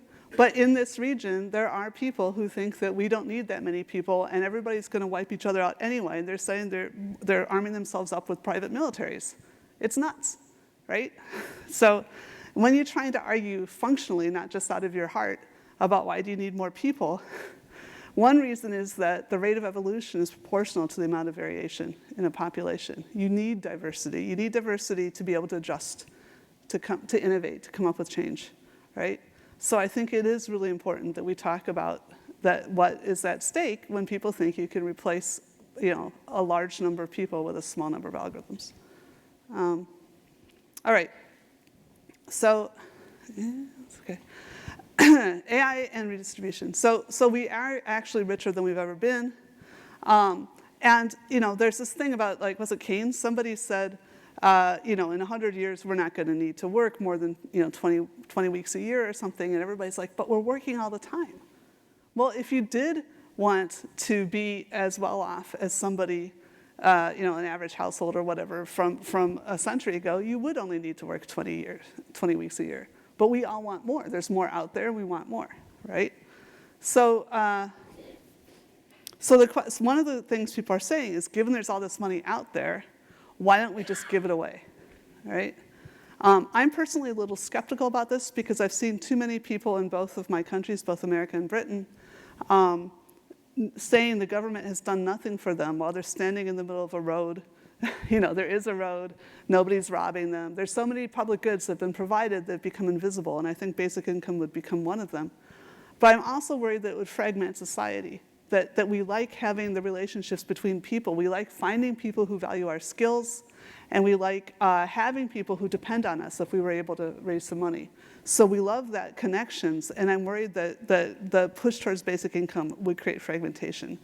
Now, I've had this argument with a guy who I otherwise really respect, a guy standing for a while, and he's gone out and done experiments in little communities, and they've shown that actually there's been this incredible amount of community investment, and it looks like it does contribute. However, if you're only doing basic income in little tiny study areas, then of course they suddenly feel this incredible in-group identity because they've got this really good little in-group asset. So I'm still not sure if this would persist over decades and generations. Look at the experiments we did with socialism in the 20th century, which were phenomenally fantastic for like 30 years even. But after about 70 years, you found people slacking off in the third generation. So I just said that. All right, so what should we do? Okay. This is part of my normal talk, and I'm skipping through it really quickly because I'm running out of time. But a lot of people are worried about AI itself, and I'm not going to talk about that here. But they think it's because something is intelligent, they already owe it a moral obligation. And so I did some research, and I found out that name for stuff you owe moral obligations is a moral patient, right? And that the things that are responsible for their own actions are moral agents. And these are determined by a society. Like, we can't even agree between American states how old you have to be to consent to have sex, right? Or how old you have to be married. Between countries, we can't agree how old you have to be before you're allowed to be in the military, right? So some very, very basic ethical decisions about what it is to be an adult are very, very much by society. And so from that, so most people, that's just fact. And definitions. This is something people hate that I say. I think the consequences of that is that when we're trying to understand ethics, we need to realize that ethics is the means by which we hold our society together. And the reason people hate that is because they want to say, but we're more ethical than the Nazis, or whatever, right? They're going to pick someone, we're more ethical than we were 10 years ago when there was a different party in power, right? I'm not taking away your capacity to say that. I'm just saying you have to say in terms of what. Okay, the Nazis were really sure they were super ethical, right? So you have to say we're more ethical because we provide more equality of opportunity, or we're more ethical because more infants live to adulthood, or something like that. You just have to be a little more clear.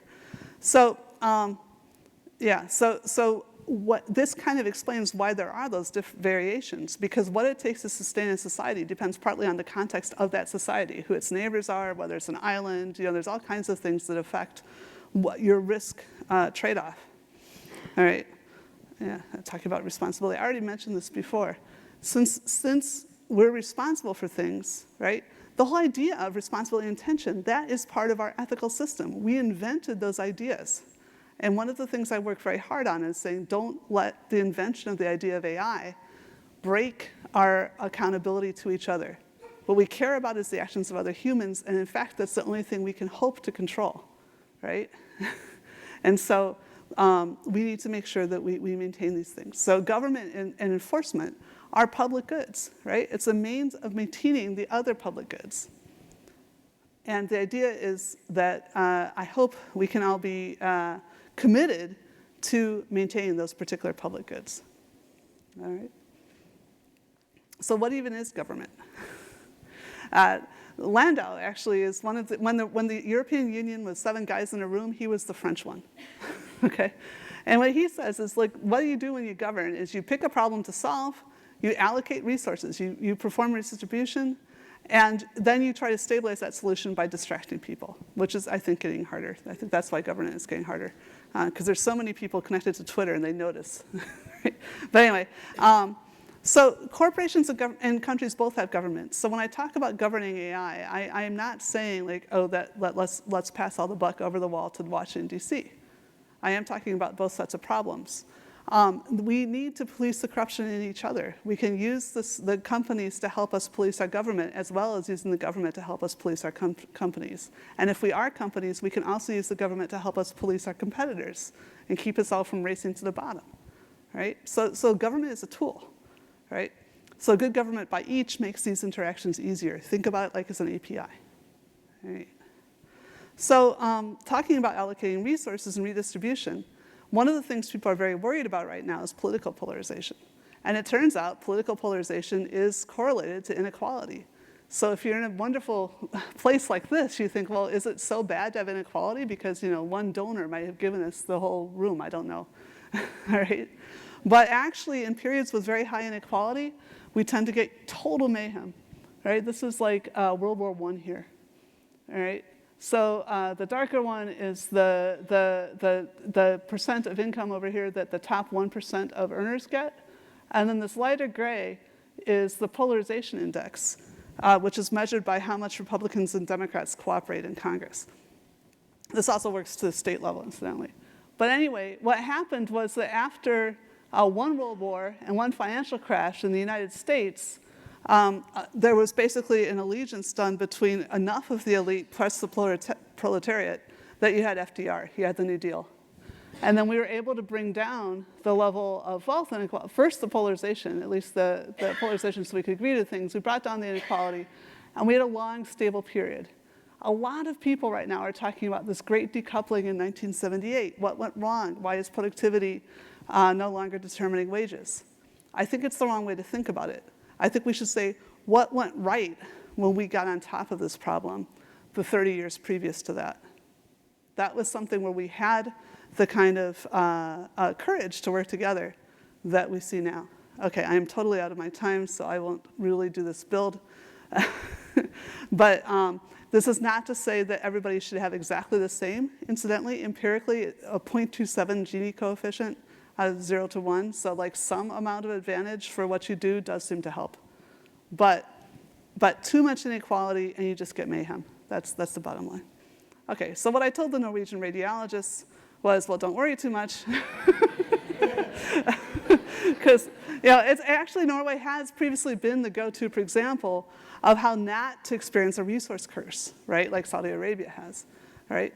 Wealth is distributed, it's not just captured by the elite, or at least it has been historically. Actually, if you look at the last few years, it's a little worrying. When people are doing really well, they get attacked right now. But anyway, as of 2011, actually I've got, here's Norway. Notice what this is. This is the income inequality, and this is health outcomes, okay? So the lower your inequality, the better you are, and that's bad health outcomes, okay? So that you're better, you're healthier if you have lower inequality, right? And look at America, we're so bad at this. All right? And this is where I'm, yeah, this is 2011, as I mentioned, and this is where I'm moving. Okay, anyway. Apparently what this says, there's enough Norwegians they can correct me, is that the Norwegians are like, you know, paying taxes isn't that bad. All right? These are the blue line is the Norwegians that want to pay less tax. Okay? Yeah, meanwhile, in my other country, we are having unbelievable poverty. And the UN had to come in and document this. This is, you know, an Anglosphere world, country that's been absolutely destroyed. When you go to Norway and you mention Brexit, most countries like are angry or they laugh at you. In Norway, people just start crying. It's really weird. And it's because they've experienced being outside of the EU for the last 30 years because of a referendum. And so they know that they can't believe that Britain is walking into this, right? But regulatory capture in the UK apparently happened because of the financial sector. In America, who's capturing it? Again, I'm sorry, I have too many slides. But one of the definitions of war is dismantling your enemy's infrastructure such that they lose autonomy with respect to you. And this is just a little map by coincidence of the colors are indicating who benefits and who loses by global warming. All right. So arguably we're at war. I wouldn't be surprised if 200 years from now we'll say we're at war, but there's no missiles flying. It's happening in the digital sphere. All right. So what about actual libraries? Right? Well, change is definitely coming. AI may well make you better at doing your jobs, okay? Therefore, it may lower the entry barriers and salaries, right? And that might be good for something like, well, I'm sorry, this is radiologist. I shouldn't have left that in. Sorry. Instead of health, let's say knowledge, okay? Sorry about that. I was editing pretty well. Sorry I missed that one. But do remember that if we do the right things, we will be under attack, right? And so it is hard right now, and there's a lot of work that needs to be done. What I tell policymakers is that if we legislate and adjudicate for accountability, transparency will follow, and we do have responsibility definitionally. And this was, again, brilliantly, a point I already made earlier today about that how are we going to maintain accountability for companies that are making money off of digital stuff? That's not the only problem. There's a lot of other companies that are transnational and not having adequate redistribution. But one way is just to keep records of whether they were doing the right thing, whether they were, this thing about the compass, about recidivism. Where's the prejudice coming from? Was it in the data? Or did somebody say, hey, I like keeping African Americans in jail, and I think white people should be out free because that helps me get elected? We can't know if we don't force people to keep track of their data. We need to know what people were thinking when they built their AI. It is not something that grows organically. It's something people build. They make decisions. So we do need to have a lot more archivists in the world. And I'm trying to motivate people to do that. So libraries and librarians are about investing in and enhancing people and the populations they serve. Again, a point I already made, but I had already handed in the slides. I'm not ripping off that point. Jobs are not only about meeting basic needs, they're also about specialization and redistribution, but I think it's really important they're also about generating social connections. We need to be thinking about how to make the economy connect people together. I think the economy is almost isomorphic with security. So we need to be talking to people and reaching out to them. And notice that this was slightly backhanded. I'm sorry, hey, I went to Chicago and MIT stuff. I'm not anti-Stanford, but we have to talk about who are we serving, right? Okay, AI, as I mentioned, is a non-magic technology. We author AI, right? And finally, I think we need to be vigilant and to stabilize the defenses for our societies. So that's my conclusions. Even though I'm being normative, I'm just going to be normative. So thanks for your attention.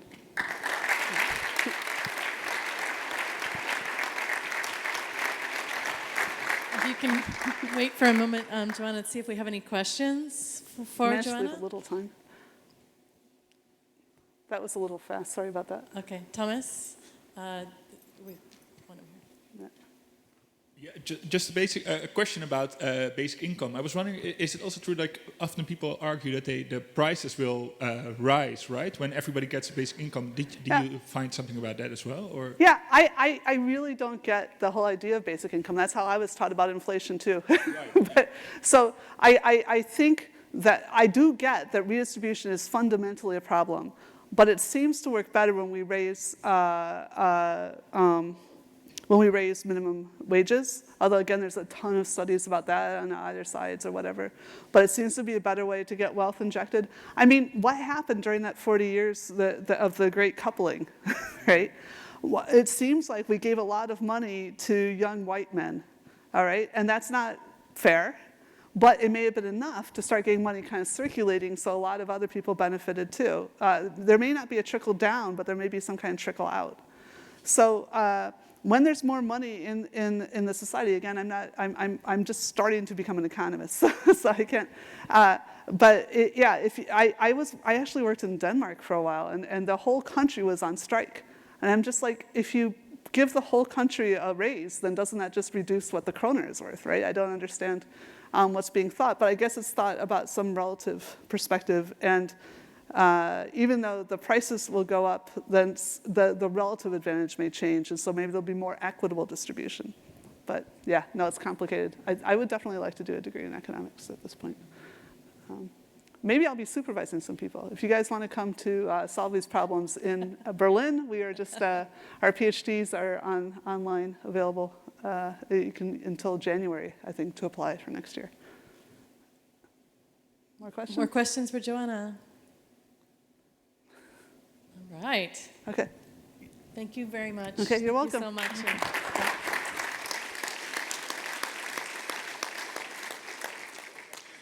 Rise of the Archivists.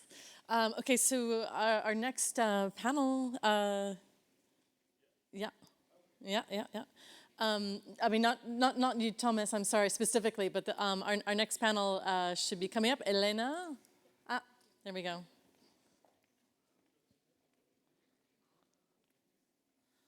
So, because we're on a very tight schedule for the afternoon, we have so many things to show. I am not going to give deep introduction to each one of our guests, but we have a full bios for all of the speakers on the website. And if you don't remember the website, fantasticfutures.stanford.edu, it's also accessible from the back of this. But at least very briefly introduce Elena Niedu, who is going to be showing us a project that she's been working on with a group of people in Codice Ratio, which is using machine transcription on the Vatican Apostolic Archive. Really exciting work. Thank you. Thank you for having me. Good evening. I am Elena Niedu. I am a PhD student on my last year in Roma Tre University, which is the third university of Rome. And I'm here talking about this project we're having that is called In Codice Ratio. I'd start from the name in itself. The explanation is it's pretty self-explanatory in the following line, but however, it's a pun between the meaning of the word codice in Italian. Because codice in Italian both means code, as in software code, as well as codex, such as, for example, legal codices or manuscripts in general. So I'm going to talk about how we performed automatic machine transcription on medieval manuscripts. So where does this project start from? It starts from a group of, from two groups of very different people.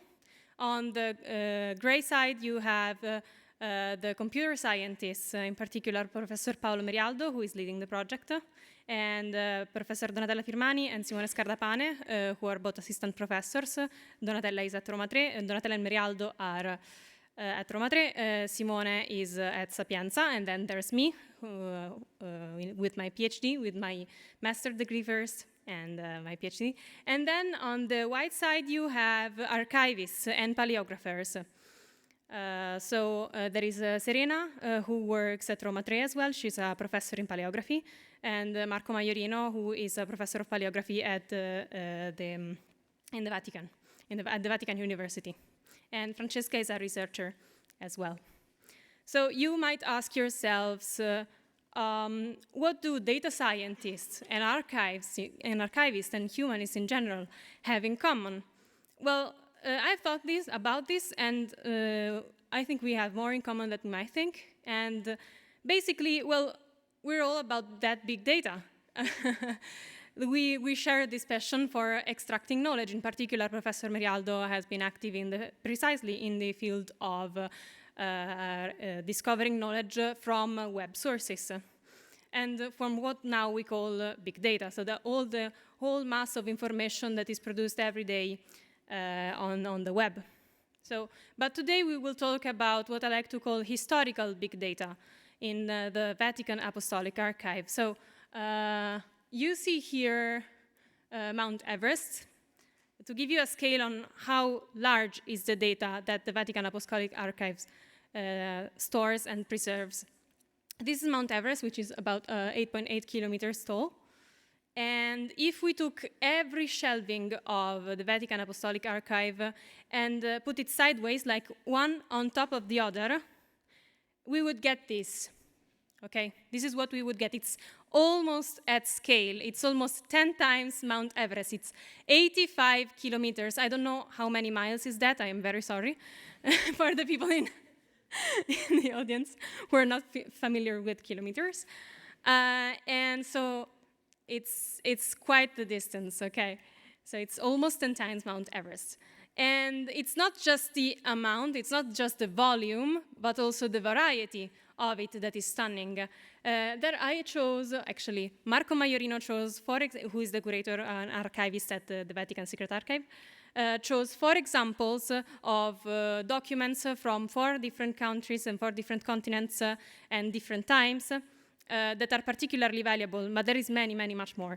So the one you see on top with the Chinese sigil is a letter from the last empress of China, who took my same name, actually, Elena, and she converted to Christianism, and she was writing to the Pope. These are all letters to the popes in various times. So this is from China.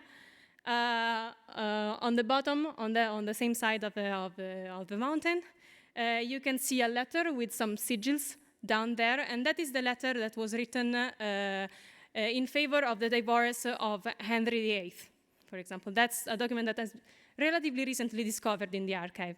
And it's very important because you can see all the signatures of the noblemen and the clergy that endorsed this proposition, for example. And then on the other side, on the top, you can find a document that is written in Arabic, and it comes from Africa, precisely from Morocco. And it's actually a letter always to the Pope from the Caliphate. I don't know, sorry, I'm lacking the words because, and basically it's a testimony of interregional rapport. So that basically what this Caliph is saying is that, what this letter is saying is that they are very happy with the bishop they're having in Morocco, and so pleased to extend his stay. And the very last one comes from North America, and you might see that it's on a quite particular texture, and that's because it was carved on wood. And it's a letter from the chief of the Ojibwe tribe. And that is the only testimony we have of the Ojibwe language written. It has been transliterated into Latin character and carved into wood and sent all the way to Rome. So this is the variety, not just the volume of it. So just imagine, this is one of the holes that hold all of these documents. And it goes from back to 1,000 years at least, but it is also older. Well, imagine all this information we have, and imagine if we were able to access it the way we right now access, for example, the web. So hyperlinks, full text search, and building knowledge bases to which we can ask complex questions, and how much it would empower historians and scholars in the humanities in general and the research. So how do we go about it? Of course, AI. But so far, the techniques we have, they work of knowledge extraction, they work very well on text. Text that is in the format of strings, basically. So like the text you would find in HTML documents. What we actually have, and what we actually have when many archives say they have digitized their content, is actually pictures of text. And as you may know, the text content is not immediately available if you have an image. You have first to transcribe, for example, to perform OCR. Now, if we're talking about printed text, that is pretty easy. It's pretty much considered a solved problem. There is many tools you can just train, pretty simple. You can just train and use to your specific domain, and they have high accuracy. But there is, as I mentioned, there is many documents that were written way before print was invented, such as this. These are the Vatican registers. They are letters as well, and they are all the official letters that the Pope sent to worldwide, basically. And they cover lots of important historical facts, for example, the birth of the Franciscan order, for example, excommunications, but also maybe more trivial but relevant facts. For example, the Pope asking the Doge of Venice for people who are good at mosaic because he wants to build a church that is now in Rome, for example, and you can see. And so there you have proof that the people who made the mosaics in that specific basilica were actually from Venice. Oh, sorry. I'll go very quick. So we decided to build a transcription system that also worked in these most challenging cases. What's the problem with that? If you decide to build, for example, a classifier, so a tool that say you give it a word and it says which word is it, then you have to provide thousands of examples for each word you decide to recognize. But the distribution of words is actually very, very skewed. As you can see, this is a logarithmic scale, which actually means that this is an inverse exponential. And there is very few words who occur many, many times. For example, what we usually call stop words, so by, the, articles, pronouns, and something like that. And that are also the least relevant to the content of the document, actually. And there is many, many, many words. Most of the words in 100 pages occur less than 30 times. So it gets very challenging to build a system like that.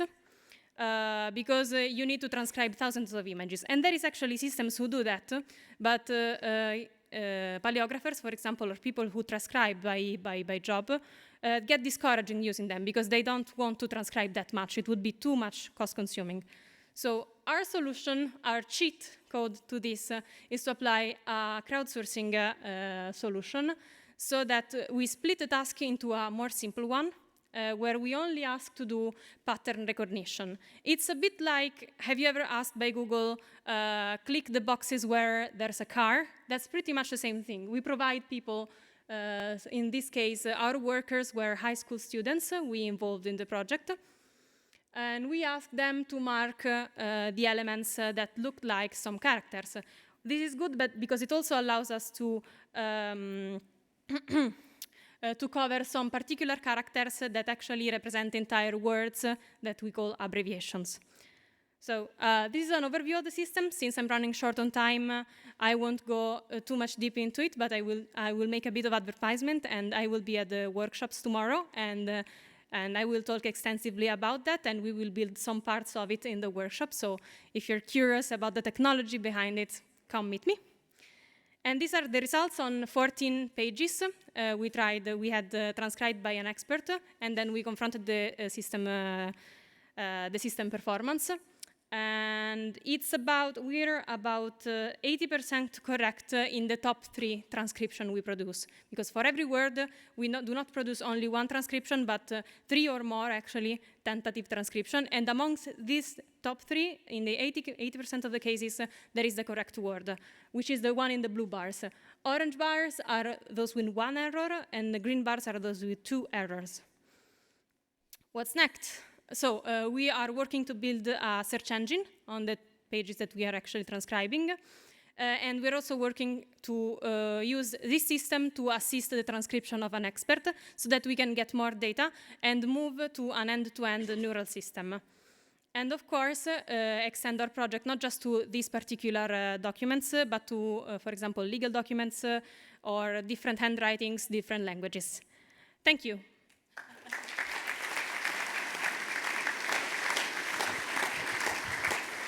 Thank you. There's only my email because I don't have Twitter, sorry. Thank you so much, Elena. And now we will hear from Thomas van Dijk. And again, I'm going to point you to our online version of the website, which I believe has been updated. So there was there was a mistake in Thomas's bio that's now been fixed. So it should be accurate now. Thomas is coming to us from University of Würzburg as a postdoctoral researcher, right? Not head of the entire department, as it said before. So if anybody needs a head of department, maybe come talk to me afterwards. Thank you for that introduction. I'm Thomas, and I'd like to talk to you about some stuff that I've been working on. It's called map feature extraction on the slides here. Like my more general deal as a researcher is on algorithmically guided user interaction. I was asked to talk about maps, and specifically I really like old maps.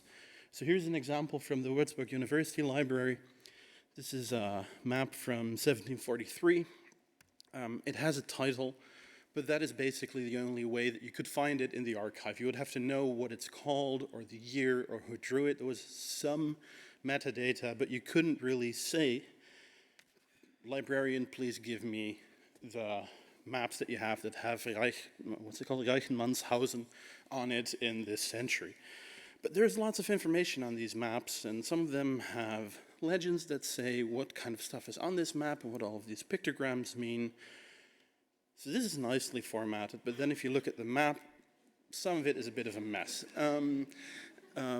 We just heard that it's actually hard to read handwritten text. People are working on this a lot, but it's still a hard problem. This is going to be a disaster for a computer to figure out.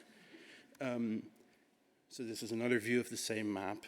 Here's a different map. It looks kind of similar, so if you would be able to train some kind of algorithm on the first one, maybe you would get some results on the second one.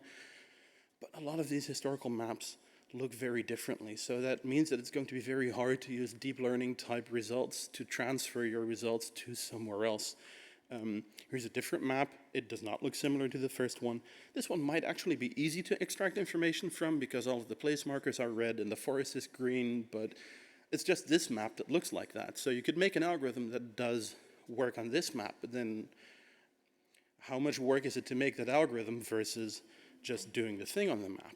I have one more example. This is the oldest map of the surroundings of Würzburg that we have at the library. It's from 15-something, 60s maybe. And here's a little zoom in on that. And I want you to think about how would a computer understand and digitize and extract information from this map. I'm going to zoom in the top part. There are 3 place markers and there are 3 labels. Would you say that this is the correct assignment between the place markers and the labels? Please raise your hands. Okay. How about maybe this one? That kind of makes sense because it's more horizontal. But then the guy on the right is a little bit weird, so maybe it's like this. I'm going to disappoint you. I do not know. I researched this and I found a book that talked about some of these places because they're not on the map anymore, but one of them, there's still a church named like that, and there's a park with the other name, and they have to know that this map is oriented south. And I forget what the result was, but here's the thing. Somebody who does this research and looks into the history can figure this out and tell you the result. Like a computer is not going to have all this historical context information, like what do you give your computer to make it do all that? So, well, now what?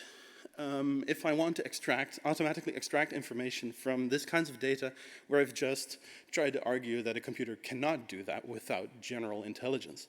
So now what? Okay, I will briefly make an aside about a pet peeve of mine. Computer science is not about computers. I'm a computer scientist, but this is an accident of the English language. In Dutch, for example, it's called informatica, which has information in it, which is, to my mind, closer. And now computer scientists can have a big fight about what it is about. There's a Dutch computer scientist who's quite famous who has said calling computer science is like calling surgery knife science. You use that, but that's not what you're studying. And for me, my personal answer is computer science is about efficiency. It's about making clever use of limited resources. And a lot of the time that's computation time or storage space or network connections. But, you know, computer scientists are smart about optimizing things and how to make efficient use of things. And here's the thing. Human effort can be considered a resource, and you can be smart about how you use human effort and human time. So here's one more quote by this Dutch guy, Dijkstra. The art of programming, or more generally computer science, is the art of organizing complexity, of mastering multitude, and avoiding its bastard chaos as effectively as possible. I repeat, so now what? These maps that I showed you, they were quite chaotic. What do we do? I asked you the question, which labels and which place markers belong together? Well, for most of them on the map, it's actually quite clear. So here's a screenshot of a system that we made that tries, if you give it where the labels are and where the pictograms are, tries to figure out which one belongs to which. The color coding you see here is how certain the algorithm is of the assignments. So a lot of them are green and they're pretty obvious. The situation in the middle where I drew in the cursor, that's actually where the algorithm said it was least sure. And that's precisely the situation where you need a human to look at it.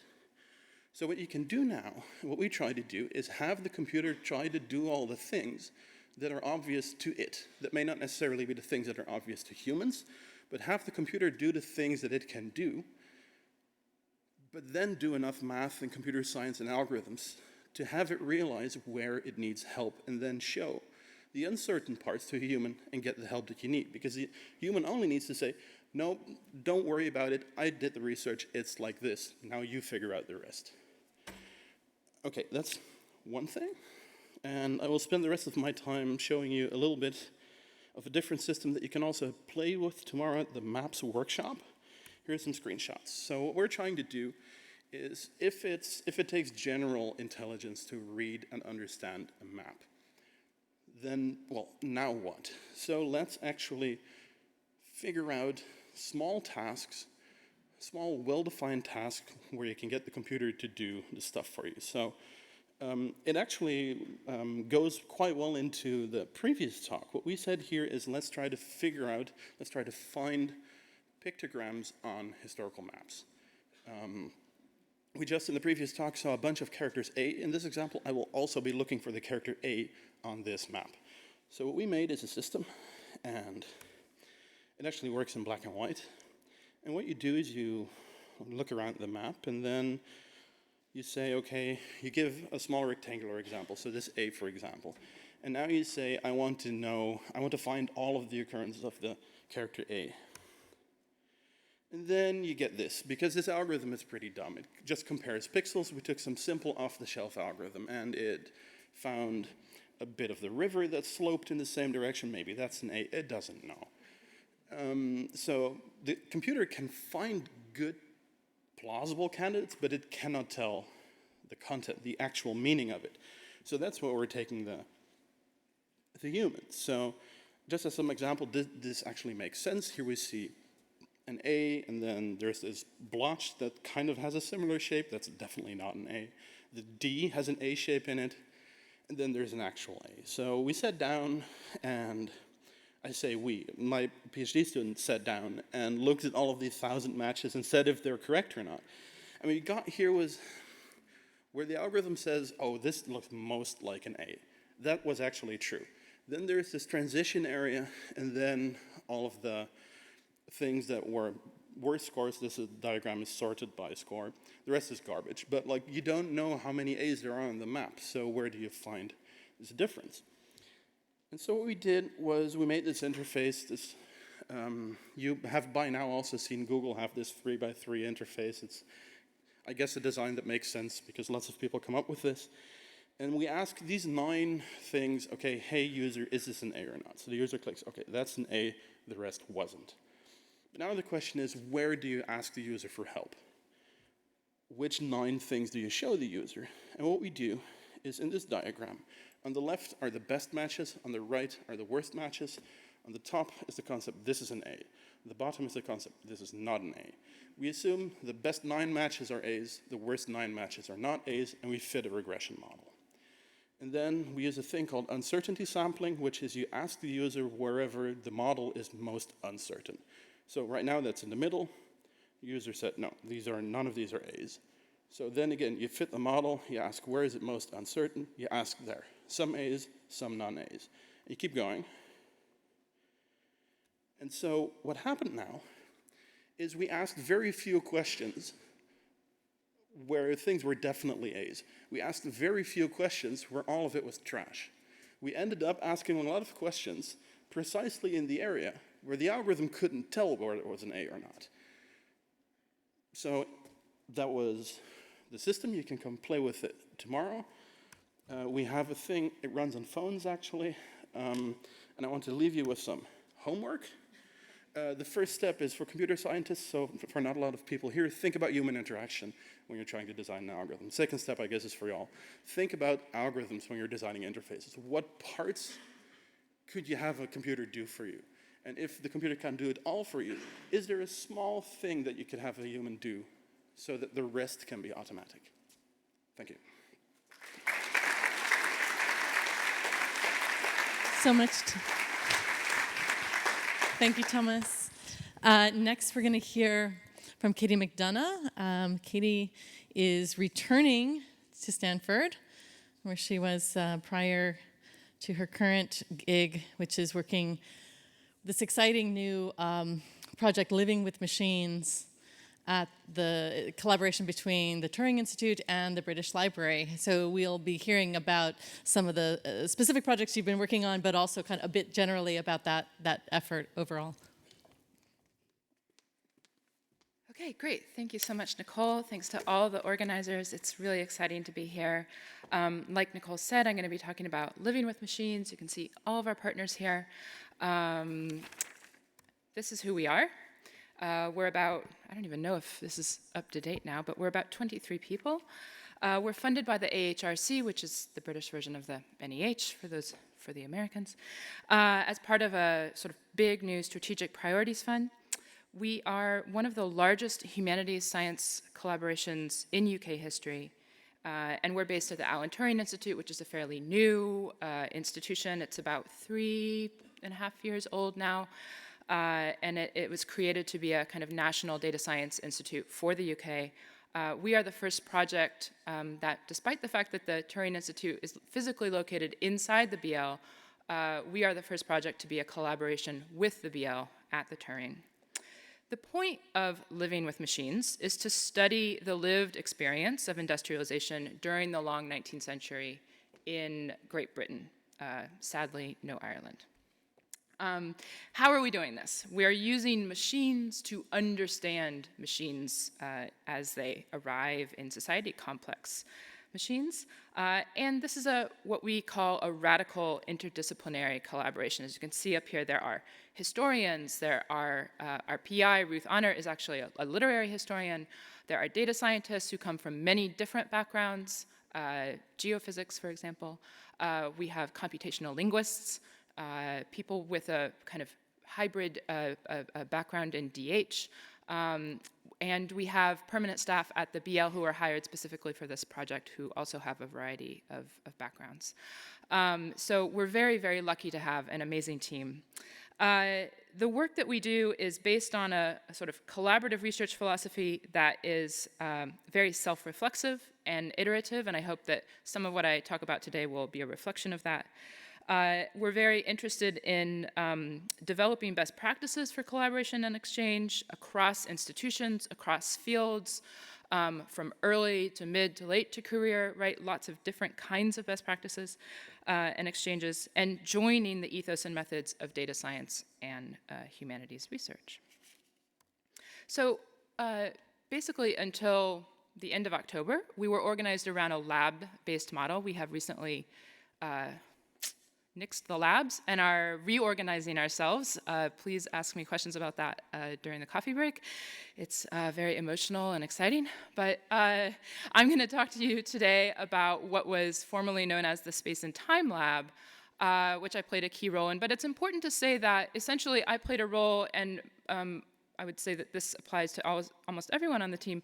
Everyone was in all of the labs, all right? So we were not discrete groups isolated from each other, but each lab had a slightly different goal, which we called a minimum research output, which we've just presented, and is a kind of foundation for us to decide what we want to accomplish over the next 3 to 3.5 years. So the core information I want to talk about today actually picks up really nicely from the previous talks, which is how do we work with maps at scale? Place, we're interested in maps because we're interested in spatial information. Place is really important in living with machines. It's everywhere, along with time. It's a connective tissue between the people and events and institutions that we encounter in our sources. We have an opportunity in this project to think about the construction of places in the industrialized landscape and how these places are represented in our sources. So for this reason, it's really important to address the discrete appearance of place in texts, the relatively new, in the 19th century, style of continuous representation of place in maps, and the hybrid of tabular data, which can either be derived from text or visual information. So in order to manage these different kinds of spatial data and their relationships, we want to move outside the box of typical approaches to digitizing historical spatial information. For me, I come from a background of doing spatial history work. One of the things that I'm pretty interested in is paying attention to this visual content of maps in a slightly different way. So I'm just going to read you a quick quote from a scholar who works in GeoAI, Yayi Chang. This is from a 2015 article called Querying Historical Maps as a Unified, Structured, and Linked Spatiotemporal Source. So he says, and this is to give you an idea of a kind of typical workflow of working with scanned historical maps. Once a user identifies the maps of interest, the next challenge is to efficiently convert the map content to machine-readable format. The mainstream approach for this purpose still relies heavily on manual work with some help from raster to vector conversion data. So there's really this kind of built-in assumption that when you have a historical map, the thing that you're going to do with that map is create vector data. And what I wanted to do in Living with Machines is really step back from that assumption that we are turning maps, specific pieces of information on maps into vector data, this extraction. And instead, how can we really make better use of the continuous representation of space in maps? And this goes into a kind of rethinking of how historians are using maps, but across all fields, including libraries. And this is really important in terms of thinking about the spatial context of industrialization. So instead of in spatial history turning data into maps, we want to think about how to turn maps into data. Now, I feel it's gonna get very repetitive in here, but the problem is, how do you do this at scale? As Thomas just mentioned, people who study maps are used to evaluating visual rhetoric on a sheet-by-sheet basis. A historian walks into a map library and sits there for a few months. I wrote months, that's really generous, wow. A few days, observing, thinking, studying a map or maybe 10 maps carefully, and discussing questions with curators. I do this at the map room at the BL, I've done it here. How do we scale up this kind of critical assessment of historical maps? How do we put our understanding of the bias in the production and the collection of maps to use for research about industrialization? And so in sort of translating that into information science terms, what does metadata enrichment, exploration, and indexing of digitized map collections allow us to do? How do we do that? So in treating maps as data, getting my order mixed up here. In treating maps as data, we want to not extract and abstract information that we then treat as fact, but we want to retain a sense of the production and collection context of a map. We resist singling out a small number of features on a set of maps and turning those into vector data and interpreting those as a kind of truth statement. And so our goal is to have the maps remain present in our analysis because any output we generate would always be tied to metadata about location, about the digital object, and the original document. So the map isn't an objective document, but a product of its makers and the information visualization practices of the 19th century. All right, so what are we working with? Here we have a collection of ordnance survey maps that we've been given access to from the National Library of Scotland, primarily working with Chris Fleet, who has just been a core contributor to this project. And you can see that there's a kind of collection of materials at different scales that were surveyed and printed at different times, that have been scanned, and some of which have been geo-referenced. So this table, it's like, oh, that's laid out really great. We know what we have. We actually don't know what we have, and I'm going to come back to that at the end, but we have a lot. We know that we have a lot. And what are we going to do with all of these maps? So what's an application of this idea of moving away from abstracting and extracting to thinking about the visual context? A really nice example of this for the 19th century is moving away from thinking about what we can get out of maps as railroad vector data and thinking about the spatial context of railroads in terms of sidings and depots and all of the other kinds of spaces related to railroads in the landscape. When you extract rail data, this is what you get. You end up ignoring all the other content in the map sheet. So what we're doing is we're taking basically computer vision methods and focusing really just on part A, image classification. We're breaking down these map sheets into very, very tiny segments and classifying them. So here's just to walk you through an example. Vector data gives us points about rail stations. We then develop a series of classes for CV. We have a class for where there are buildings related to railroads, where there are multiple tracks or intersections, where there is one track going through the landscape, and where there's nothing. We then can sort of test and overlay this with the vector data to evaluate how well our classification works. And then we can look at this over time. So we're essentially building a way to classify these texts. There's lots of other kinds of questions we can ask. For example, here, this was one of our earliest experiments where we said, is there a building or is there no building? And what's quite nice about this is that after about 20 minutes of annotations, around 100 annotations that we did, we got a 92% accuracy rate. And let me see if this will just work really closely. So this is us working in Jupyter notebooks that we developed in a series of hack days within the team. So making annotations to arrive at that eventual 92% score. So just to wrap up, I will get rid of that, make it stop so you don't get nauseous. How do I do it? Where's my mouse? Okay, I'll go there, that's fine. So, we're slicing the map into tiny segments. We're storing these classifications and adding that as metadata about a sheet. And for example, we can say that a certain percent of that sheet's map segments have a certain classification. We can add that as metadata. And then we can view and sort and sample that metadata for different kinds of interpretive tasks. And one of the really lovely things that our colleague Olivia Vane has created is a visualization of map metadata, and this particular image shows survey and revision dates for the OS 6 and 25-inch collections.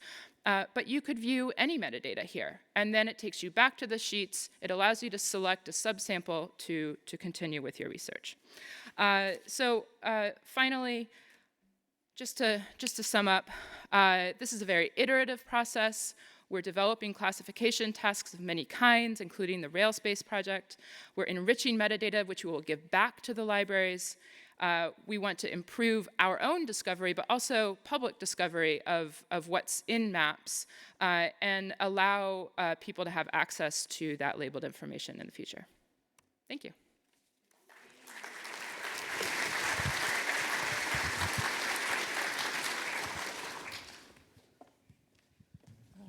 Thank you so much, Katie.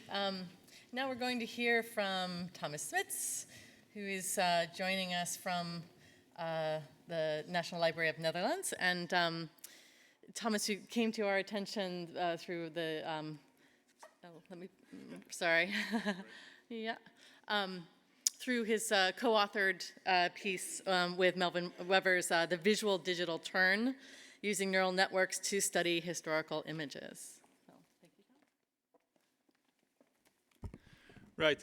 So I'm Thomas. Thank you to the organizers also for hosting this wonderful event. I'm really looking forward to the next day, tomorrow at the workshops. So today I will present two tools and databases that both use computer vision techniques to explore and analyze large visual data sets which we extracted from digitized newspaper collections. So after acknowledging the team behind this whole operation and a very short introduction, I will first talk about chronic acronym, so classified historical newspaper images, and then Siamese or similarly advertisement search. And then end with a very short discussion on the visual digital turn. So this is the team. The tools were developed during a research residency at the National Library of the Netherlands, which pairs humanities researchers with programmers. And in our case, that was me and my colleague Melvin Wevers with Willem-Jan Faber and Juliette Lonay. And I also wanted to mention the research director, Martijn Kleppe, who was really important for getting this whole team together. So the starting point of our research was basically that the National Library of the Netherlands holds a very large collection of digitized newspapers, so around 100 million pages that are not only newspapers but also books and periodicals. And all these pages can be accessed via its web interface Delver. So most of the research done on this collection has been focused on text, right? As many of you will know, most digital humanities research has been very much text focused, which is mainly a result of the availability of OCR technology. Of course, digitized newspapers not only contain text, but also millions upon millions of images, photographs of the news, advertisements, political cartoons, you name it. So when we started our research, there was just this, there were some new techniques becoming available, like off-the-shelf convolutional neural networks, so new computer vision techniques, which we thought might be able to sort of help us analyze these pictures. So the question was then, how can we use convolutional neural networks to explore and analyze large visual data sets? We started by extracting two data sets from Delver. So first, the chronic data sets, which contains around 450,000 images extracted from the whole data set, so all the digitized newspapers between 1860 and 1930. And Siamese set, which contains 420,000 historical advertisements published in 3 important Dutch newspapers between 1945 and 1995. We had to sort of approach these two datasets in 3 different ways, all using convolutional neural networks. So we tried to detect medium-specific features, so we separated photographs from illustrations. We queried based on visual similarity, so we clustered visually similar advertisements. And we added visual categories based on the input from domain experts. So in this case, that was us. We were the domain experts. So to start with the first approach. In my dissertation, which I hope will be published later this month as a book, so I'm very excited about that, I focus on 19th century illustrations of the news. And during the writing of this thesis, I became very sort of interested in the transition from the use of illustrations to photographs to visualize the news. Was this sort of a gradual transition, or was it more of a clear-cut watershed moment? And more in general, maybe when did Dutch newspapers start publishing images anyway, right? So traditionally, being very much a traditional media historian, I would study this by close reading a very select number of sources. However, just as OCR technology allows us to distant read text, we can now use convolutional neural networks to distant read or distant view, as my colleagues Lauren Tilton and Taylor Arnold have called it, visual culture. So for my project, with the help of my colleague Leo Impet, we trained a convolutional neural network to make a distinction between illustrations and photographs of the news. And with the help of this algorithm, we can classify all chronics 450,000 images. And the figure on the slide, which you can see here, is a visualization of all the illustrations and photographs in the digitized newspapers of the Dutch National Library between 1860 and 1930. So as you can see, the number of illustrations, so both illustrations and photographs, increased noticeably in the early 1900s, but really started to peak in the early 1920s. So this is the moment when the Dutch visual news culture really sort of jumped off. And this also completed, for me as a media historian, a very important development, namely a development from 19th century publications filled with letters to publications filled with images and text. so the form of the newspaper we still know today. So for our second approach, we used a pre-trained convolutional neural network to cluster visually similar advertisements. And following the work of our colleague Benoit St-Guin, we turned to the penultimate layer of a convolutional neural network. And in this penultimate layer, after numerous convolutions and transformations, and if you want to know more about how these convolutional neural networks work, please come to my workshop tomorrow where I'll try to explain them from a historian's point of view, which is going to be interesting, I guess. But so in this penultimate layer, an image is represented as a 2048 dimensional vector, or in layman's terms, which I'm also, I guess, a list of 2048 numbers. Using these numbers, we can cluster visually similar images. So in the multidimensional vector space, we can look for points that are relatively close to each other, also called nearest neighbors. And simply put, similar sets of numbers in two images suggest particular visual similarities. So on the basis of the vector values, we created Siamese, a web interface for querying advertisements based on their abstract visual similarity. So the tool presents users with the 10 most similar images to a source image, and a timeline consisting of the 10 most similar images in every year between 1948 and 1995. So the first option allows users to sort of detect whether the source image was part of an identifiable visual style, while the latter shows the development of this style or trend over time. So then on to our final approach. Using modern neural networks, it can be quite difficult to recognize objects on historical images. This mainly has to do with the training material of these modern neural networks, which are mostly consist of high-definition photographs extracted from the internet, mainly in ImageNet, as we heard this morning. However, we can also create our own classifiers for all sorts of historical visual material by training a new classification layer on top of an already existing model. An often used method called the TensorFlow for Poets method sometimes. And we decided to try 9 different or relevant categories. So images of buildings, cartoons, chess problems, images of crowds, logos, maps, as you can see here on the slide, schematics, sheet music, and also weather reports. So a major advantage of this approach is that instead of training a whole new convolutional neural network, we only need a very small number of training images, so around 25 positive and 25 negative images. So similar to OCR technology, this technique gives us direct access to the visual content of images without having to refer to the textual descriptions or the metadata. So to search through the images of Chronic on the basis of their visual content, we created a web application called Chrome Reader, which allows users to search through newspaper images based on visual content and keywords in the articles that accompany the images.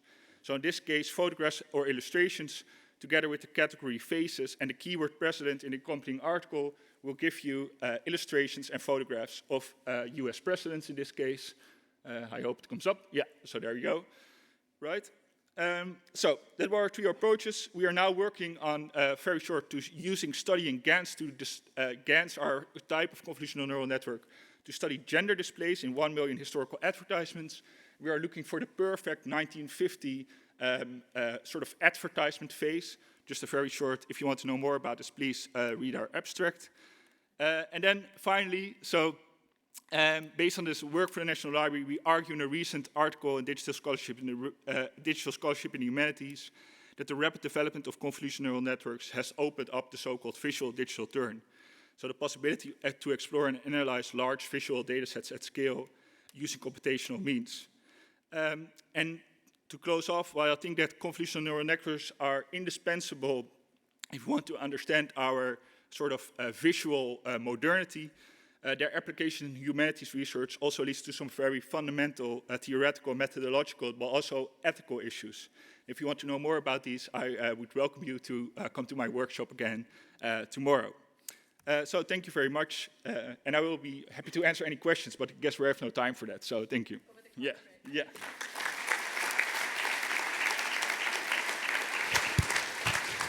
All right, thank you so much, Thomas. And next we're going to hear from Kyle McDonald. Kyle is an artist who works with code.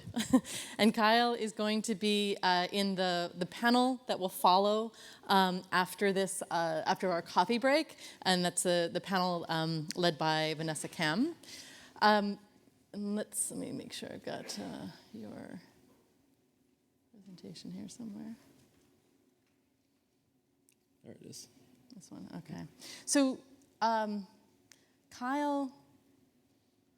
Let's go back to the beginning. Yeah, I actually know Kyle not through his own work, actually, but in fact because it was Kyle who assisted and advised a student, Sira Howard, who was working on a project that was collaboration between the Carnegie Museum's Teenie Harris archive that Dominique Lester is leading, the archivist for. So Sira Howard was a student, and she was doing some interesting work on images. You remember her? Yeah, definitely. I'll mention her. So glad to have Kyle here, and as I said, he'll be in the follow-up panel as well. Awesome. Thanks for having me. Like you just heard, my name's Kyle. I'm an artist. I'm visiting from Los Angeles, and I started with machine learning to solve a very practical problem. I had trouble keeping track of the audio samples I use for making music and doing sound design, so I tried organizing them in a big cloud using some of the same similarity techniques. This is what it sounds like. Welcome. Welcome. Hello. Hello. Hello. Hello.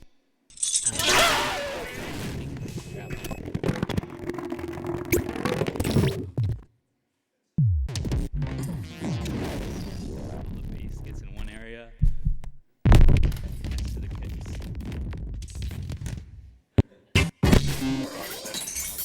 Up there. It's the same idea. All the similar things are together, the different things are apart, as some of the previous presenters' work. This led to some consulting work I did with Google Creative Lab, where I advised and wrote code for a few projects that live online. We turned that kind of sound organization system I just showed you into a drum sequencer called Infinite Drum Machine. We worked with Cornell Lab of Ornithology to organize North American bird sounds. We built a small hardware synth that uses some machine learning to blend or interpolate between different samples. And recently we worked with NOAA to find patterns in many terabytes of humpback whale recordings. Those same techniques that I use for the sounds can also be applied to other media, like images. So in this case, I was working with a studio in Japan called Rhizomatics on an archive from researcher Itsuo Sakane, who has spent decades documenting media art around the world. And he's got this unparalleled collection of hundreds of hours of video that have just recently been digitized. So we extracted these really high-level features from the videos using convolutional neural network. So these abstract concepts like green background or blue sky or circular objects or eye shapes or feathery textures, they all get grouped together. In this area, we saw some faces, and we could see what frames were coming from the same video and watch them. Laying out all the images in a collection or the sounds isn't always the most helpful thing. Sometimes when machine learning provides a metric of similarity, another approach is to build a search tool. So again, working with another studio, the Studio for Creative Inquiry at Carnegie Mellon, we built this similar image search tool for satellite imagery, which is designed to help the public find patterns of interest in maps, or sorry, in satellite imagery, and to democratize geospatial intelligence. It's really ideal for locating infrastructure that's not usually indicated on maps. So for example, if you click on one container yard, it pulls up other container yards, and it works just as well with cul-de-sacs or sand traps or power lines or tennis courts. As humans, we like to make marks on maps. We like to create metadata when we think something matters, but it's interesting to me that to a neural network, everything's remarkable. I've also been working with the Studio for Creative Inquiry to analyze the work of Teenie Harris, like you just heard, who's a newspaper photographer from Pittsburgh, who documented the African-American community there from the 30s through the 70s. The Carnegie Museum of Art calls his 70,000 photos one of the most detailed and intimate records of the Black urban experience known today. I've worked with the museum and some other folks to help analyze and sort these photos in ways that are kind of intuitive and playful for newcomers to the collection to explore, but also helpful for the curators and the archivists who are working with Harris's images. And he didn't keep notes on his images. There's just kind of a bunch of boxes that have the photos shuffled into them. So there's a lot of questions about those photos. One of the main efforts we're working on is to help the archivists identify who are in these photos. Many of these people are still around. Cross-referencing hundreds of thousands of faces is probably best accomplished with automatic face recognition, which is kind of neat for me because in most of my work, I treat tools like face recognition as this potentially dangerous technology that needs to be carefully examined. And it's really refreshing to work on a project where it's just like very clearly helping reconstruct the past and doing good. Right now, we're exploring different interface ideas for presenting these collections in intuitive ways for an installation at the Carnegie Museum of Art. This whole process for me of training neural networks and using neural networks has reframed how I see a lot of other kinds of lists or collections or sets of observations. It kind of gave me a new perspective on this book from this experimental French writer, Georges Perec, called An Attempt at Exhausting a Place in Paris, where he sat on this bench in Paris for 3 days in 1974 and tried to write down everything that was happening around him, down to the smallest details. You know, a bus passes, a baguette peeks out of a bag, someone trips. Every little detail. And his writing really feels like this very human active observation, something that can't be automated, but somehow he's still trapped in this automated system, this performance of his own design. So I decided to restage this performance with a crowd of people distributed across the internet. I thought maybe by crowdsourcing these observations, we could get closer to an understanding of what the computational gaze might feel like in the future. So this idea became Exhausting a Crowd, which I worked on with Jonas Jongjan, and we recorded 12 hours of a busy intersection in London, Piccadilly Circus, and streamed it online with a tool that allows people to add notes to the scene. And this is one of my favorite sequences. So it was added really early in the project by a handful of different people. I'm just gonna read it. So watch the couple kind of at the bottom right corner here. They're sort of walking up, and it's annotated. And so then I says to Mabel, wait, look over there. Kiss me, you fool. Gotta pee. What, right here, right now? Yes, kiss me right on the lips. Couple kissing. It's amazing because this story is told by multiple people over many visits to the website. It's not one person. Do you think anyone's recording us? And while I was working on this, I realized the kind of lie of mass surveillance, which is that more data leads to more knowledge. But when you have a pile of data, it still takes humans to kind of sit with it and make a story out of it. I would guess you all know that already, but a lot of people who are building surveillance systems don't. One of the biggest dangers of automated systems is that we can lose ourselves inside of them. We become the tools of the thing that we created. Maybe you've felt this as you've seen elections manipulated by botnets and psychographic profiling. I looked into this piece, I kind of was looking into this feeling through this piece called Blind Self-Portrait with Matt Metz. And in this installation, the visitor sits down, holds pen to paper, and when they close their eyes, in that moment, the machine starts drawing using the visitor's own hand. And the human in the loop here is basically minimized. They're reduced to this fleshy apparatus that becomes tool of this larger system. And when I talk to people who are afraid of artificial superintelligence, I think a lot about what it feels like to have your eyes closed while this machine's moving your hand around. You sort of wonder if it's going to treat you as poorly as you've treated some other people when you had control over them. Or in this piece, People Keeper, with Lauren McCarthy, we explore the possibility of machine intelligence controlling every aspect of our social life. We only have so much emotional bandwidth. Bring it in. And limited time. Our social circles are widening.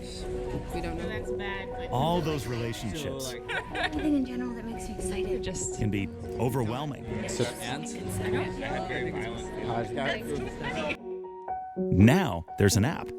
People Keeper tracks your physical and emotional response while you're hanging out. And it analyzes the data to identify who stresses you out, makes you excited, sad, or happy.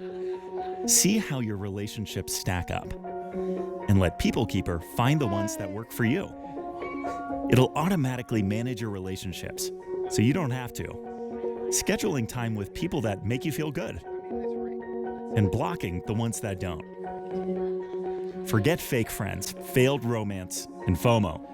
Optimize your social life with PeopleKeeper. If you've been watching other artists over the last few years, you'll know that these examples are just one facet of machine learning in the arts. Many visual artists have flocked to new tools, building on machine learning techniques like generative adversarial networks and style transfer to build these surreal images. And other people are focused on imitating human creativity instead of augmenting it. I'm also interested in that kind of imitation. I've been working with Rhizomatics and dance group 11 Play to explore machine imitation in the context of dance. Here we trained a neural network to imitate and follow a dancer's movements. And we tried to focus on this moment where the network is kind of unfinished, still learning how to dance from the human. And I think that unfinished state provides some insight into how the network sees human movement. And for me, I'm most excited by that. That's what all my work's been coming back to, the way that machine learning provides this alien perspective on ourselves. I think in a lot of ways it mirrors the role of the artist in society if we kind of use it the right way. I love the way that my ego just starts to melt whenever I have to ask, was that piano piece really written by a bot? I like that kind of fear of, that mixture of fear and delight that comes from seeing an automatic system accomplish something that seems impossible to automate. So one of my goals in making this kind of work is to create a space for reflection on these technologies in our everyday life and how they're affecting our society. I want to create spaces for building intuitions for weird intelligence. Thank you.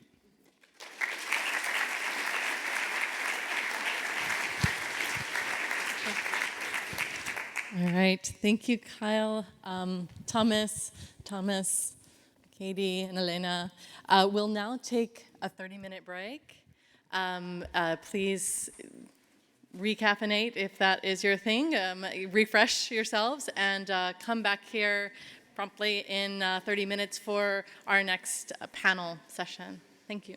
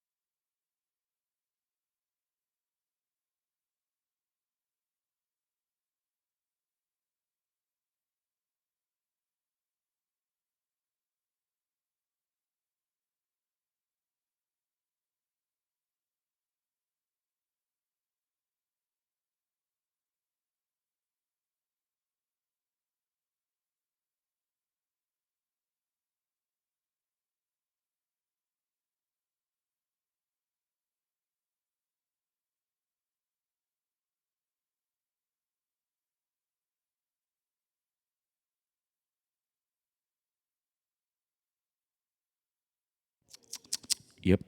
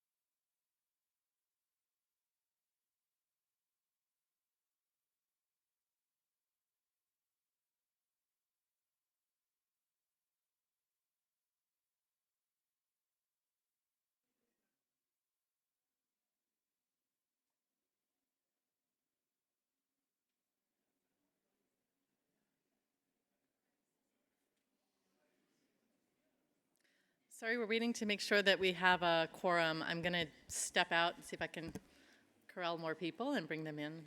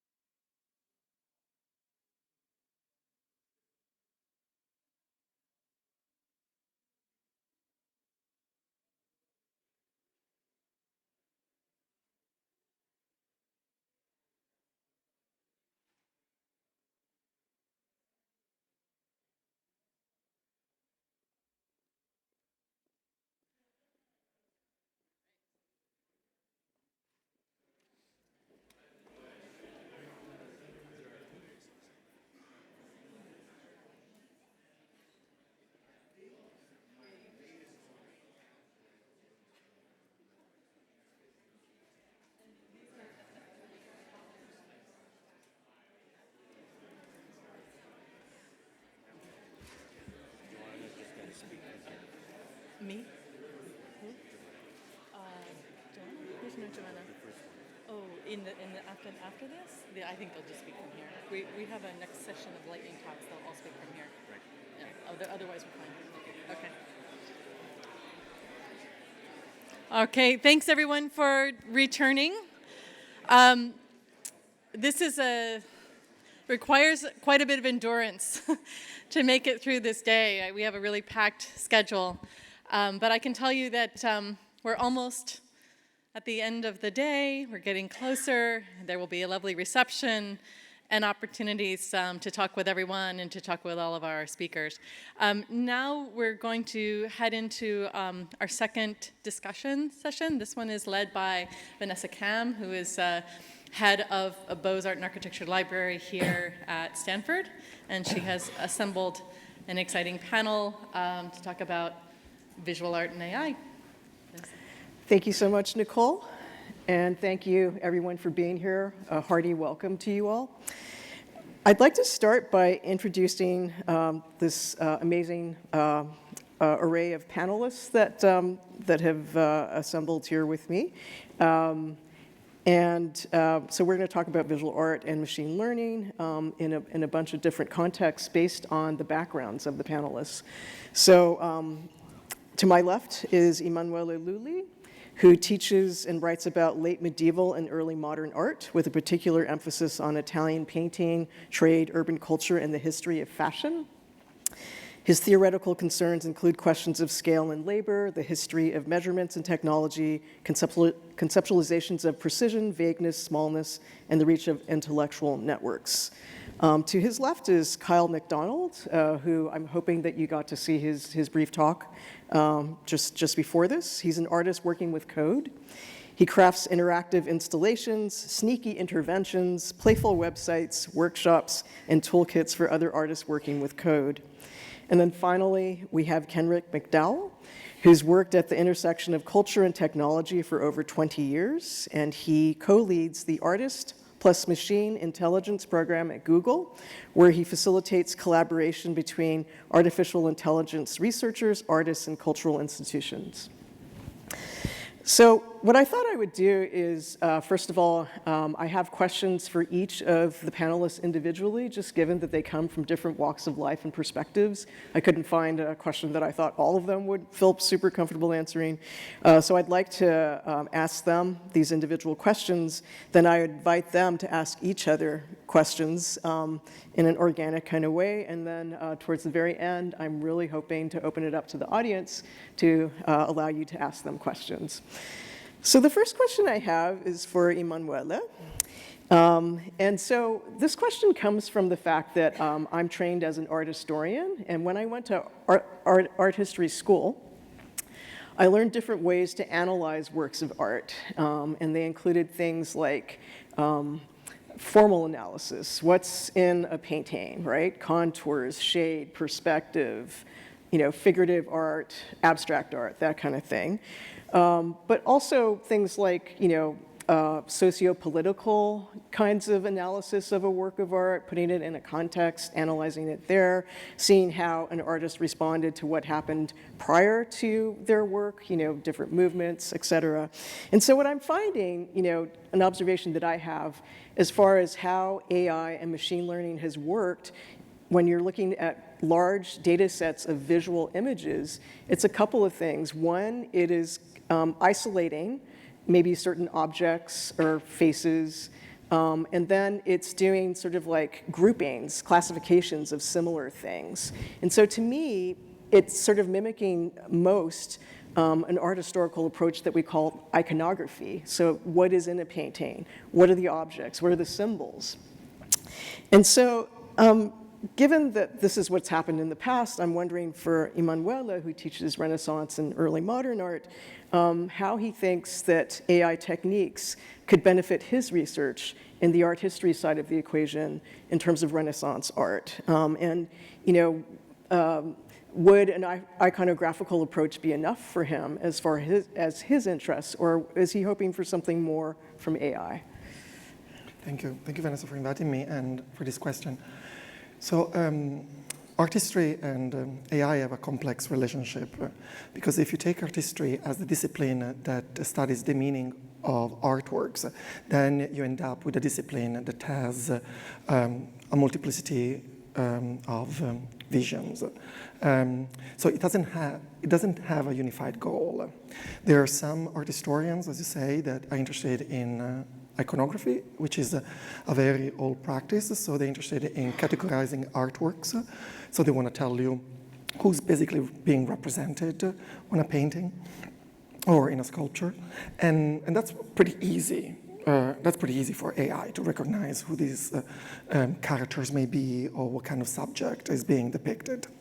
But then there's a reaction to this mode of doing art history, which is, we can call it the social art history, where they're trying to find the meaning of an artwork within the wider context. And that's where AI somehow would have to mine data from a multiplicity of fields, so understand the politics, the kind of the social issues at the time in order to try to see what kind of role these paintings had. And that, for instance, where AI may be struggling at the moment. There have been multiple projects by numerous universities and research centers that relate art history and AI.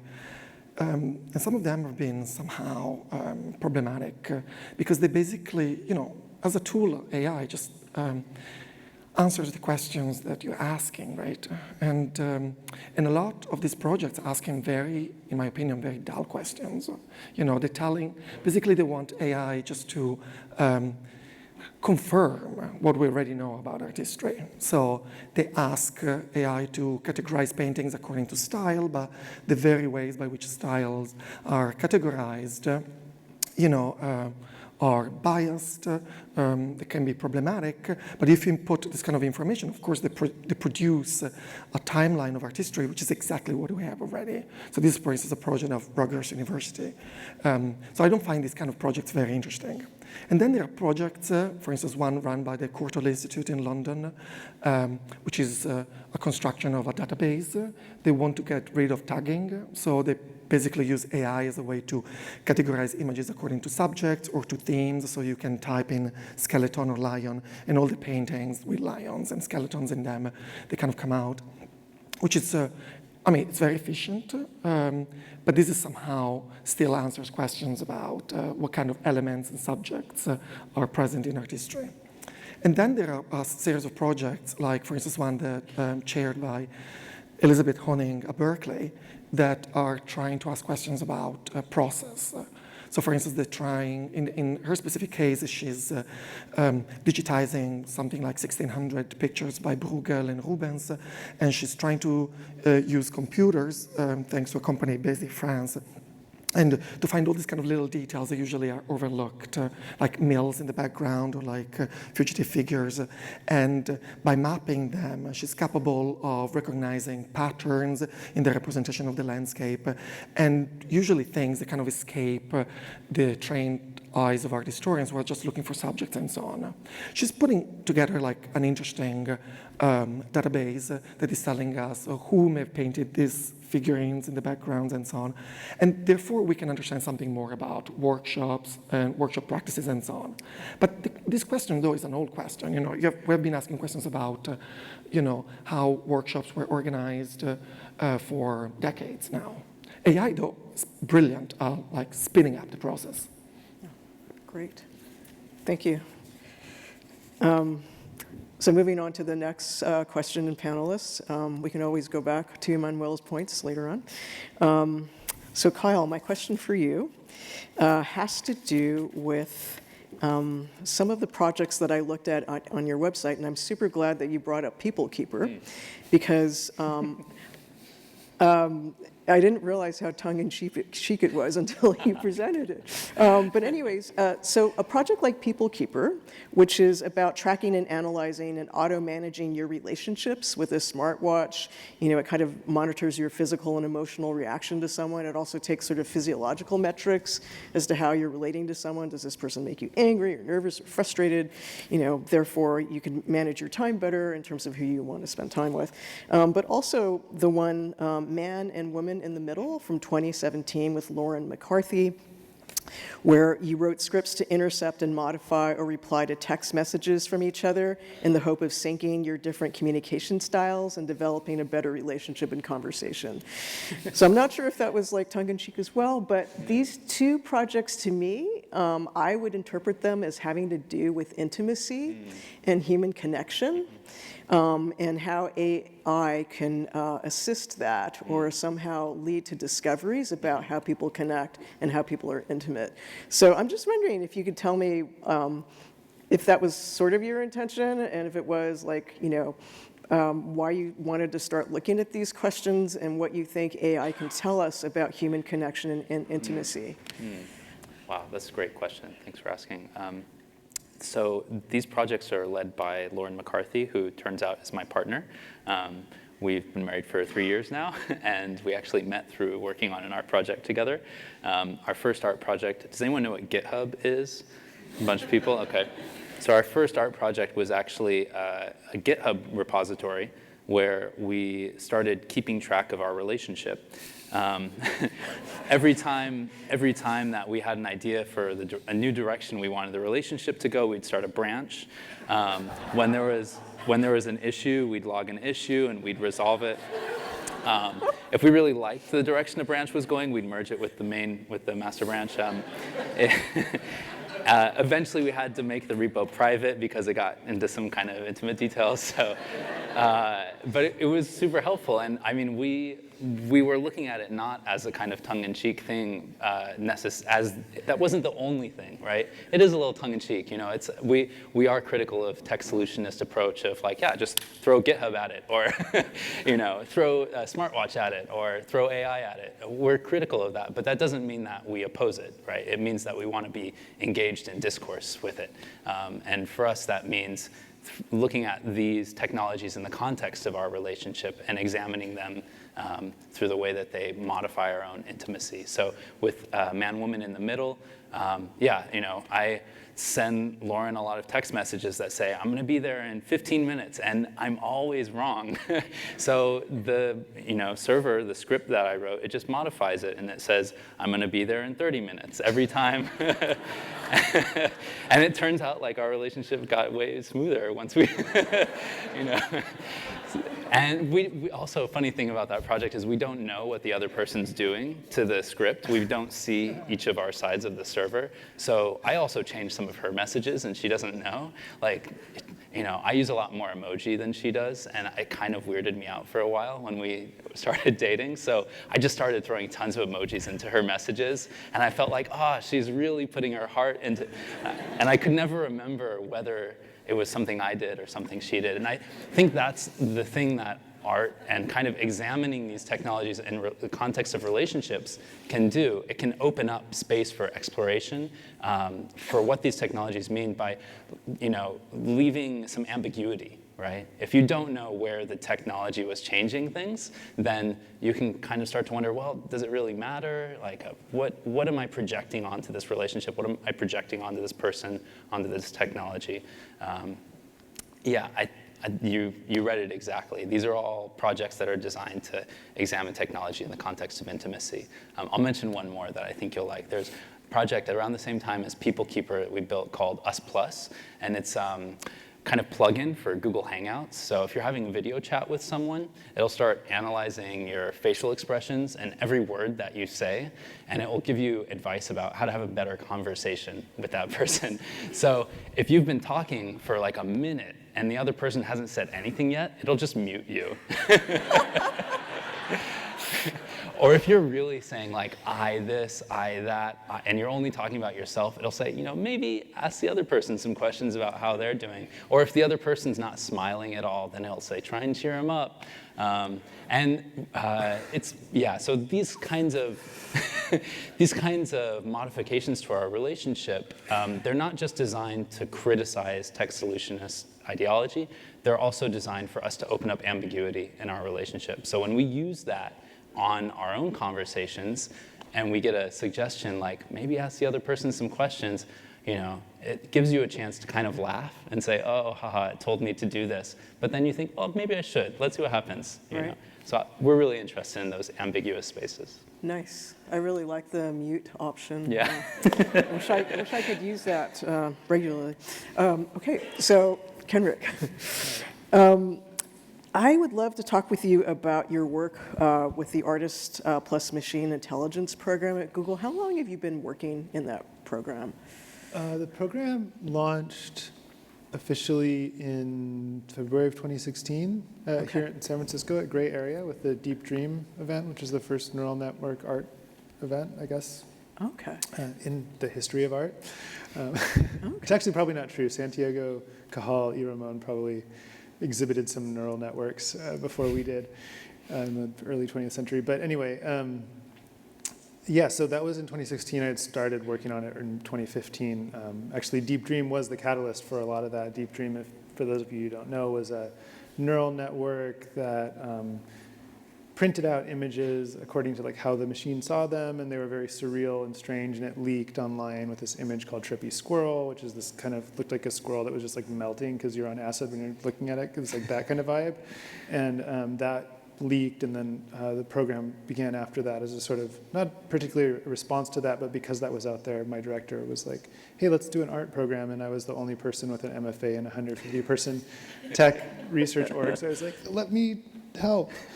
And so then we launched that program in 2016, and so it's been running since then. We've gone through different iterations where we were working in really small scale ways. We've now are engaged with a lot of other groups at Google, like Google Arts and Culture, for our grant giving and for our collaboration. We have creative technologists that work on our team with the artists to realize their visions, their projects. Great, okay. So it's only been about 3 years, but one thing from my understanding is that the Artist plus Machine Intelligence program takes proposals from artists who want to work with machine learning. And so I imagine by now, after 3 years, you've kind of seen a number of different types of proposals that have come through. And I'm just wondering about, first and foremost, I think, AI working, artists working with AI, it's really a collaboration. Obviously, AI doesn't go off on its own and create art. There's a human hand present. And so you've probably seen a variety of different types of collaborations through these proposals or just your exposure to artists working with it. And I'm wondering if you can try to sort of describe the types of collaboration that you've seen, whether it's things like, collaborations based on like imitating the human hand or kind of augmentation of what artists can do. So if you could sort of, describe the nature of collaborations that you've witnessed through the program, but also if there are any ones that you feel are particularly innovative that kind of like go outside the box of what you've seen as a norm in terms of collaboration. Yeah, that's a great question. I don't want to sort of like, I'm hesitant to sort of like reproduce a whole bunch of tropes about like what is AI art, because this is the thing that we're kind of constantly pushing against. But I will maybe focus a little bit on like what are some of the technologies and how do people kind of respond to them. One, like I was talking about Deep Dream, which was a generative system or a neural net that generated imagery. And these types of generative systems actually have quite historical artistic precedent, in the 20th century at least. But with neural nets, we can, take like generative adversarial networks and these other types of like recurrent neural networks and make them print out imagery or generate large amounts of imagery, large amounts of text. And often those are, well, they're always trained on a corpus of data. And so a lot of times what you'll see is a practice where an artist curates a corpus of data, whether it's poetry and literature or images that they themselves have shot or from the public domain or that are appropriated in some way, and then train a neural net on those and generate those types of images like endlessly. And of course, in that case, like the meaning of the image is not in the individual image, it's in this flow of images that comes out of it.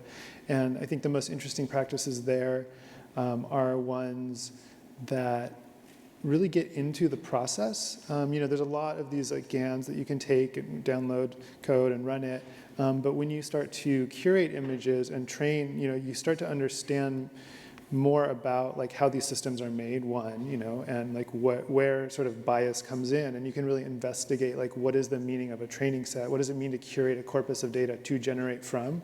So we're working with an artist named Anna Ridler in London, and she's done a piece which I curated into the Google I/O conference last year, which was made from tulips. And so she took tens of thousands of photographs of tulips herself, and then trained a GAN to generate these tulips. And so she had video screens that were, kind of growing these tulips, but the tulips were tied to the current price of Bitcoin. So there's obviously like a historical analogy with the tulip craze in Holland and all that kind of thing, but there is also a sort of like larger framework for looking at the intersection of these different systems, for her to really curate her own data set and like have her hands like really deep into that process. And we found, when artists do that, the things that come out look much more like their own. There's also within that project in particular sort of implicit, I'd say, institutional critique around technology and the systems and economics. And those, I think there's a really interesting convergence recently with institutional critique and media art and sort of that stuff all coming together, partly because the people that are able to create media art need a lot of institutional structure, but also because media technologies and digital technologies like AI are so prevalent in our daily lives that it's hard to use them without having some kind of critical take on them. And if you don't do that, then you're, maybe assuming a lot. So, that's one category, kind of generative. There's a lot of work that uses these generative systems as inspiration or in interplay with the hand. So Robbie Barrett's done some really interesting collaboration with a painter in France whose name I can't recall at the moment, but they did a series with skulls, and this guy's painting skulls all the time. So Robbie trained a neural net on the skulls, and they generated those, and they were kind of shown together. And so there's, I'd say the first kind of impulse for a lot of people when this stuff came out was like, oh, well, now we can make a robot that will make art and then we don't have to paint anymore, which is like, okay, well, I don't really know why you'd want to do that as a painter. But then I think the next reaction was kind of like, oh, well, we should collaborate. You know, it shouldn't just be, that's just automating away something important. Let's collaborate. And so the nuances of that collaboration are where a lot of this stuff comes in. And, you know, I'd say there's also been a trend more recently where really established media artists or artists that work like with architecture installation, like Pierre Huyghe, Hito Sterol, both had shows at the Serpentine in the last year that involved AI systems, and they're kind of trying to contextualize AI as one component of a larger contemporary art practice that folds in installation, architecture, sound, choreography, and just kind of that totally open space of contemporary art. Great, thank you. I'd like to open it up to the panelists to ask each other questions. Actually, I have a question for both of you, since you're both talking about process and how somehow AI is making you more aware, or your artist, right? Aware. So maybe you can tell us a little bit more about what you were just saying, how, you know, perhaps specific interventions where AI made you aware of something like a blind spot, maybe, in the process, and that you found that there was some sort of creative outlet from it. I'll share one. When I was in high school, there was this chatbot that I talked to on IRC. I don't know if anyone remembers IRC, but and I was really surprised by the quality of the conversation. I mean, by today's standards, it was terrible, but at the time, I was just really impressed. I thought, this isn't the kind of conversation I should be having with a computer, right? This is a conversation I should have with another person. And that was the first time, and it's happened a lot more since, where I've had this feeling like these creative systems, or maybe human imitating systems, can help us like decenter ourselves in some ways as creative people. I think when I saw that, I felt like, well, what's left for me to be human? You know, if this computer is so good at having this conversation. And then recently, it's like, you know, there's some great work on music composition from Ana Huang, who's also working with Google. When I heard her compositions from Music Transformer, I thought, wow, what's, you know, not really, but kind of what's left for human musicians to make. And I think every time that I feel that space getting filled up of what I previously thought was just human, then I have to reevaluate what my role is, you know, and understand better what it means to be creative as an artist. So that's kind of related to that process, but I think it's more about the reflection that these systems create in me. Yeah, I agree that I've often compared AI to a mirror in terms of like what it shows us about ourselves and our projections that we project onto it. I think I would say I find that mirror well used when it's turned onto systems. So we did a project in 2017 with an artist named Ross Goodwin who creates AIs that write poetry, and we did a road trip with him going from New York to New Orleans. And he had a surveillance camera on the car that was taking snapshots every minute, and then an AI system, a machine learning system on his computer in the car that was spitting out poetic descriptions of what it saw. And what the project really revealed to me was, in terms of like the narration of these systems and the building up of a sort of sensory apparatus for a machine learning network, was how scarce really real information was. Because we were using the Foursquare API, which if you're driving down this corridor from New York to New Orleans, is going to basically tell you about freeway exits, fast food restaurants, stuff like that. And so when we like turned that input into poetry, it showed what information was available and what description of reality was available, and the sort of lens. I mean, to me, it was a very dark story that it was telling, because we were driving down this kind of like disused industrial corridor, kind of like following in the veins of like the American road novel, and its kind of like masculine automotive like aspects with this kind of speed and overproduction of text, and like that it felt very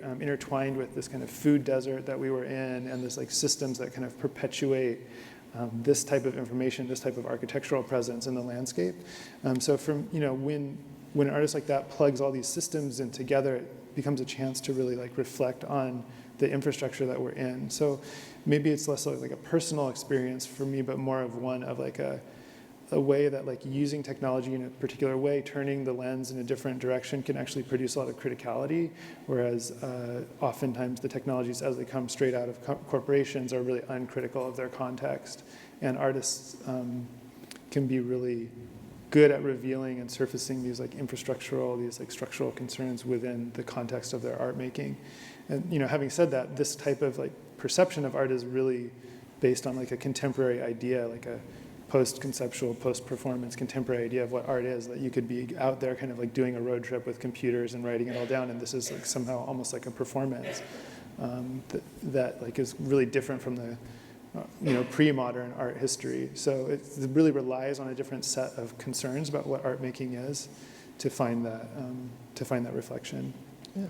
And if I can add, you also have a completely different scale of data. I mean, like one of the biggest differences between the work of both of you and mine is that I'm always struggling against the limitations of the data I have. I mean, for artists like Vermeer, we don't even have 20 paintings, so it's very difficult to understand what may happen, and that's that's a kind of fixed problem for like all pre-modern artists. So actually, my other questions would be like, what do you think are the kind of blind spots or shortcomings you have to deal with? Because for me, it's mostly about the quantity of the data. It's limited, and sometimes, research centers, universities are spending a huge amount of time to digitize and, quantify the little data we have, and then somehow even that is not enough, right? To get a picture, but you've got endless pictures of tulips and so on. I mean, I think one blind spot is, as a creative person, just accepting the research that's available as what's available. I mean, we have a few tools, like we can imitate things, we can check what the similarity is between few things, we can what else? There's not a lot available. And so I think it's important to take a step back and say, what questions do I want before I even look at what the research tools are that are available? And I think that's one reason that tomorrow the workshops are really helpful for people to dig into some of these techniques and understand, just because similarity looks like the only application of this, that doesn't mean it's the only application. Maybe there's other questions you can answer that you didn't think you could answer using these tools. Exactly. I wanted to pick up on something that Kenrick raised about criticism and institutional critique. Before I open it up to folks. So there's this artist based in Vienna, Hans Bernhard, has come up with an idea about the next Documenta, the really important international art exhibition that happens every 5 years in Kassel, Germany. And he suggested that an AI machine should oversee the event as, quote, humans have lost their perspective in light of the exploding art market flooded with thousands of artists and millions of works. So what do we think about the potential of AI to introduce some critique of the standard ecosystem of how the art world works with things like Documenta? What do we think the potential is for? Yeah. I mean, to my mind, it really depends on who makes it, right? If there was a sort of Mondragon anarchist art collective that wanted to create an AI art evaluator and unleash it on Documenta, then that would be really super interesting. If they want Google to create it, I don't know if that's a good idea. But really the point of saying that is whenever there's an AI solution proposed for a problem, the question is whose AI and for whom. I like what you were saying about sort of Emanuela, about the reproduction of past knowledge. This is I think if you were going to approach that problem, the conventional answer would be okay, well, let's look at all the art, let's get pictures of it, let's rank it, how much it costs, put other data parameters in there, and then we'll put a piece of art in front of a camera, and it'll say, well, this thing is worth this much, so it should be included or not, But really, that's all based on a certain set of data and assumptions, and so, I think more AI with more different opinions and with more perspectives embedded in it is better for everyone. So I could see it being interesting if maybe they said, let's get 30 different AIs to curate Documenta, at the same time, like by different groups. That would be interesting. But this is the problem, is inside when people say, well, an AI did it. There's kind of this assumption that like that's like a thing. There's just an AI and it's good and it's smart and it belongs to who knows, So who's AI, and for whom? So I think we have just maybe a few minutes for audience questions. Anyone have a question for any of the panelists?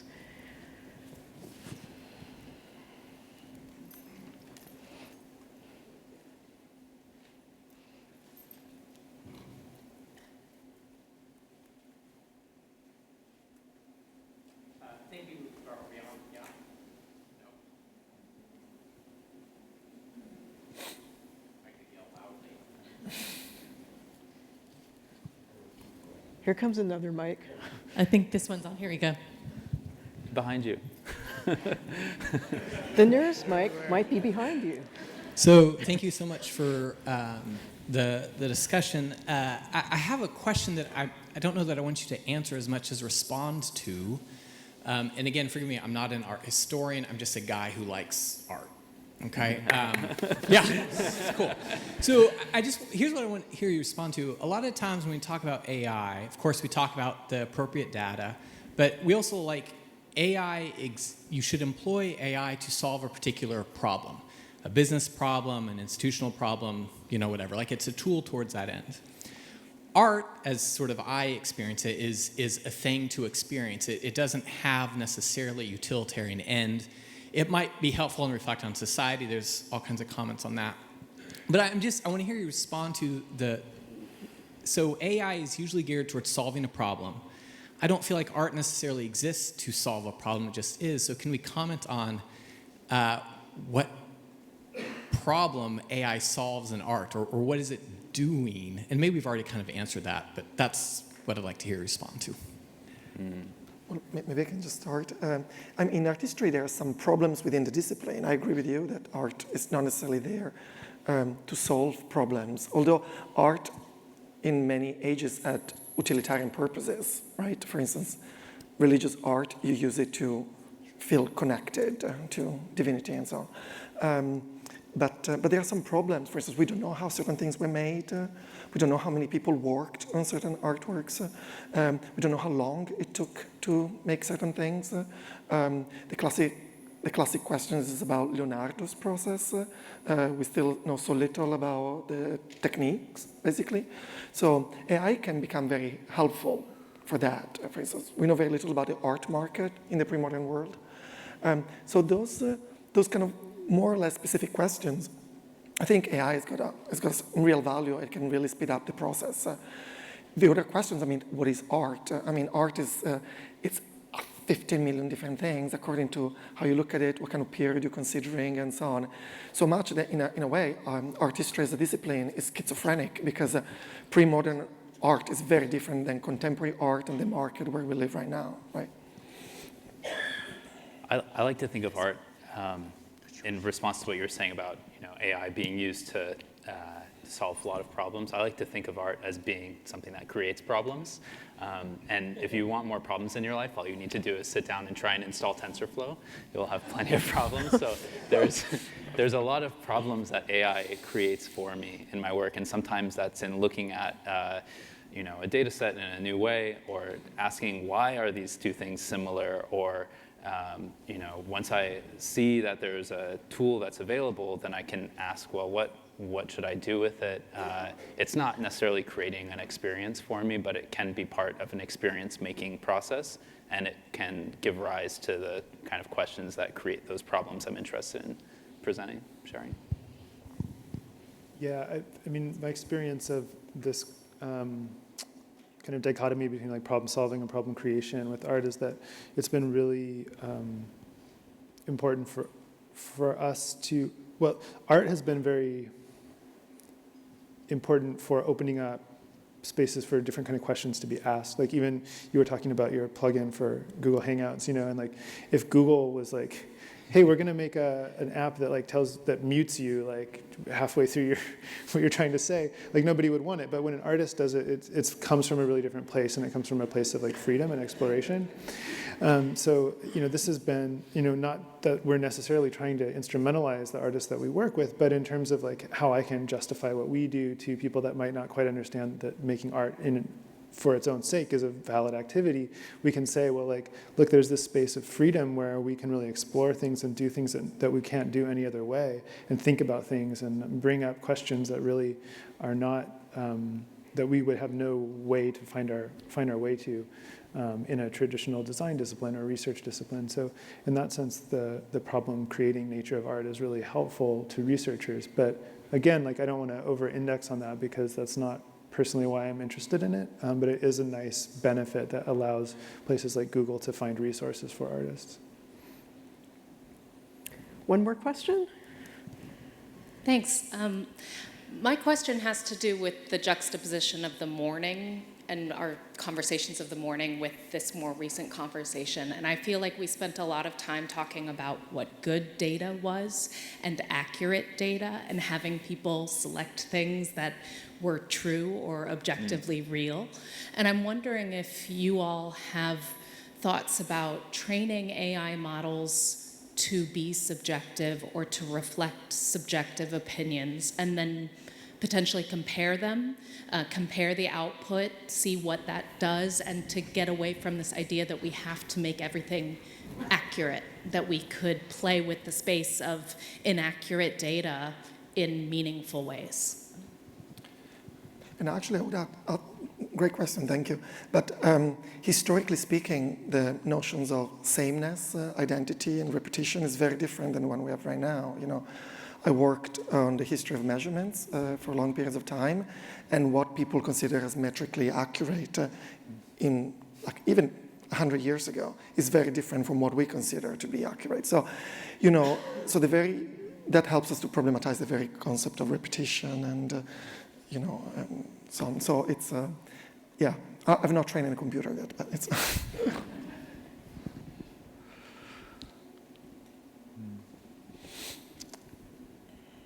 I guess maybe what I would say to that is the idea of questioning the validity of data, or even measurement, really undermines a lot of the narratives that technology is promoting in general in culture.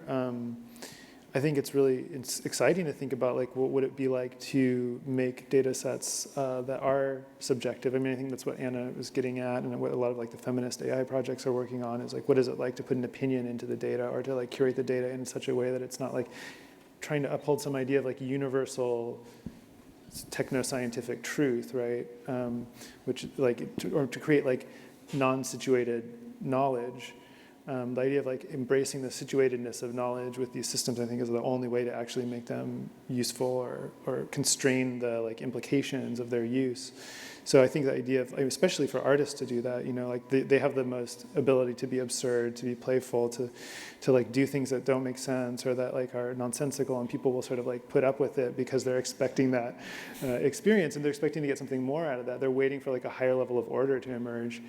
So I think that's a really exciting proposition. But I guess to what I was just saying, there's a political angle to that question of objectivity and desubjectified objective knowledge. That it's upholding some ontology at some point. So anytime there's a kind of transparent system like that, we have to be skeptical to some extent and say what knowledge is being hidden here, what point of view is being centered.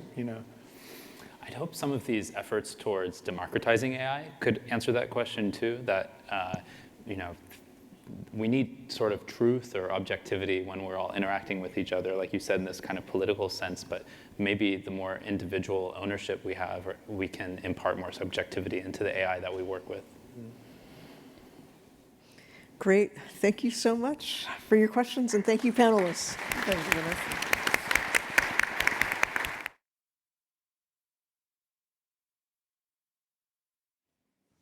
Right, so we're going to move into our last set of lightning talks. If I can get Karen, Karyani, and James up here. There we go.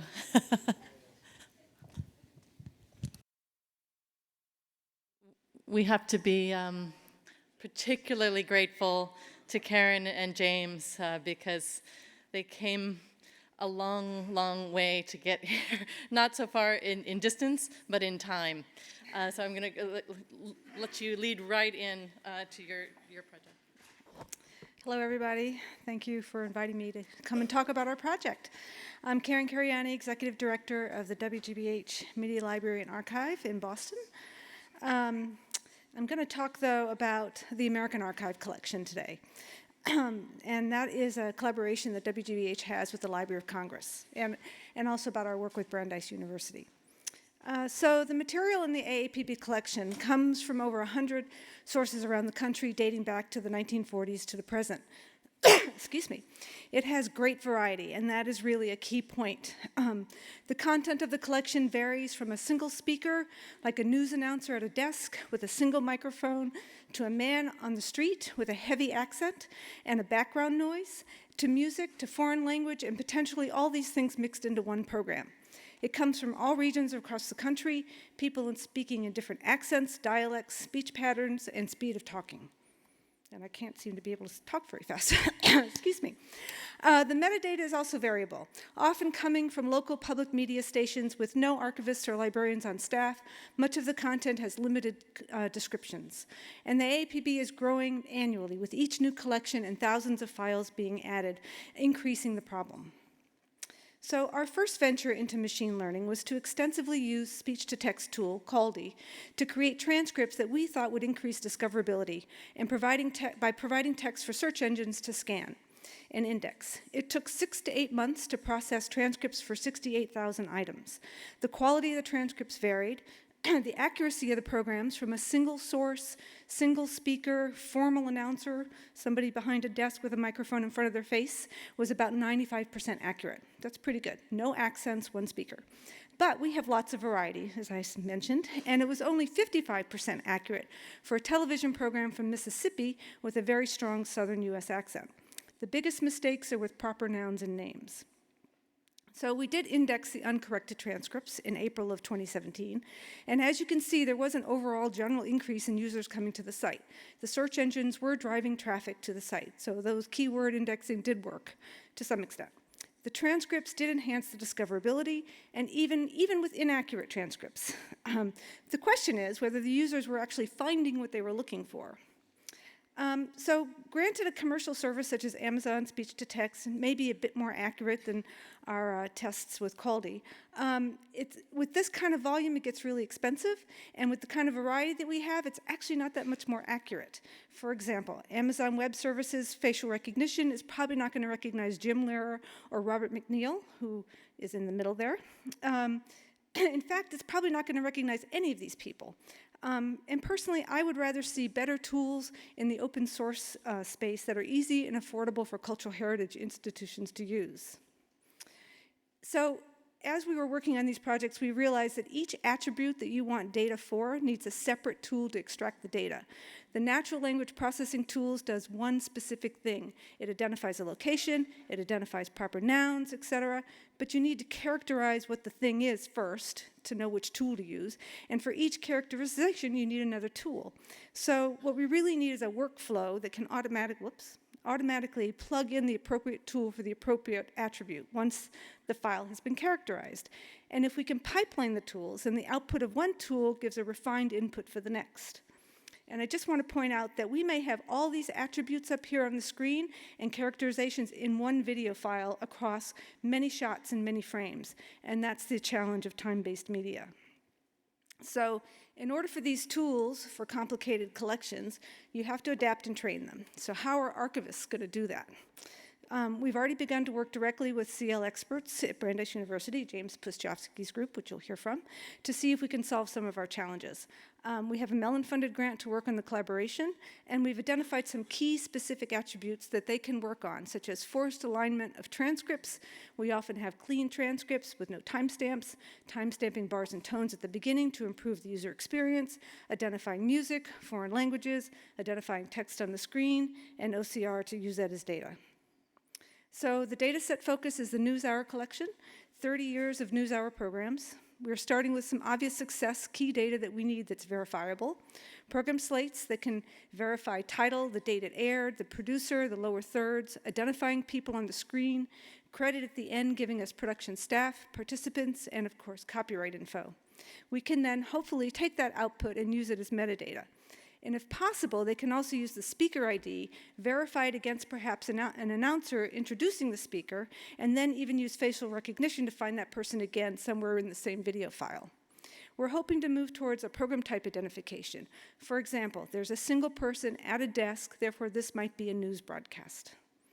So we started talking what we needed as archivists, and if the Brandeis team could help us, and would the work be interesting enough for them as computational linguists in a research environment, and what challenges do we have that would be interesting for them to solve? So James is going to talk about the work.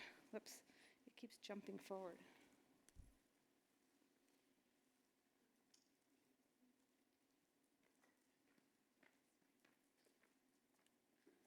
So my name is James Piszczowski from Brandeis, and I'm representing our group, the Laboratory for Language and Linguistics and Computation.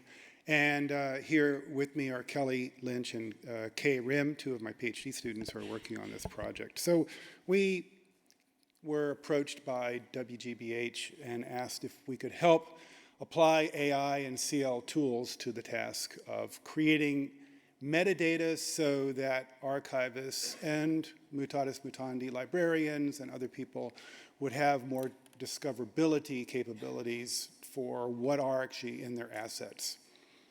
And to me, it actually turned out to be something more than just an application, but was actually a research project. A couple things to note. Within audiovisual data, the task of actually analyzing the data are already uniquely more complex than just text, something that we had been very familiar with. You have time-based media, obviously, both audio and video. They're aligned, they're analyzed. You have text in video. You have, they're subject to linguistic analyses. So you have, obviously, the transcriptions of the audio to text data, which then, of course, becomes pipelined into NER and other NL tools.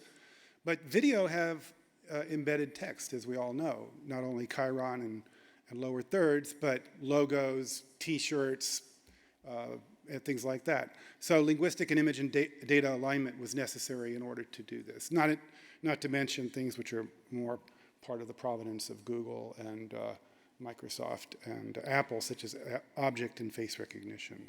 So we have been developing CLAMS, which is computational linguistic application for applications for multimedia services, allowing an archivist to create a new or access an existing workflow by dragging and dropping from a tool shed of registered tools of speech, text, and vision applications available in an open source fashion, enabling cleaning up, removing unwanted scenes and entire segments, intervals of a video, identifying text within video, indexing for search, and then for discoverability through visualization techniques such as Banana and Cabana.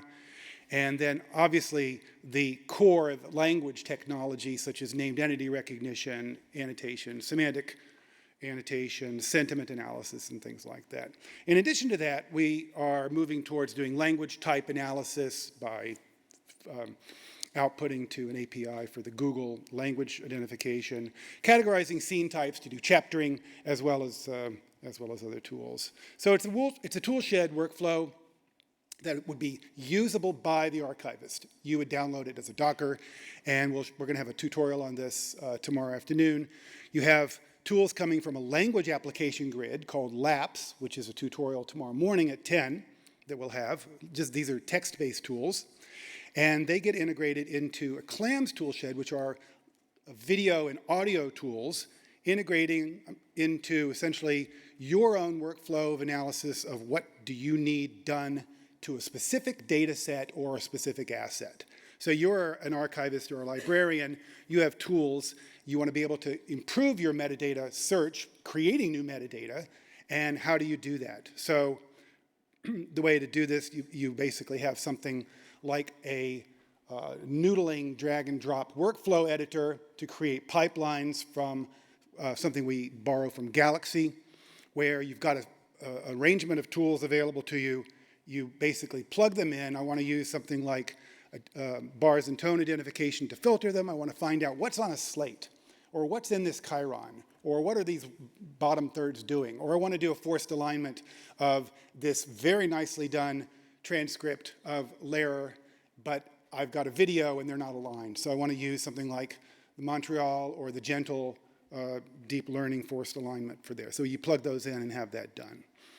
So the idea is it's an open source app development environment, and we'll talk about that. It all is based on something we call MMIF, which is a multimedia interchange format, which allows, in a JSON LD wrapped form, you to put something into the workshed.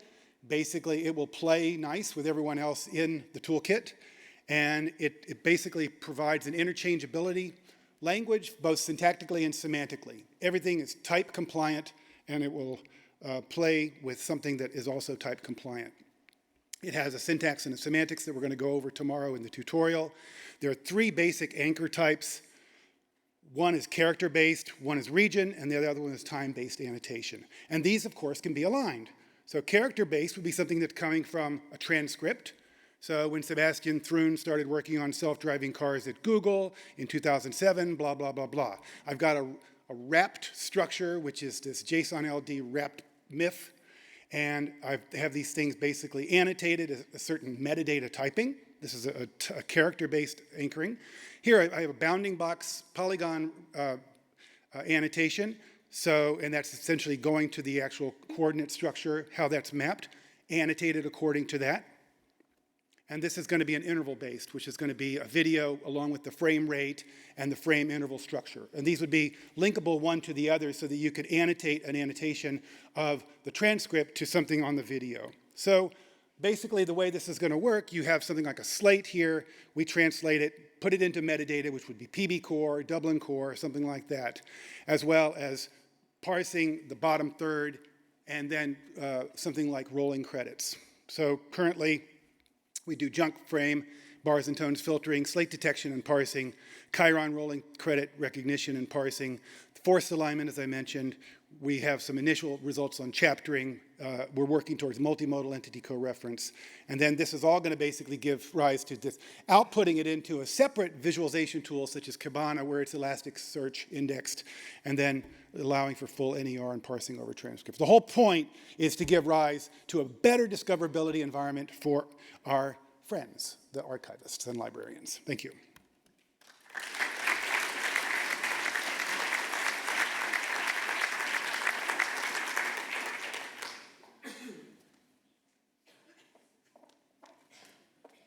Thank you so much, James and Karen. As I said, they're operating on very, very little sleep. So I'm very grateful to you for struggling through. And now I would like to introduce dear friend and partner now of some time in this effort of the conference, and also one of the co-conference program committee members, Sven Arne Brygbild. Well, thank you, Nicole, and thank you to the rest of the organizers of this conference. It's fantastic to be here. We did this last year in Oslo. We had some sort of a festival around what we called fantastiske fremtider, or fantastic futures. We hope this will be not the last one, but one of the first ones. As Aslak mentioned, we are into the boring part of AI nowadays. And I'm going to talk you through the boring parts of what we do at the National Library of Norway and why. But first of all, about the National Library of Norway. We are, as national libraries tend to be, a main memory institution in our nation. We take care of more or less all the information the citizen has access to, and we preserve it for eternity. We have one location in Oslo and one where I live up north. 15 years ago, approximately, we made this ambition of digitizing everything, because we believe people expect information to be digitally available where they are. And the status today is that we have digitized more or less all the books published in Norway from the beginning until now. We have digitized quite a lot of newspapers. We have a large radio collection and photographs and more. And this leads, of course, to AI. One of the things that makes AI possible today is the content. We have content and we have metadata. Together with the democratized software, the hardware, and also the general understanding. I am a great advocate for elements of AI. Go and see it, learn from the Finns. And this fits very well into the thinking of being a library, where we have lots of data which we want to structure into information. And what we aim at now, and Aslak pointed at that as well, we want to make knowledge. We want people to have better access to knowledge, and eventually be more wise, eventually. So we have established our laboratory with a few persons working only on AI in libraries, archives, and museums.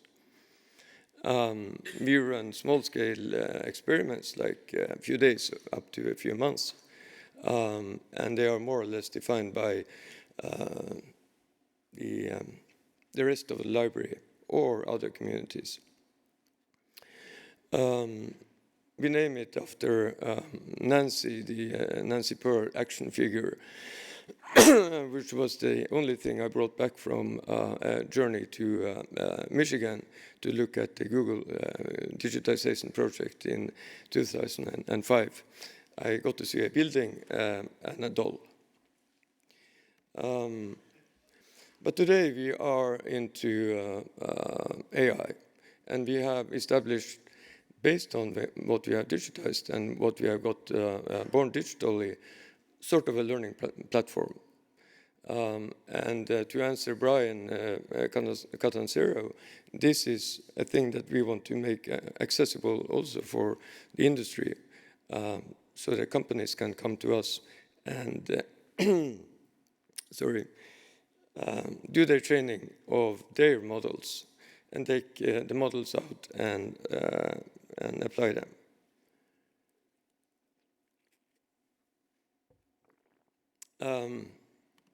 We use TensorFlow. We try not to invest very much in studying the technology. We have just chosen one platform, and it seems like it's a good choice.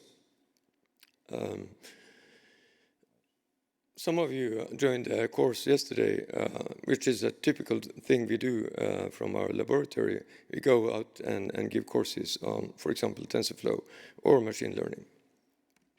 We also make pretty heavy use of commercial API services on the net to be effective, and also to study if they are applicable within the library. We mostly use, again, Google.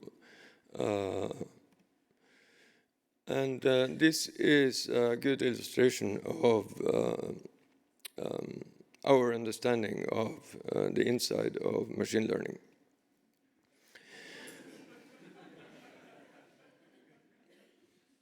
It is very precise, in fact. But we try to teach people around us a little about machine learning and introduce them to the circle of learning. We try to teach people to talk about good enough and not good enough, and going to the use of applications. What we typically do then is to run small projects on, for example, text, on photos, on audio, on video, more or less everything. And again, small projects, proof of concepts, experiments to demonstrate, to inspire, and to provoke. I'll skip a few slides. I promised my friends here at Stanford to show them a picture of my puppy. And it is apropos learning.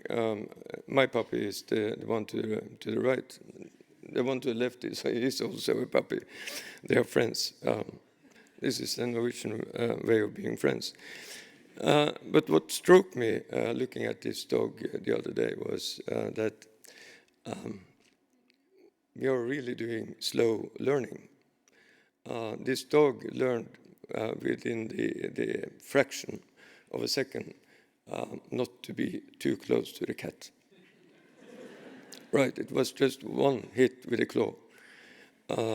So we have a way to go in terms of learning, at least learning fast. I'll walk you quickly through one of the large experiments that we have done, demos, to illustrate what might be possible and what we think is possible. And the experiment is to make a complete digital library without human intervention, without cataloging, with less human effort. We chose the content, all the newspapers from 1 month in 2011, 2 radio channels, and also 1 television channel in Norway. We wanted to identify persons, places, organizations. We wanted to some extent also to understand the content. We wanted to build relations between the entities that we extracted. And to make this a little fast, this is the principle for how we built the system. We made heavily use of Google's APIs, their machine learning based services, and we tried to make text out of more or less everything. And then we did the entity extraction, put everything into a search index, Elastic, and we combined it with information from the internet with respect to geolocations. And the result is more or less like this. We were able to place the information, do geo-based search in Elastic. We can zoom into the map. To the left, we have organizations, persons, and places. In this case, I've done a text search for our prime minister at the time being, and the bars to the left indicates the strength of the relation between Jens Stoltenberg and organizations, places, and persons. In this demo, I choose one of the newspaper pages, and based on the relation between Jens Stoltenberg and Maria Amelie, a person. And if we go directly into this newspaper page, we can easily see that there is some kind of relation between those two. And remember, everything is done without human intervention.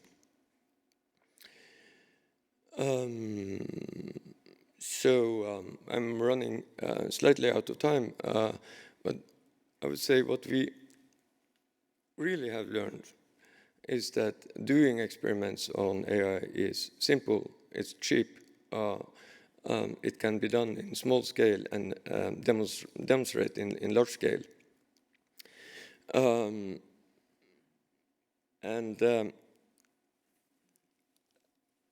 I think the most valuable experience so far is, in fact, that moving further is very difficult. We can do more or less everything of what we do with human resources today, but going into production, making these systems real is very, very difficult. And we talk about this oval, the red circle, the implications of going into production. And we have no explanation of why it is so difficult. It's worth spending some time on that area later tomorrow and on Friday. I'll skip a few more. Bryan Catanzaro also was into the development of the technology. This is showing the performance of image classification from 2011 to 2010. You can see the error rate, it goes down to 3% from 26, and the average for a human being is 5%. Still, we don't accept this as good enough. Another challenge is that we go into areas which are hard to explain, like similarity. Several speakers today has been into similarity, and we have done some work and going fast again. For photograph, it is obvious, it's easy to see that these are images of horses, except maybe one to the left down there, a strange horse. But for books, it is more difficult. This is, even though it is encrypted in Norwegian, you can see by the titles that they seem to be related. But when we put this into service, as a recommendation service, for example, does it make sense? Are the recommendations correct? Are they good enough? How do we measure the effect of what we show the users? So the main conclusions now is that we are just in the beginning of a long, long journey. We need to put the technology into production.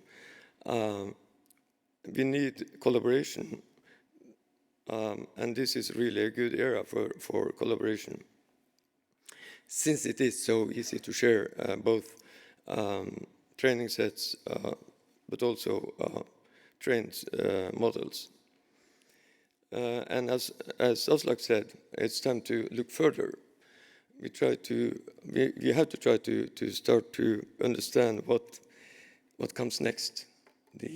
For example, the understanding of content. Right. We are here, the three of us in this laboratory, but also people from the language bank of the National Library, who also work pretty much on AI, on language. Thank you.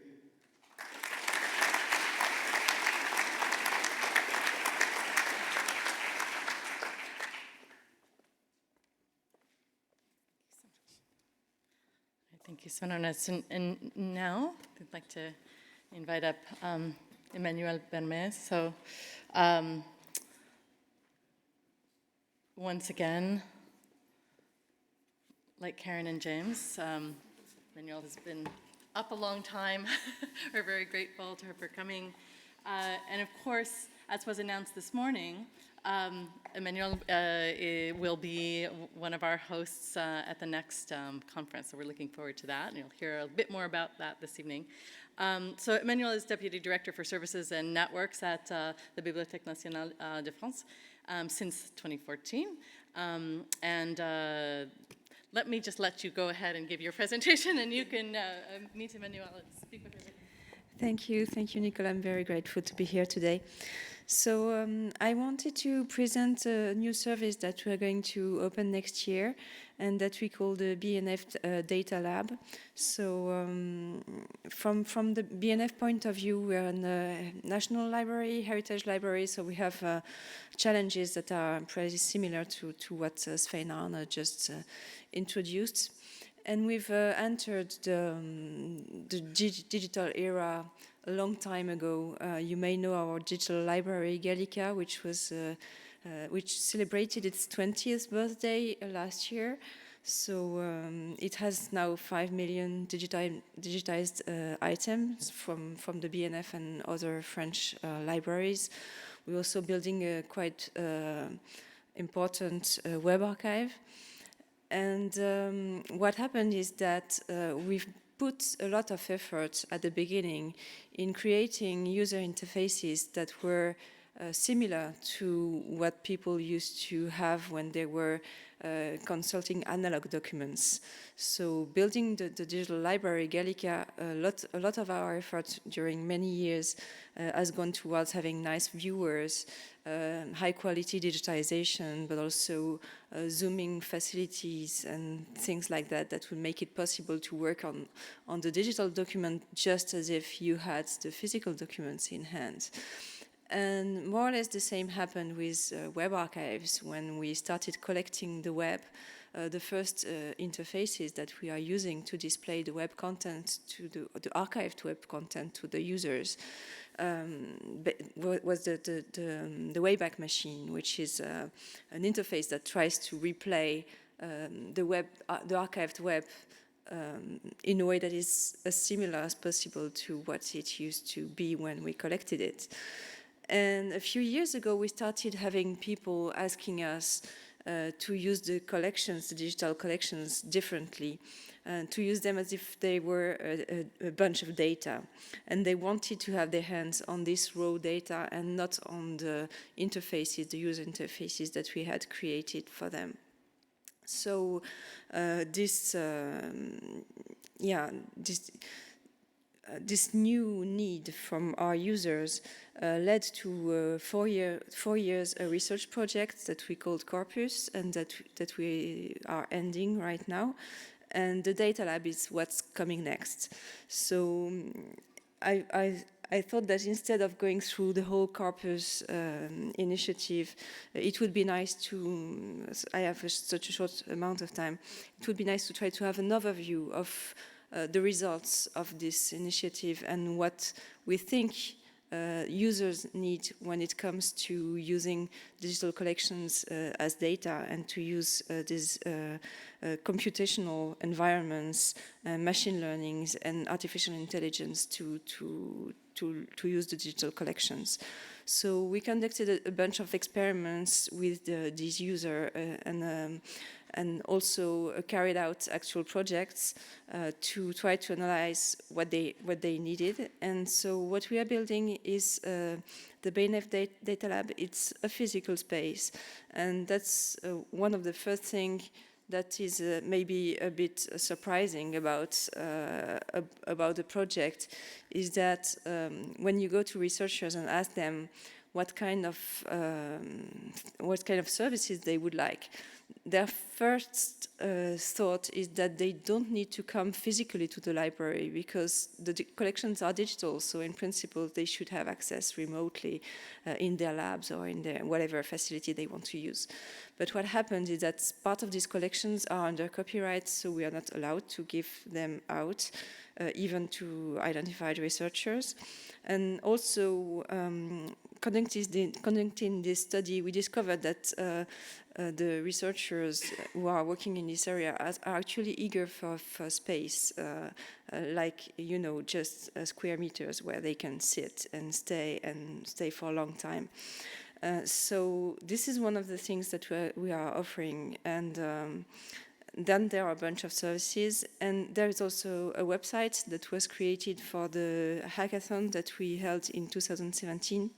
So you have the address of the website here. It's api.bnf.fr.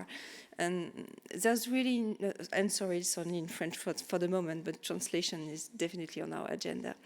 So there's really nothing really new about this website, except that we are bundling in one place all the computational ways to access the BNF data, be it data from the catalogs, OER, PMH repositories that allow you to crawl things, but also CSV file that we may have, and IIIF API, all the different means of accessing the different kinds of data in a computational way.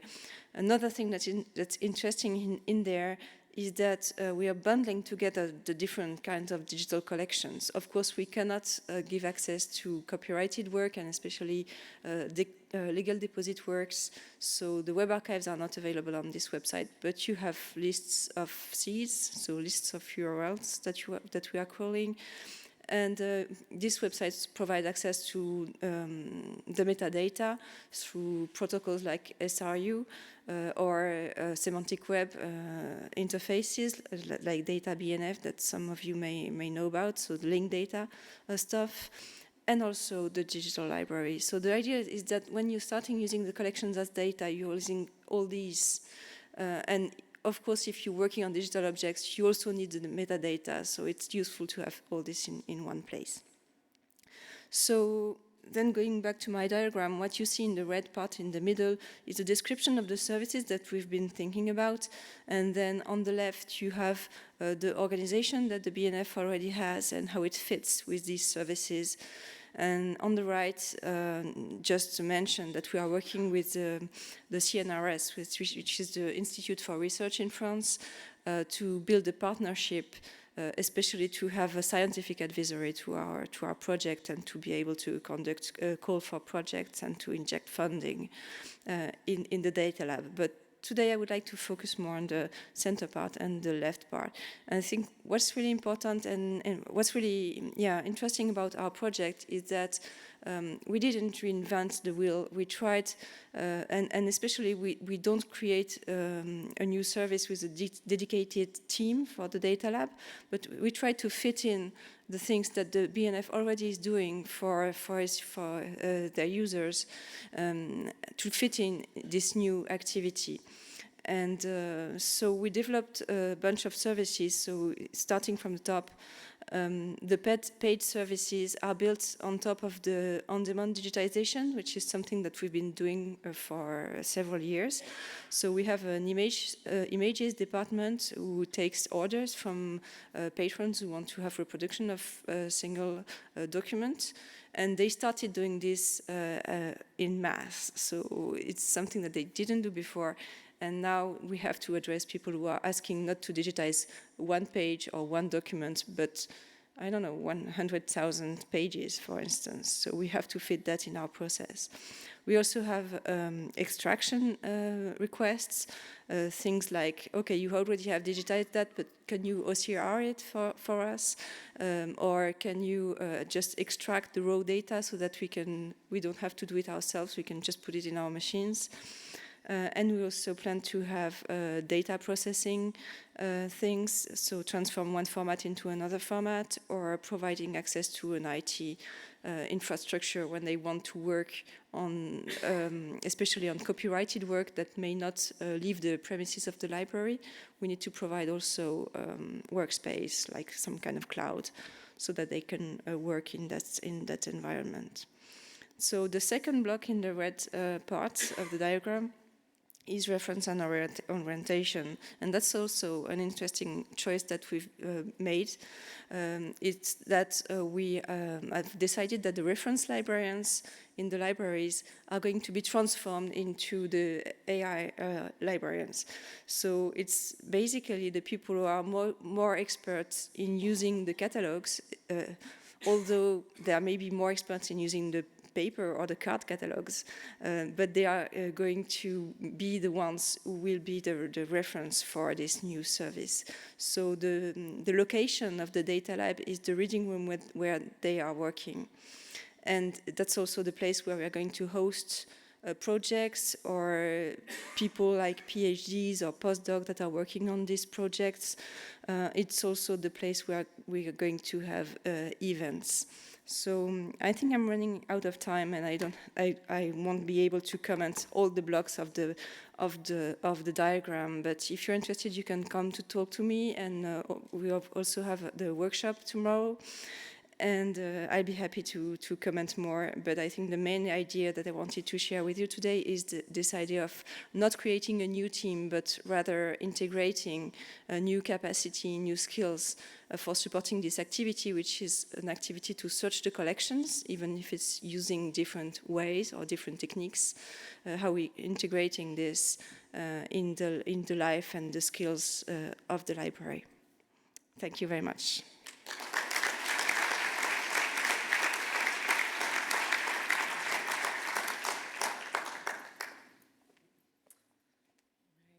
Thank you, Emmanuel. And now Peter Leonard, if you would join me. So Peter is director of the Digital Humanities Lab at Yale, and is going to show us what promises to be some exciting work with images.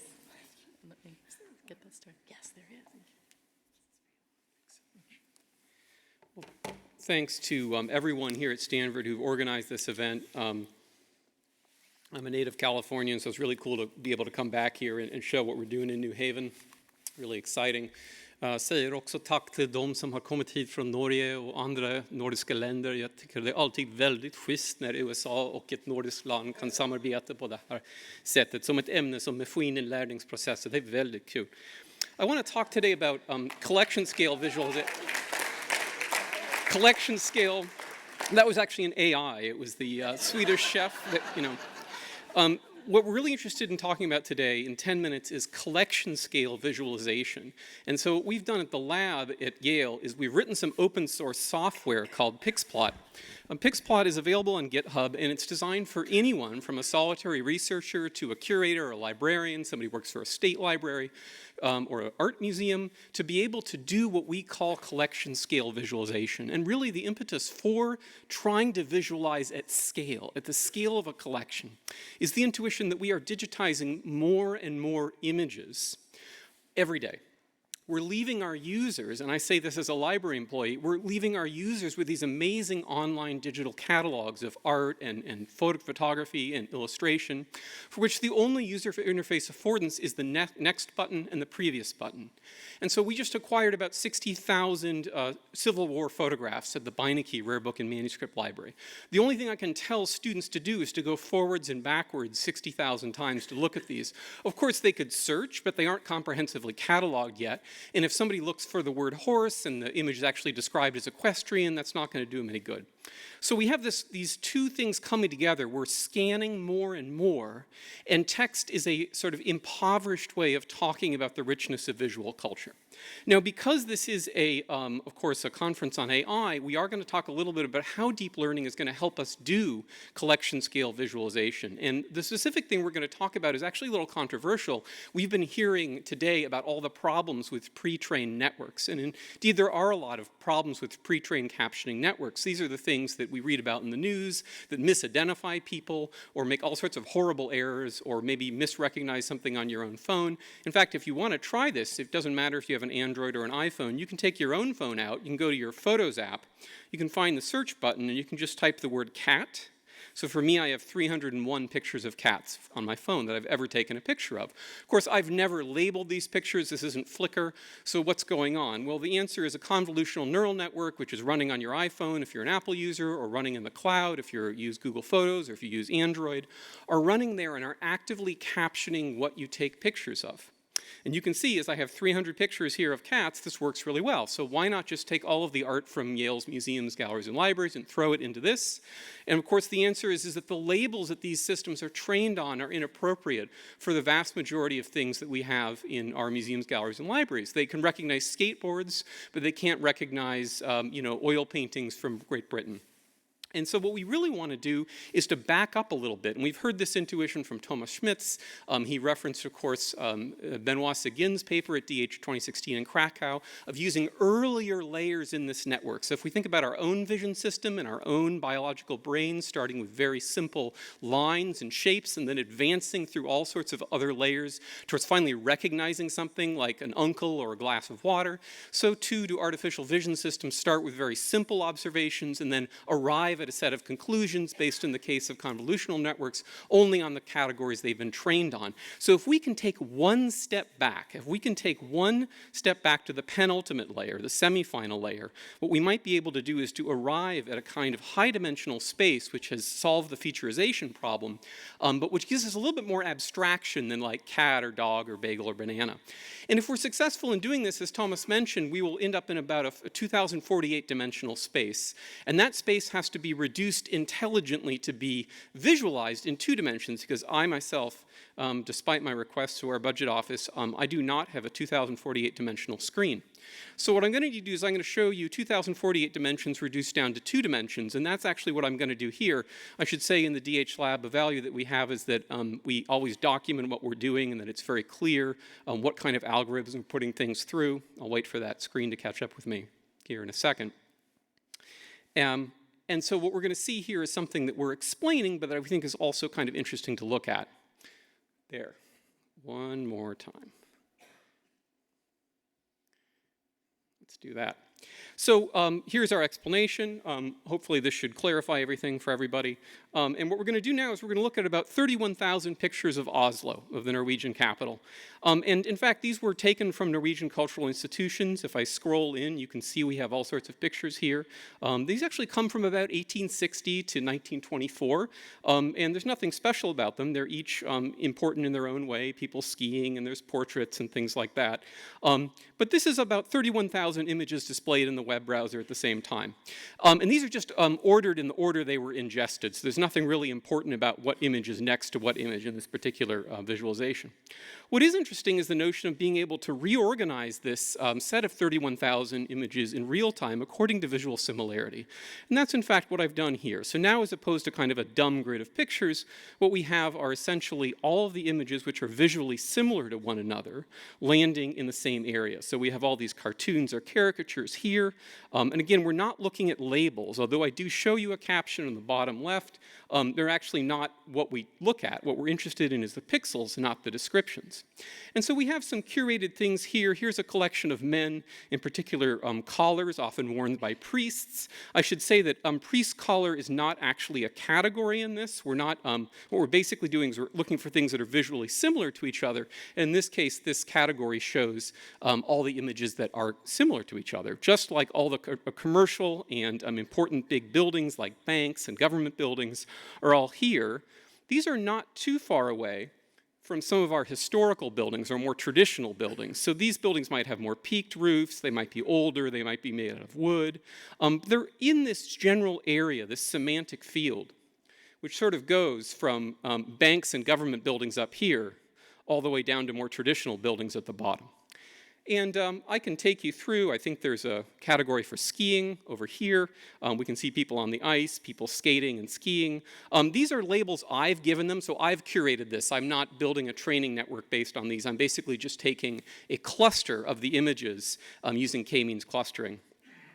And the last thing I want to show you with this visualization is it's kind of interesting to look at. Here's 31,000 images on my screen all at one time. I can go around and see.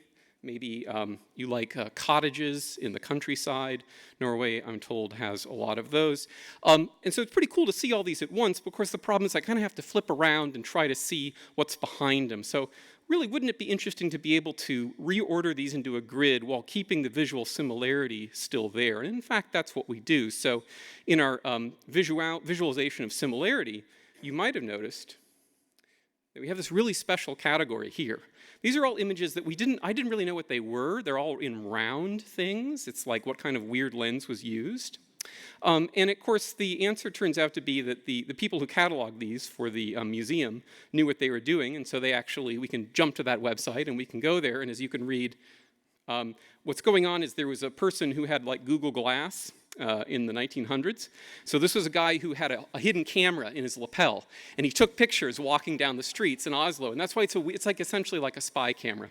But they're all in this weird round thing, and that's why this cluster. Now keep your eyes on this cluster. The question is it going to cohere when we use Mario Klingerman's raster algorithm to put all of them in the same spot, but to sort of gridify them in some interesting way.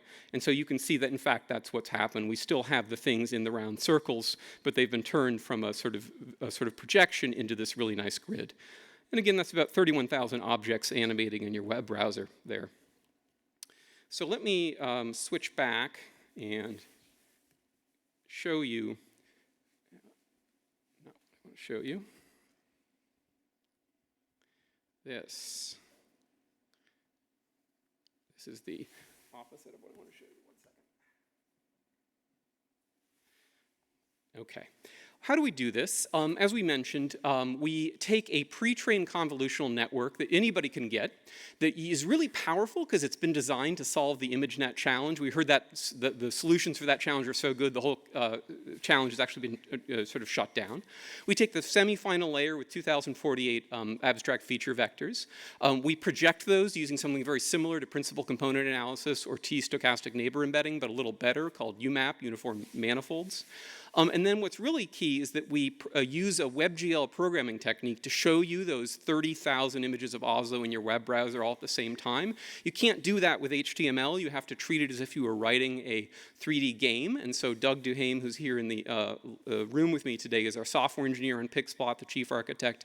It's his skill in doing this that has allowed us to put this software out for everybody's use.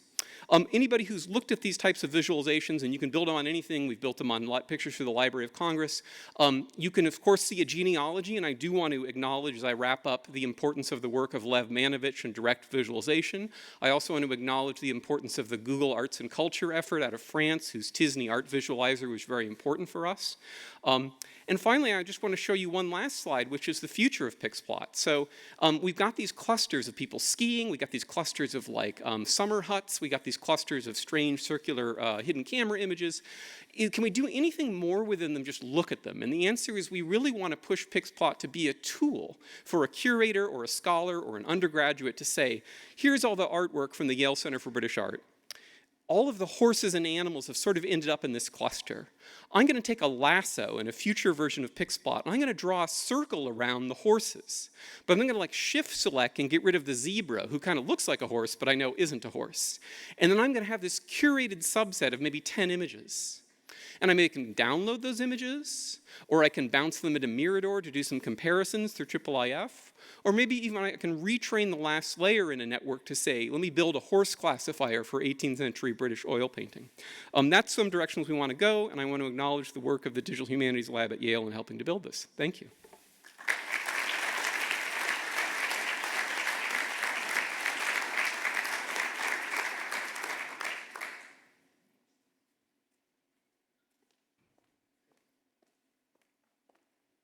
Thank you so much, Peter, and all of the panelists over the course of the day today. I'd now like to invite our hosts, Aslak, Myhre, and Mike Keller, to join me on the stage for a conversation.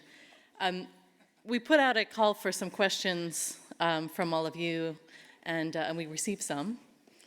So I think I'll begin with a few questions that I had gathered, and then we'll move on to include some questions that came through in our survey today. This. People like some water? Yeah. A little bourbon wouldn't be bad. Oh, yeah. And some Did I fruit. say that? Okay, so I get to use the mic. Congratulations. Yeah. So I want to start with something, Mike, you quoted this morning an article about how AI is changing organizational boundaries. This idea of needing to work hand in hand with domain experts driving the needs. But at both Stanford Libraries and the National Library of Norway, the technology group, like the engineers for the most part, are organizationally separate from collection development, archivists, metadata librarians. So how do you see this kind of organizational structure that needs to happen changing in the future? So the truth is that article is a modern representation of a principle I've had for a very long time. Yes, we organize ourselves in various functional groups for various reasons, but we shouldn't depend upon those structures being too rigid. In fact, we need to be quite flexible. And indeed, we are quite flexible. The point, though, is not to have two different structures operating at once. One is some kind of sort of a functional organization, perhaps, so departments of collection development and departments of IT people and departments of metadata people and acquisitions departments, so on, so on, so on. What we need to have is that because it's convenient for some reasons or something like it. But as well, we need to be very flexible in putting work groups together that have projects or programs to work on together, but they should come together, do that work, produce something, produce some easy-to-use programs, projects, guides, whatever, and then take a relaxed view of what they've done and move on to the next project, so that the boundaries have been blurred for a very long time here. It's worked out very, very well.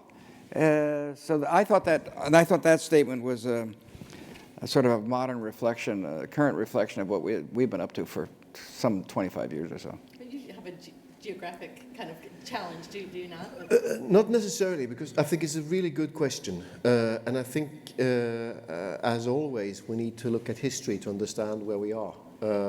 For the National Library of Norway, we have a digital department, and we have a department for cataloging and preservation, where all our materials are. And we catalog one place, and then we have digital. The reason for this is basically that when we started doing digital was something new on the outside of an oral production, and it was an appendice. And then it became more and more important. Today, digital is of course enormous amounts of things. It's production, it's digitization, it's development, it's running of systems, and all so on. But just recently, in 2016, we were given a new law, because we're a national library, and we differ a bit from university libraries on our task. And as a national library, the Legal Deposit Act is what runs us. And 2016, the new Legal Deposit Act of Norway says that we will have digital first, which means that we'll no longer digitize contemporary material. Even though it's an analog book, we will have the right to collect the digital production file in the same manner as we'll have for the produce. I think for our part, we will use this as an opportunity to look at our organization as you're pointing at, because we need for the National Library to organize for what we do and for our tasks, our assignments, our role, our job. And with this new law, I think it is time to see that we need to organize, for instance, around legal deposit. And legal deposit is no longer analog with a digital appendice. Legal deposit is digital and analog with digital first. And then we can't have the digital people in one room and the cataloging people in another room. So I think we will see for our institution the kind of change you are asking for in some roles, in some aspects. But we're Norwegians, so I can't just do that. We need 2 years of discussion with the unions and with everybody before we come to a conclusion. So I have a corollary to my principle, which is that admitting that my view of the world does not exist, I'm dependent upon 400 other people who do the actual work of the Stanford libraries to tell me what's up. But my principle, the other principle, the corollary to the principle I just spoke about with regard to the organization, is that any responsible figure in the Stanford libraries knows that he or she could go tap on someone else's shoulder, or 3 or 4 shoulders, or 6 or 8 shoulders, and ask them for assistance and get a group together going all by themselves. They don't need permission. They have a responsibility to get things done, and they could reach out and organize something for themselves to get something done. Just to add one thing, which I also find interesting, because we stand on the shoulders of our ancestors, so in my case, the people who have been at the National Library for the past 30 years. And I think one of the most interesting things about coming to the National Library of Norway, who is fully digital, is that I have never experienced having a meeting about anything digital. We never talk about digital. The only times we talk about digital is when somebody from the outside asks us about digital. Because digital is not something strange on the outside in this institution, it's a part of what we do. So as Mike says, every time we challenge something, every time we get a new assignment, every time something happens, digital is part of it. We don't have to put it on some kind of a pedestal and look at it. It's just the way we breathe. But looking around the room, we're now singing to the choir. Yeah, we are, aren't we? Right? I mean, why aren't they singing if they're the choir? Well, they should stand up and sing, absolutely. So moving beyond the digital then, you told us, Aslak, this morning that libraries are no longer gatekeepers but gate openers, right? And that we are agents. And then when Joanna Bryson kind of added some sort of nuance to this notion of the agent, of making this distinction between moral agents being considered responsible for their action by society. So how does the responsibility of libraries change as they become gate openers because of AI, in result?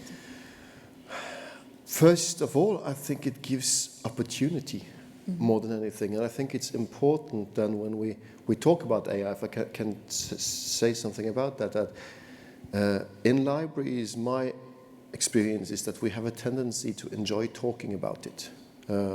We enjoy meeting each other, talking about it, whatever it is. The cataloging rules, for instance, hundreds of years of cataloging rules discussions, or AI, or the digital, or outreach, and we find the problems.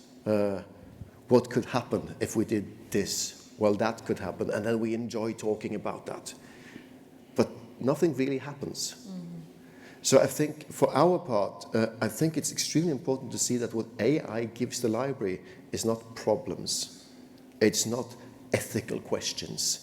It's not moral responsibility. What AI gives the library is opportunity. That's the foremost. And what is that opportunity? It is to do what you've done with books or music or film analogically. You can actually take this wall of information and modify it in ways that makes people able to access it, but also want to access it. And I think that's one of the most interesting parts of this conference, that we have now, more than last year, seen examples from all over, at least the US and Europe, of these kinds of modifications where collections get accessible. So we need to have that first. And then when we have done that, or we are in the process of doing that, so we know it will happen, let's then talk about the morals and the ethics and all the other stuff, but let's not do things because it's more fun to talk about the problems than actually doing it. Well, you were both very much doers and about moving into Wait the a minute, future. wait a minute. I didn't get my 2 cents in here. No, he didn't. Please. I need to move away. So what I liked about your introduction, which I found absolutely wonderful, by the way, and I think you should publish it, and we can distribute it using artificial distribution. Yes. What I liked was this notion that AI would allow us to transform many operations that will, in effect, by the development of a rule set that the artificial intelligence machines would make use of, a rule set devised by the folks who are in the business aspects of our work. I'm thinking of acquisitions and metadata and some aspects of digital preservation, is to make possible the release of a bunch of staff who are doing very good work on rule sets that require them to make decisions, transform them into other sorts of specialists. They'll be ready to do that. They are ready to do that in favor of what we might call an automated artificial intelligence approach to the business functions of what we do, including perhaps self-extracting information, not just metadata, but information in general, concepts in general, from new materials coming into the library so it's more easily discovered, but without the tedium and the constant referral to these stupid, huge bibliographic databases here and there to make more information more accessible, more knowledge more accessible, more malleable even, because we have these tools. And I believe we can build those tools. I think we are getting somewhere. Phil, do you agree with me? There's my man. And Nancy, what do you say? There you go. So there are two very important voices in my world that tell me this. So here's a question that we received from someone in the audience. What concrete steps can collection holding organizations take to promote actions in the machine learning AI space which help them deliver their missions? Hoo-ha. Get a lot of money, first of all, and then hire some specialists, hire some people that really are hip. I think, Peter, your presentation is a good start. Many of the other presentations we saw today showed the paths forward. There's not a single path, but there are many. And I like the idea of a kind of grid, or not a grid so much as a sort of wandering through paths in the forest to get these things together. But the problem, part of the problem here, of course, is that this is a small group of enthusiasts, interested parties, developers. This may be everything. This may be practically everyone in the business of making use of AI for libraries, or say 50% worldwide. We need a lot more folks in the game. And as have so many of you done in these presentations you've made, you're showing us there are tools out there that we can harvest and put to work in our own place. So that's the big way forward. It doesn't take a huge staff, although some of us have to have a huge staff in order for that to happen. We're enthusiastic about that.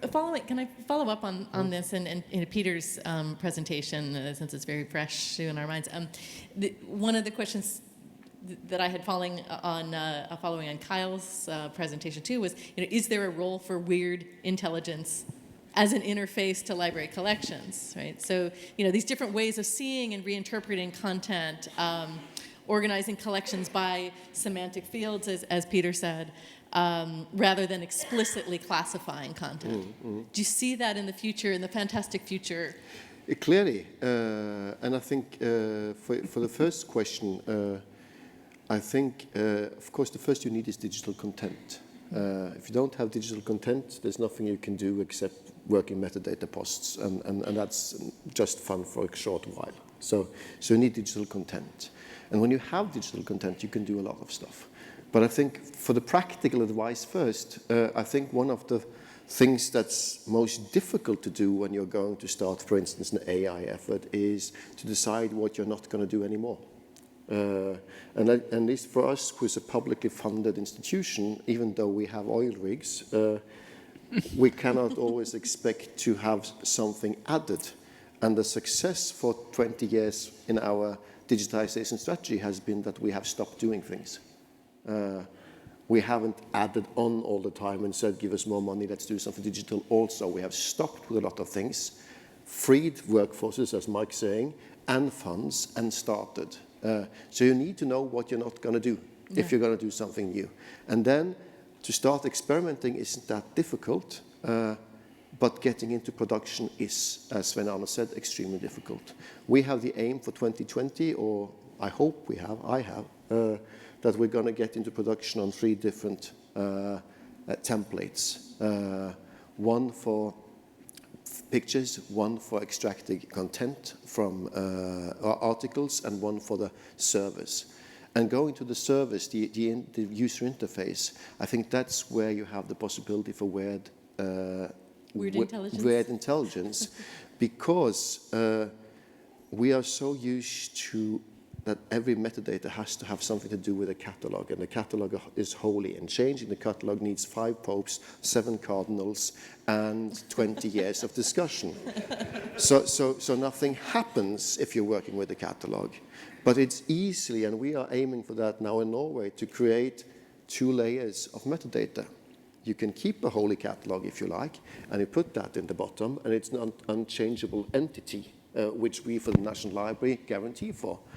But when a user is meeting a digital collection, she doesn't necessarily need to use the metadata in this catalog. She might not be interested. Kyle's metadata might be much better, much more interesting, or whoever's. And I think one of the things we can do, if we are able to create this layer and have digital collection, is let anybody actually create groupings in our collections, connections, similarities. AI can, people using AI can, and somehow I think we will see that the tools of navigation of digital collections will be very, very different from what we have today. And the cataloging idea of replacing a cataloging card with a mark stander and then creating a bib frame that is a bit less a cataloging card but still pretending that we are a physical library, I think we will see that there will be much other ways of navigating our collections without taking away the metadata in the catalog, but creating a navigation tool on the top of the collection that isn't as sacred as the catalog. So I think that's right. Was that choir singing? Evidently. I think that's right, but I think there's also this, I have this other linkage of ideas that go back to ancient libraries, where books were arrayed on shelves in part by the order in which they arrived, or by their size, in some cases by the color of their bindings, and often in the case of archives, by information that's been derived by others who came before and wrote about whatever the particular archive was that they were working on, that make it possible for you, through a kind of serendipitous process, discover what might be interesting. So I think we have to not only allow for but encourage serendipity, which would be to suggest that the sort of relationships that we are understanding could be possible through the linked data approach should be inherently part of the whole scheme, because there's so many parameters of an idea, so many parameters of an information object, so many parameters of a collection of texts, or collection of texts and images, or texts and images and sounds, or texts and images and sounds and 3D objects, and you just go through that, and you need to have lots and lots of parameters. How many, Peter? 2,400 and... Yeah, 2048. There you go, 2048, big number. But that would suggest that we need to be able to marshal that, but also to imagine what questions might be put or what possibilities might arise from having all of those that would enable a new method for discovering something that was relevant. Or discovering something that wasn't relevant but was a hell of a lot of fun. I mean, there's something to wandering and discovering and then picking up an idea, an image, something that you can then wail on. Improvisation is working against a known set in interesting ways that present new ideas. And I think that serendipitous, improvisatory aspect of what we could do should be part of our thinking too. I don't want it to be too structured, so we're only in 25 or 600 categories. 2048 is a good start. It's not the end. More to come. And particularly because I see the convergence eventually of libraries, archives, and I'm looking at my friend Paula over there. We've been talking about this. And where's Elena? The lady from the Roma Tre who spoke about, there she is. We need to talk. As we see this convergence of museums, small and large, archives and libraries, we need to connect all these carriers of knowledge, these representations of the human experience or not, so we can discover in a better and different way. Sometimes I want to see all the Van Goghs that have trees and flowers, but not humans. How do you do that? But we can. I think we can. Were you going to? Yeah, I really agree with you, Mike, and it's really interesting because, first of all, I agree serendipity is what we need to aim for, because serendipity is what we haven't been able to replace. We haven't created online serendipity the way it is in a library, private or public, wherever you go to go around. We haven't created serendipity even on Wikipedia the way you used to have an encyclopedia, because you passed something totally irrelevant you never seen before and you started reading and you never came to the L where you were looking. This kind of discovery we are still aiming to create, but there's a big difference because we have not 1,000 articles or 10,000 objects. We have millions and millions and millions and billions. So it's even more difficult, because how do you even navigate such a thing? And people won't care about the difference between museums, archives, and a library. And I think that adds to that's my point, Nicole. I think also we need to make a change, not just how we think about cataloging and metadata, but also how we think about the library. And I think the public libraries have been in front in this. We are used to seeing librarians as servants, servants of, for instance, in university libraries, the researchers, the academics, the professors, for the public in public libraries, for somebody who has a question that we can help them. And it's the idea where you needed to know all the shelves and where the books were, to even be finding material. But we are more and more not just servants or helpers for people who want to use our collections and have precise answers. We are, as I said, agents and missionaries. We are openers of knowledge. We can, when we meet billions, as you say, of objects, how on earth should a researcher or the public be able to even ask the precise question? They have no idea what's there. We are creating tools not just to help, but to make people use. We will need to see ourselves moving from being behind the bench to be a spearhead of something. Yeah, right. But Aslak, you have to relax a little bit. Because a lot of what people do and want to do has to do with play. It has to do with just wandering and seeing what's interesting. When I go to a new city, I like to walk around. And I don't know where the hell I'm going or how I'm going to get back, but I like to see what's out there and examine the local culture and see how it fits in and what's interesting and are there crafts and what's the food all about and do they have a little wine for me and so forth. It's not a structured thing. Yes, we do have people that ask questions. As much, however, we have people who respond to stimuli that we provide to them. And some of that stimulus has to do with stuff that comes in, knowledge objects that come in. But a lot of it has to do with people just wandering around saying, okay, what's on the new bookshelf? Or in the case of a museum, what's new that the museum has gotten? Can I get at it? And in the case of archives, how do I find this and thus about such and such? Yes, that's a question. But if you have some sense of what's there and what's been collected over the years, decades, centuries, you have some different ways of playing with the information that's accessible and getting somewhere because you're able to play with it. But about that, shouldn't we, hearing that Google has more or less artists in residence, shouldn't thinking about the playing part, as a library of major size, shouldn't we experiment with having artists in residence working with the collections from a library side, working digitally to do that? We do that in some of the libraries in Norway now when it comes to events. We have authors in residence creating events, readings, that kind of stuff, working creatively from the outside. Yeah, I understand what you're saying, but I don't think we need to have authorization to play. Nor do we need authorization to engage in artistic thought and artistic work, even as crude as mine might be. I think it's fine to have those examples and to understand what's going on and what the possibilities are, but equally I think it's important for everyone to feel that they have that authorization. Some of the time we're at work. Some of the time we have tasks to do. Some of the time we have issues to deal with. But at the other parts of our lives, we have things that we do that are fun. We get together with friends. We have a drink. We make a dinner. We travel.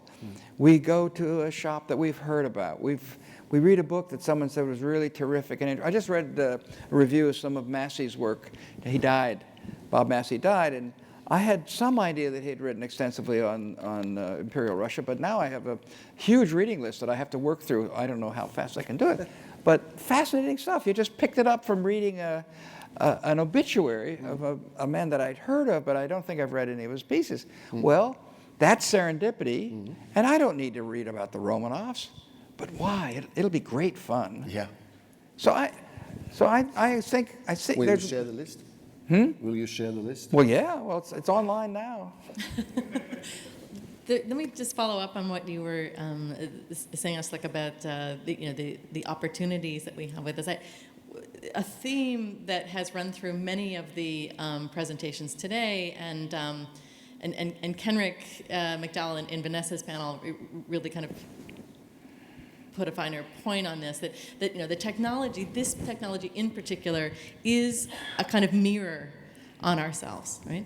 And he was talking about examples that are sometimes less than inspiring, but of course there's a potential for this technology to reveal to us within libraries how much is hidden within our libraries and archives, right?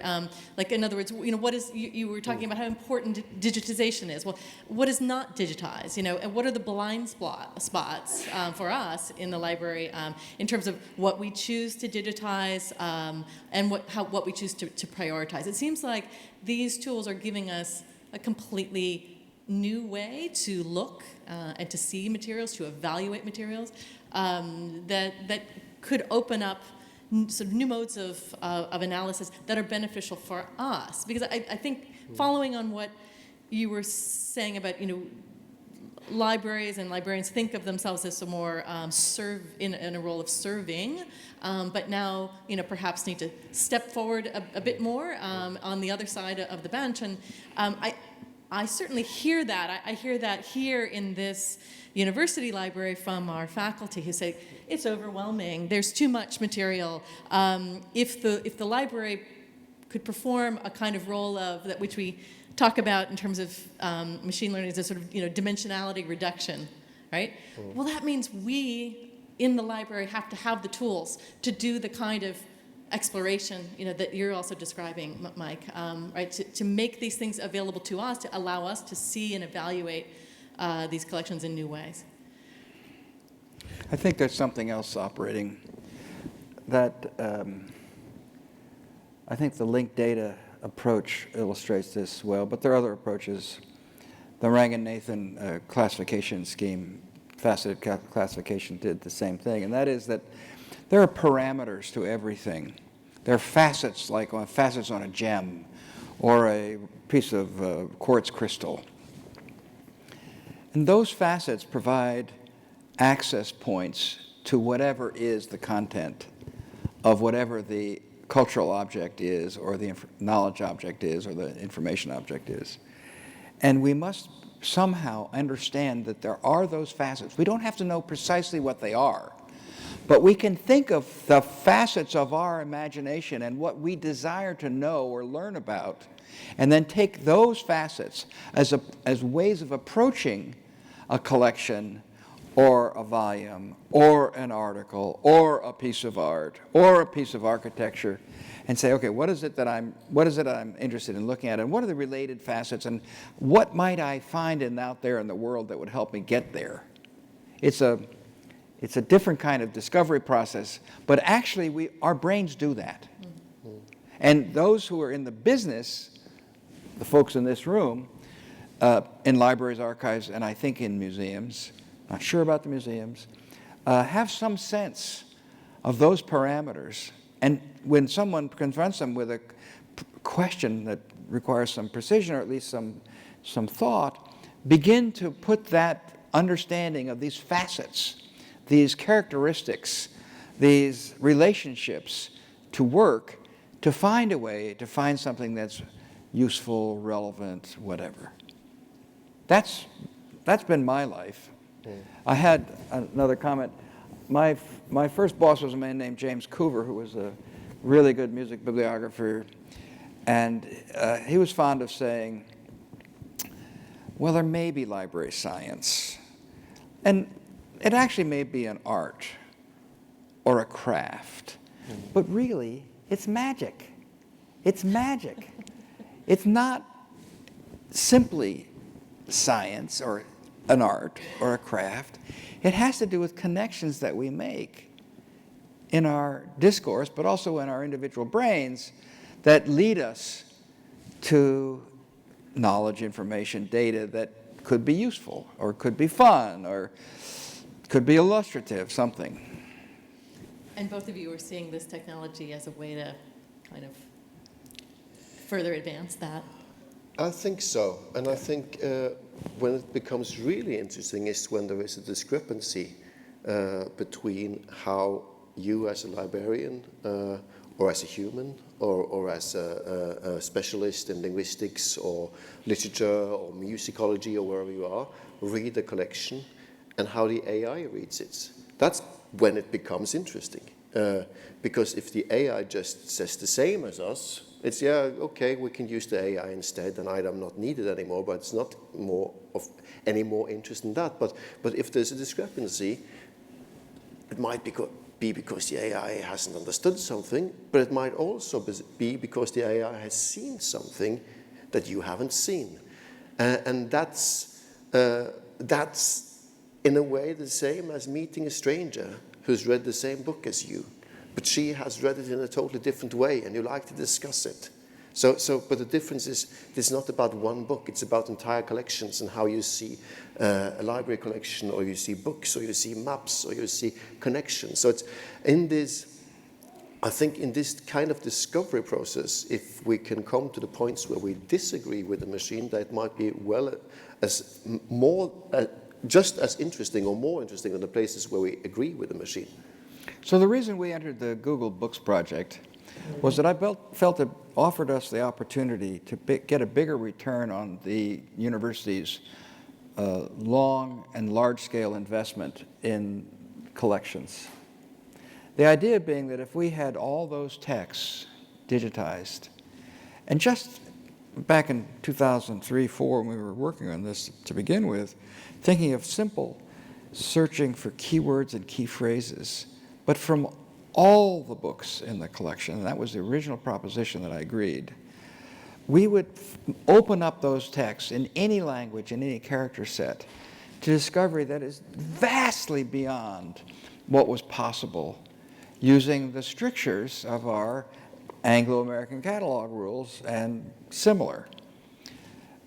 As it happens, by digitizing those texts, and they certainly didn't do the 9.5 million texts that we had on those shelves, they only did 3.5, we made possible more discovery on that simple search proposition, but we also opened up the possibility of doing more interesting things with those texts. And AI is certainly one of them, and I certainly hope that we're going to be able to do that with the 3.5 million, plus the licensing that we've done to bring in text that we're licensing in the way of ebooks and so forth. That will be exciting.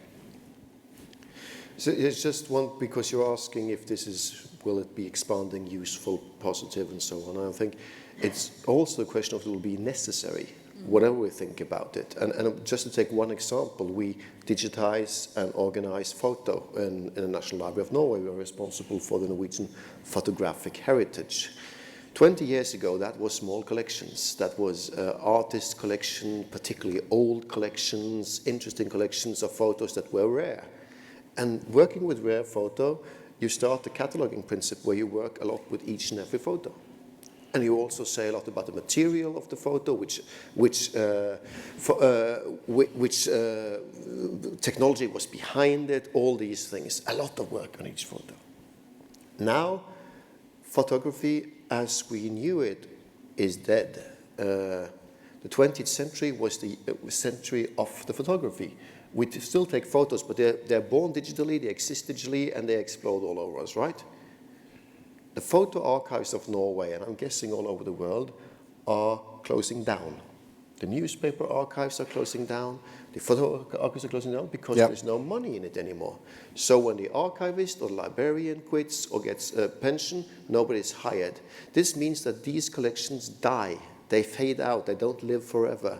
And they end up with us. Which means we are not facing small collections of thousands of photos. We are now facing, right now, about 75 million photos. That's the count now, and it's rising. Not counting postcards. No, the postcard is included in it. Oh, good. So these, and these are what we know of that we need to preserve, negatives and positives, diases, postcards, whatever exists, and we are going to preserve them and digitize them and make them available. That's the, at least the positives. That's our aim. We can't do that without AI. And I think we should also see there's two resources we can use. It's the AI, machine learning, and the other is the crowdsourcing. So, and we need to use both. Yeah, so I think this is a brilliant example of a very large point that has been made several times today, and which I think we all more or less understand, and that is that really what we're talking about is huge data and a huge opportunity to learn from what we can examine and correlate in huge data, regardless of what that data is. And that's all about AI, and that's all about new possibilities.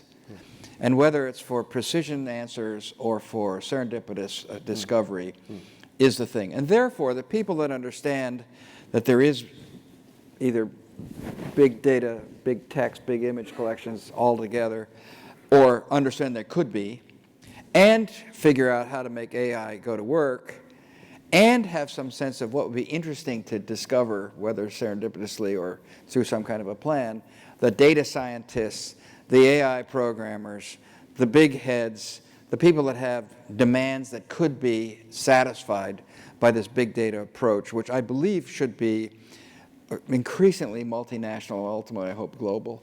That's the big message. And I promise you that AI, what does that say? Oh! There we go. We're going to talk about that in just 5 seconds. That's the big message, and I promise you there will be discoveries that will improve the human condition just in basic medicine that will be transformative in amazing ways. And now for the announcement of our next organization. Tom has created, while we've been sitting here, a website, and he's going to show it to you. Aren't you going to show it to him? It's on the internet, next actually. year instead. People can go to the website. Next year, we're going to be meeting in Europe somewhere about this time of year, maybe in a place that has snow and charm, not just drizzle and not too cold. And you can see where we've been, and you can see where we hope to be going, and more to follow. We have some other institutions who are joining this party. The Smithsonian Institution has, the British Library has, and we're now looking for more fellow travelers. Much as we have done in the IIIF context, we believe this is a new opportunity for a new bunch of fellow travelers to wander around, either doing precision work or doing serendipitous work. And I think one of the important parts of this cooperation we're trying to create, it is we don't want to create a bureaucracy, we don't want to create an organization. This is a cooperation based on doing. So it's the sharing of what we do that's the point, and not the minutes and the meetings. So listen, here's what I want to do now.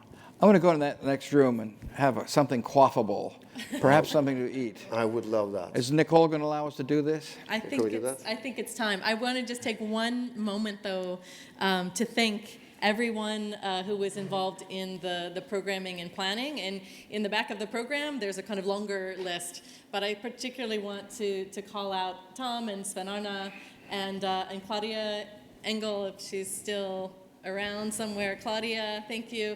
And Quentin Vervard, where are you? Quentin, our intern, has been exceptional. And of course, Jib Catanzaro has just been superb throughout this whole effort. So a big round of applause for all of them.